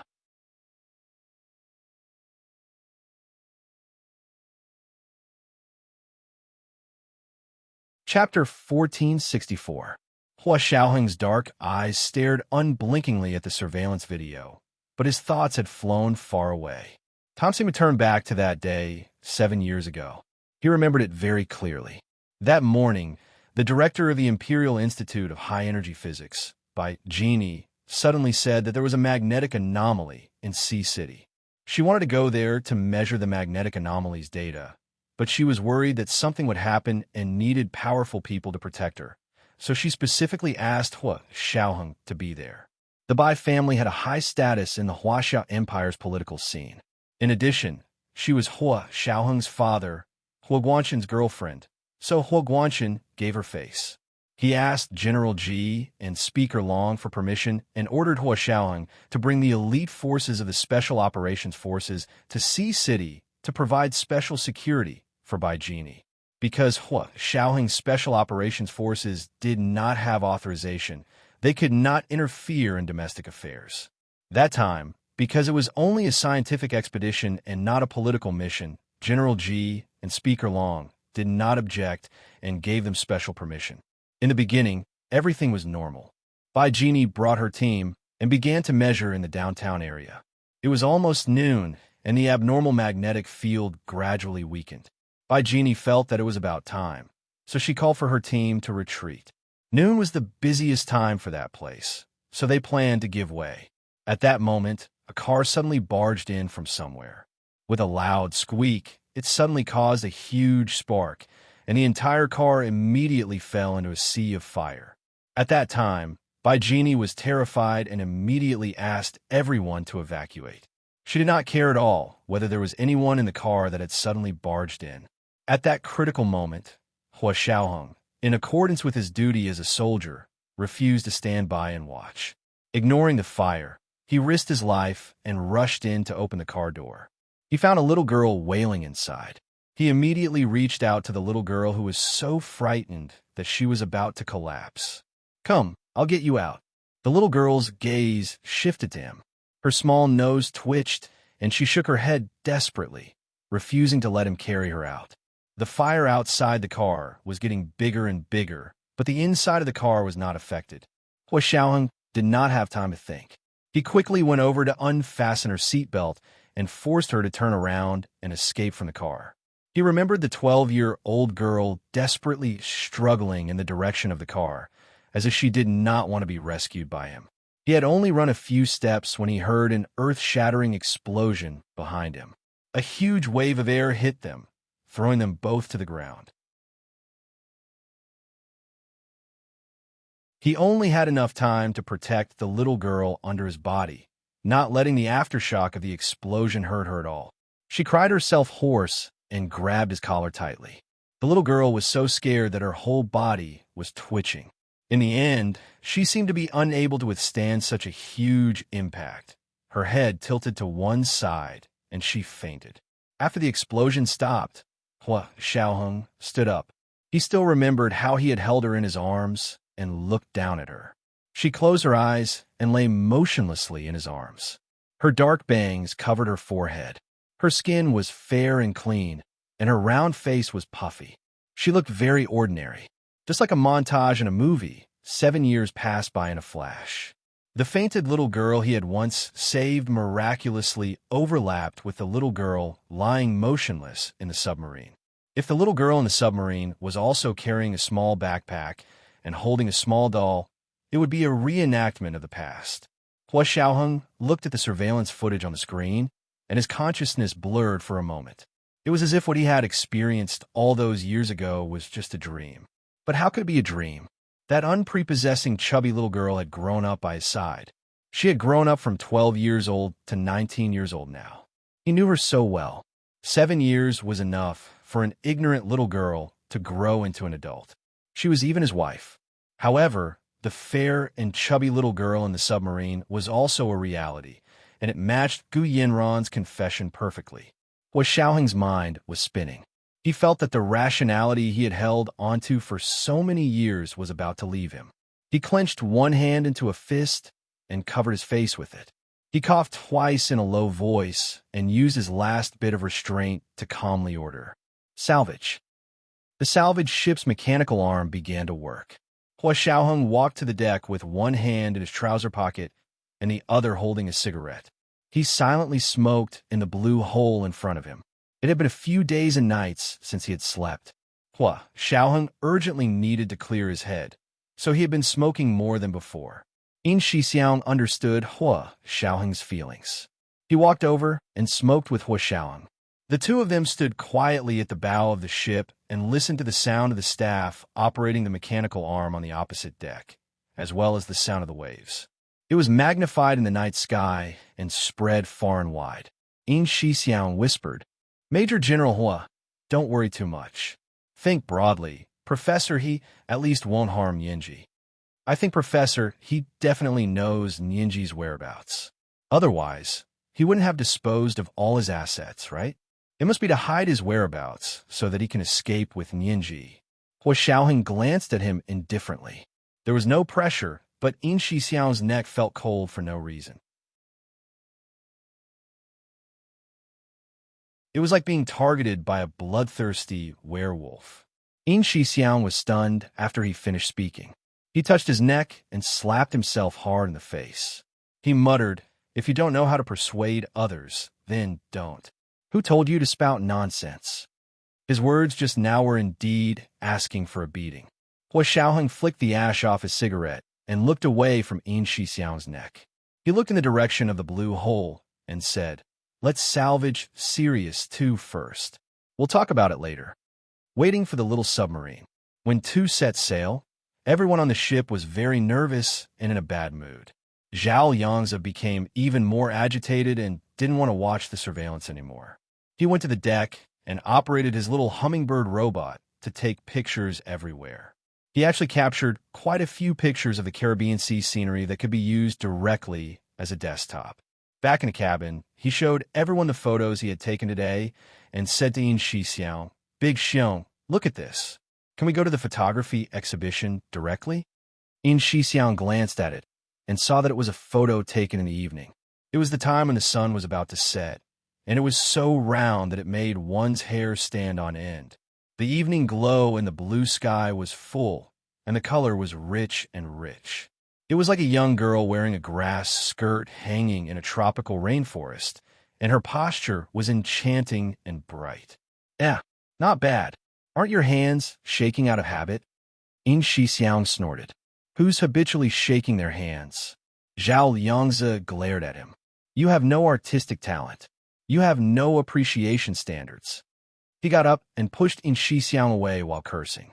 Song Jinning happened to turn around from her screen and saw the picture of the sunset on Zhao Yangzi's computer screen. She exclaimed, "It's so beautiful. Ha ha ha. Director Song knows what's good for you." Zhao Yangzi quickly said, "I have a higher definition one here. Do you want to see it?" Song Jinning rubbed her eyes and walked over. Okay, it's just nice to let my eyes rest. Zhao Liangzi, In Shixiang. Song Jining ignored them and sat down in Zhao Liangzi's seat. She held the mouse in her hand and right-clicked on the properties of the pictures to look through. In fact, Song Jining didn't have any artistic talent. She didn't look at the composition or color of these pictures, but at the pixel resolution and frequency coefficient. She could feel relaxed and happy just by looking at the data. Zhao Liangzi was also a computer expert, so he knew what Song Jining was looking at a glance. He couldn't help but feel even more depressed. Although In Shixiang had been in a bad mood for the past few days, he still felt much better when he saw Zhao Liangzi suffer. Song Jining looked at a group of photos and habitually began to combine all kinds of data in her mind. Gradually, she noticed some differences. She went back and looked at all the photos taken by Zhao Liangzi again. This time, she didn't look at the parameters of the photos, but at the photos themselves. Zhao Liangzi finally felt a little better. At that moment, Song Jining let out a soft eh and said, "Little Zay, look at these two photos. Don't you think they're a little blurry?" Zhao Liangzi, In Shixiang. Hee, Director Song, Little Zay's hands are shaking out of habit. It's normal for them to be blurry. It's abnormal if they aren't blurry. Go. Get lost. Zhao Liangzi completely pushed In Shixiang away and sat next to Song Jining. Director Song, which one are you talking about? Song Jining placed the mouse on the two photos she was talking about and right-clicked on them. Look, the parameters of this one and this one are exactly the same as the previous data, but these two are a little blurry than the previous and subsequent photos. Zhao Liangzi narrowed his eyes and looked at it for a long time. I can't tell. It's clearly the same resolution. So how can it be blurry than the other photos? His smart small camera's automatic focus function was internationally leading. Although In Shixiang always joked that his hands were habitually shaking, in fact, with the automatic shock absorption and focus function of his camera, shaking a little was not a problem at all. It did not affect the final imaging function at all. Song Jining nodded. Oh, your eyesight might not be as good as mine. Do you want to print it out and look at it with a magnifying glass? Zhao Liangzi, In Shixiang, being told that their eyesight was not as good as hers by a woman who was old enough to be their mother. This feeling. TSK, they really knew how it felt. However, their eyes were about to pop out of their sockets, but they couldn't see the difference. In the end, they obediently printed it out on the highest resolution image paper. As soon as they printed it out, they immediately saw the difference. There were two photos that were indeed a little more blurry than the other photos, and this blurry wasn't the kind of blurry that could not be focused due to shaking hands, but the kind that seemed to have double images. However, each image was equally clear. What's going on? Zhao Liangzi and In Shixiang were both astonished, not understanding what was going on. Song Jining held the two photos for a while and said, "This kind of phenomenon can only occur under one situation. When your hands are shaking." In Shixiang was still unwilling to give up on the theory of habitually shaking hands. Song Jining smiled and shook her head. No, when your hands are shaking, the edges of the image are blurry. The edges of the image in these two photos are clear, but there is still a blurred vision. This is a phenomenon that only occurs when there is a strong magnetic field, because a strong magnetic field will cause uncertainty in matter.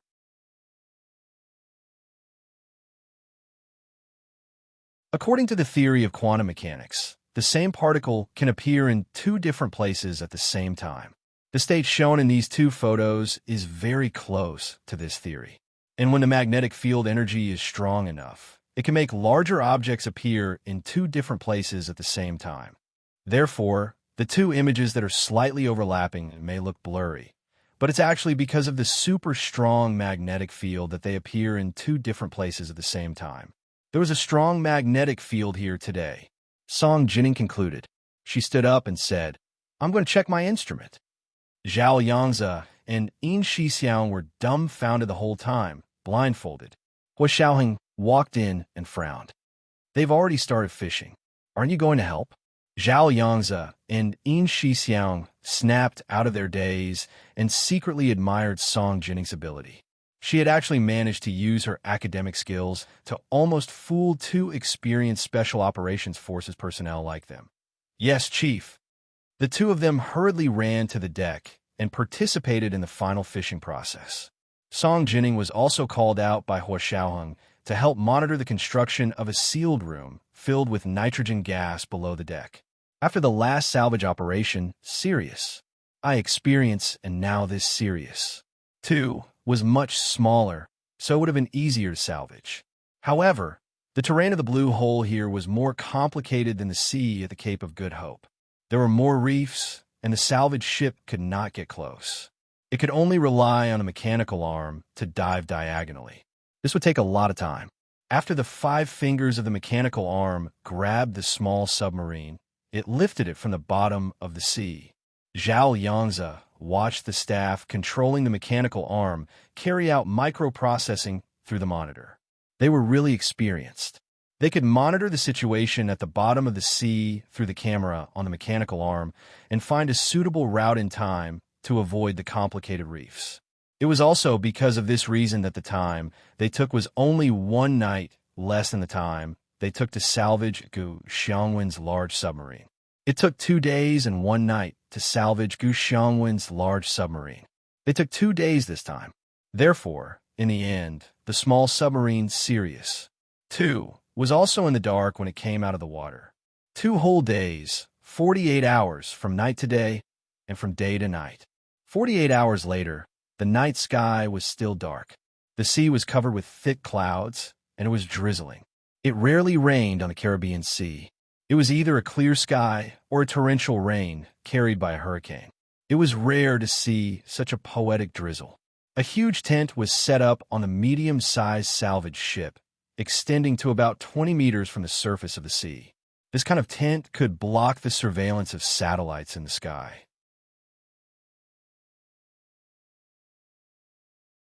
Similarly, Hua Xiaoheng did not want other countries' satellites to monitor what they were doing.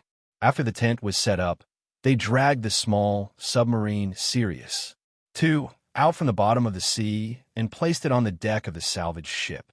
Just like last time, a small enclosed room filled with nitrogen was temporarily set up below the deck. The small submarine that had just been salvaged, which looked like a banana boat ice cream, was placed in the middle of the room. Hua Xiaoheng and Chun Lai put on full-body protective suits, carried oxygen tanks and walkie-talkies, and entered the enclosed room. Song Jining helped them replace the air outside. After ensuring that there was only nitrogen in the room, they tried to open the door of the small submarine. Hua Xiaoheng only used a wire to open the door of the small submarine. He was very surprised. He leaned over to take a closer look and found that the lock was indeed not as complicated as the large submarine. Perhaps this small submarine was really a toy that Gu Xiangwen had given to little Nianji. Hua Xiaoheng and Chun Lai pushed open the door of the small submarine and walked in. For 2 big men like them, the small submarine was really too small. After walking for about 5 meters, they arrived at the game room where the little girl was lying. The floor of the game room was covered with log-colored floors, but there were colorful graffiti on the floor. They were probably all drawn by children, right? Chun Lai's attention was completely attracted by the little girl on the pink princess bed. He pushed Hua Xiaoheng's arm and wanted to walk over to take a look. Hua Xiaoheng nodded and let him do as he pleased. He continued to stare at the graffiti on the ground and carefully examine it. Chun Lai walked to the bed, reached out, and lifted the little girl's eyelids to take a look. He found that she was indeed dead. However, the submarine was filled with nitrogen, so her body was preserved. It was as if she had just fallen asleep and would wake up at any moment. Chun Lai shook his head and sighed. He thought to himself that he had to prepare the coffin again. He turned around and saw that Hua Xiaoheng was still staring at the graffiti on the ground. "What's wrong? Why are you looking at this child's drawing so carefully?" Chun Lai asked curiously. Hua Xiaoheng said lightly, "This isn't an ordinary drawing." He raised his head and looked at the motionless little girl lying on the small bed with a complicated expression. He said, "This is a clue she left behind before she died. She used the drawing to tell us who killed her." This was today's chapter of 4,800 words, chapter 1453, The Secret Buried by Time, 11.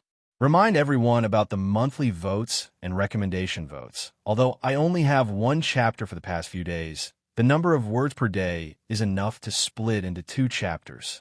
But for this kind of plot, it's better to read the chapter, right? Moi.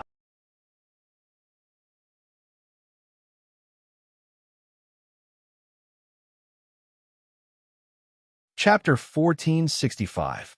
Chunlai turned around and was shocked. His eyes almost popped out of their sockets. Really? Are you sure? He quickly looked down at the ground. He had seen the messy lines when he came in and thought it was just a child's unconscious graffiti.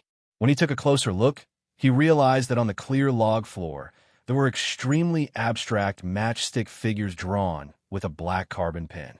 It was only after Hua Xiaoheng's reminder that Chunlai could tell that they were small figures. Chunlai, just these little matchstick figures? How did you recognize the murderer? Chunlai rubbed his chin and glanced at Hua Xiaoheng. Hua Xiaoheng walked to the leftmost picture on the log floor and pointed at it. Look, it's a family. There's a father, a mother, this little girl, and a sister. Before he found out who this little girl was, Hua Xiaoheng didn't want to call her Gunyinji. He followed the traces of the picture and slowly walked to the right. He pointed at the second picture and whispered. Dad and Mom went out and didn't take this little girl with them. She hugged her knees and cried in the corner. Sister came to comfort her, took her to the banana boat. It was this small submarine. Then Hua Xiaoheng couldn't continue and paused. Then what? Chunlai asked anxiously. He was engrossed in listening. Hua Xiaoheng took a deep breath. Then, in the submarine, Sister gave her a glass of water. After drinking it, she fell asleep. When she woke up, she found that the door was locked. Sister wasn't here, and neither were her parents. She cried for a while and gradually couldn't breathe. Finally, she understood what was going on. She picked up the carbon pen that she used to write daily and left these pictures on the floor. Finally, Hua Xiaoheng paused again. His already low voice was even more like the evening drum and morning bell. She still remembered to climb back into bed and tidy herself up. Even if she was going to die, she didn't want herself to look messy. She was a child who loved cleanliness. Chunlai tilted his head and looked at the pictures on the ground. He was dumbfounded. How did you see so much content? These children's scribbles were clearly abstract, like the most abstract drawings of the stream of consciousness. Hua Xiaoheng replied calmly. This is how Ninji paints. Chunlai, so this was the experience of raising Ninji? Chunlai shook his head and suppressed the sadness in his heart. He walked to the far left and pointed to the first picture. I can see that these are indeed 4 little matchstick people. But how can you tell that they are a family? And gender? What was even more amazing was that he could tell who was older and who was younger. In his opinion, there was no difference between the 4 little stick men. Hua Xiaoheng's voice came out of the intercom calmly, as if he was narrating a documentary, without the slightest hint of emotion. Look closely. These 4 stick men are all different in height, weight, and weight. The taller ones are Daddy and Mommy. Daddy's face has D written on it, and Mommy's face has M written on it. The corners of Chunlai's mouth twitched.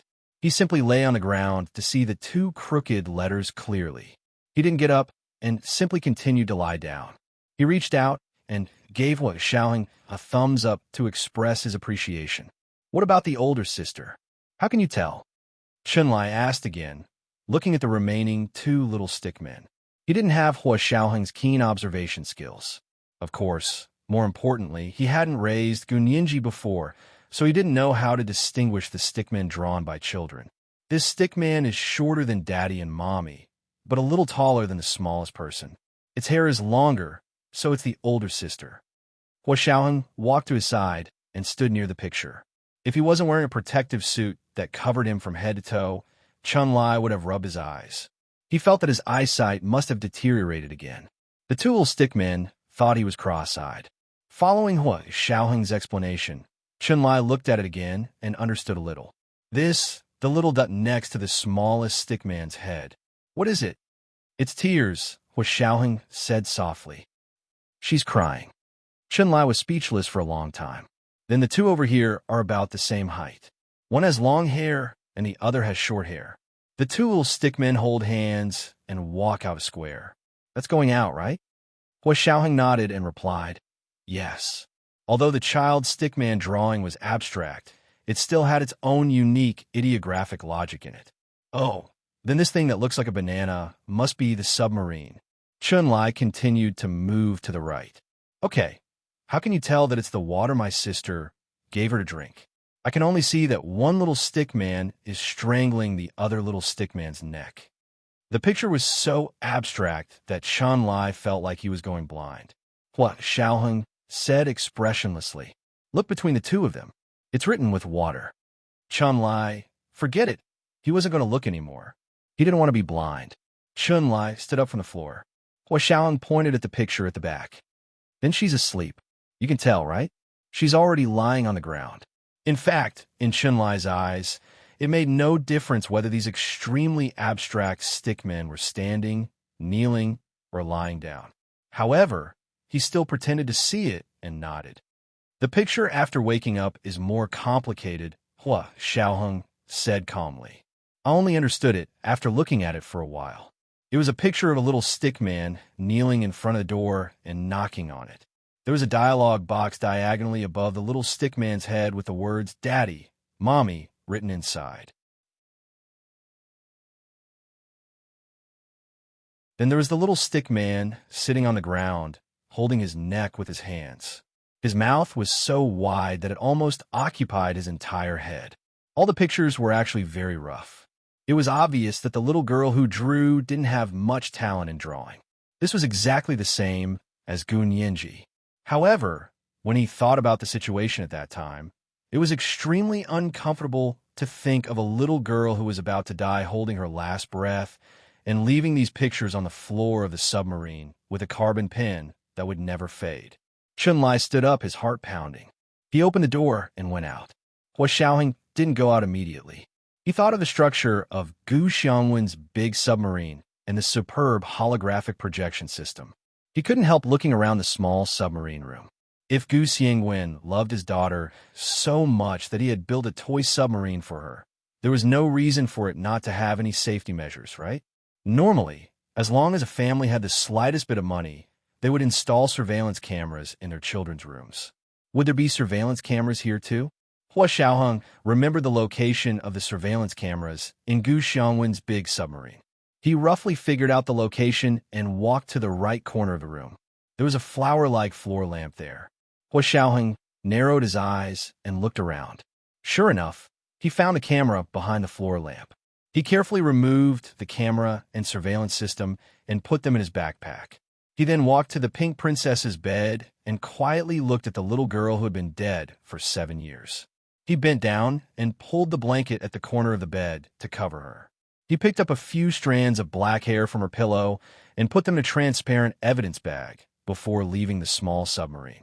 Back on the deck, Chun-Li took off his chemical suit and sat on a plastic stool with a bottle of beer. He held the bottle of beer and gulped it down in the Caribbean.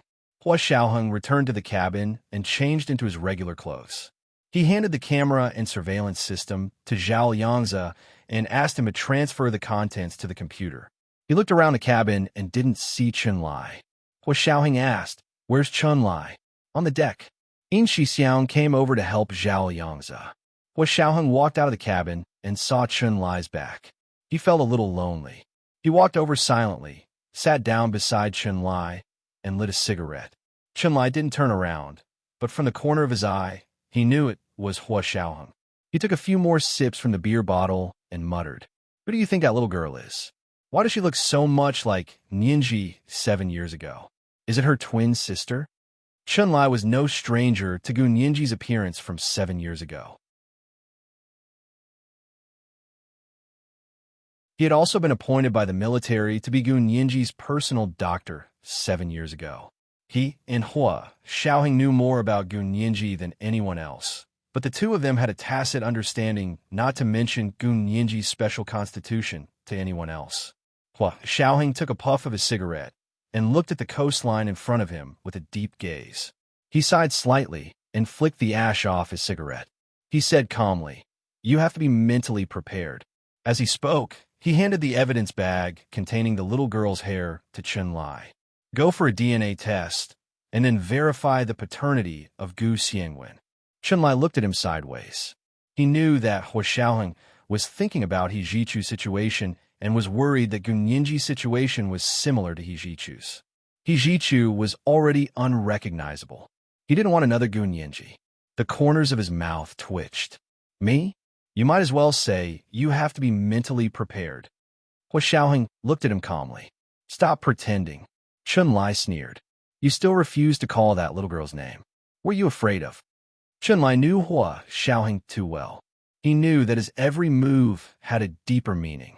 Hua Xiaoheng lowered his head slightly and said calmly, Nothing. I don't know her name until I confirm her identity. Of course, no matter how strong he was, he would need time to digest the fact that he had to call a strange little girl his wife's name. So far, he couldn't say that name. Chun-Li shifted his gaze and looked at the distant sky. He whispered, When I entered the cabin just now, I heard little Zay and Big Xiong discussing the quantum mechanics theory that Miss Song mentioned. Both of them were talking about whether this theory could explain Professor He and Nianji's situation. The problem was that there were two people who looked exactly the same. They were neither clones nor twins. What quantum mechanics?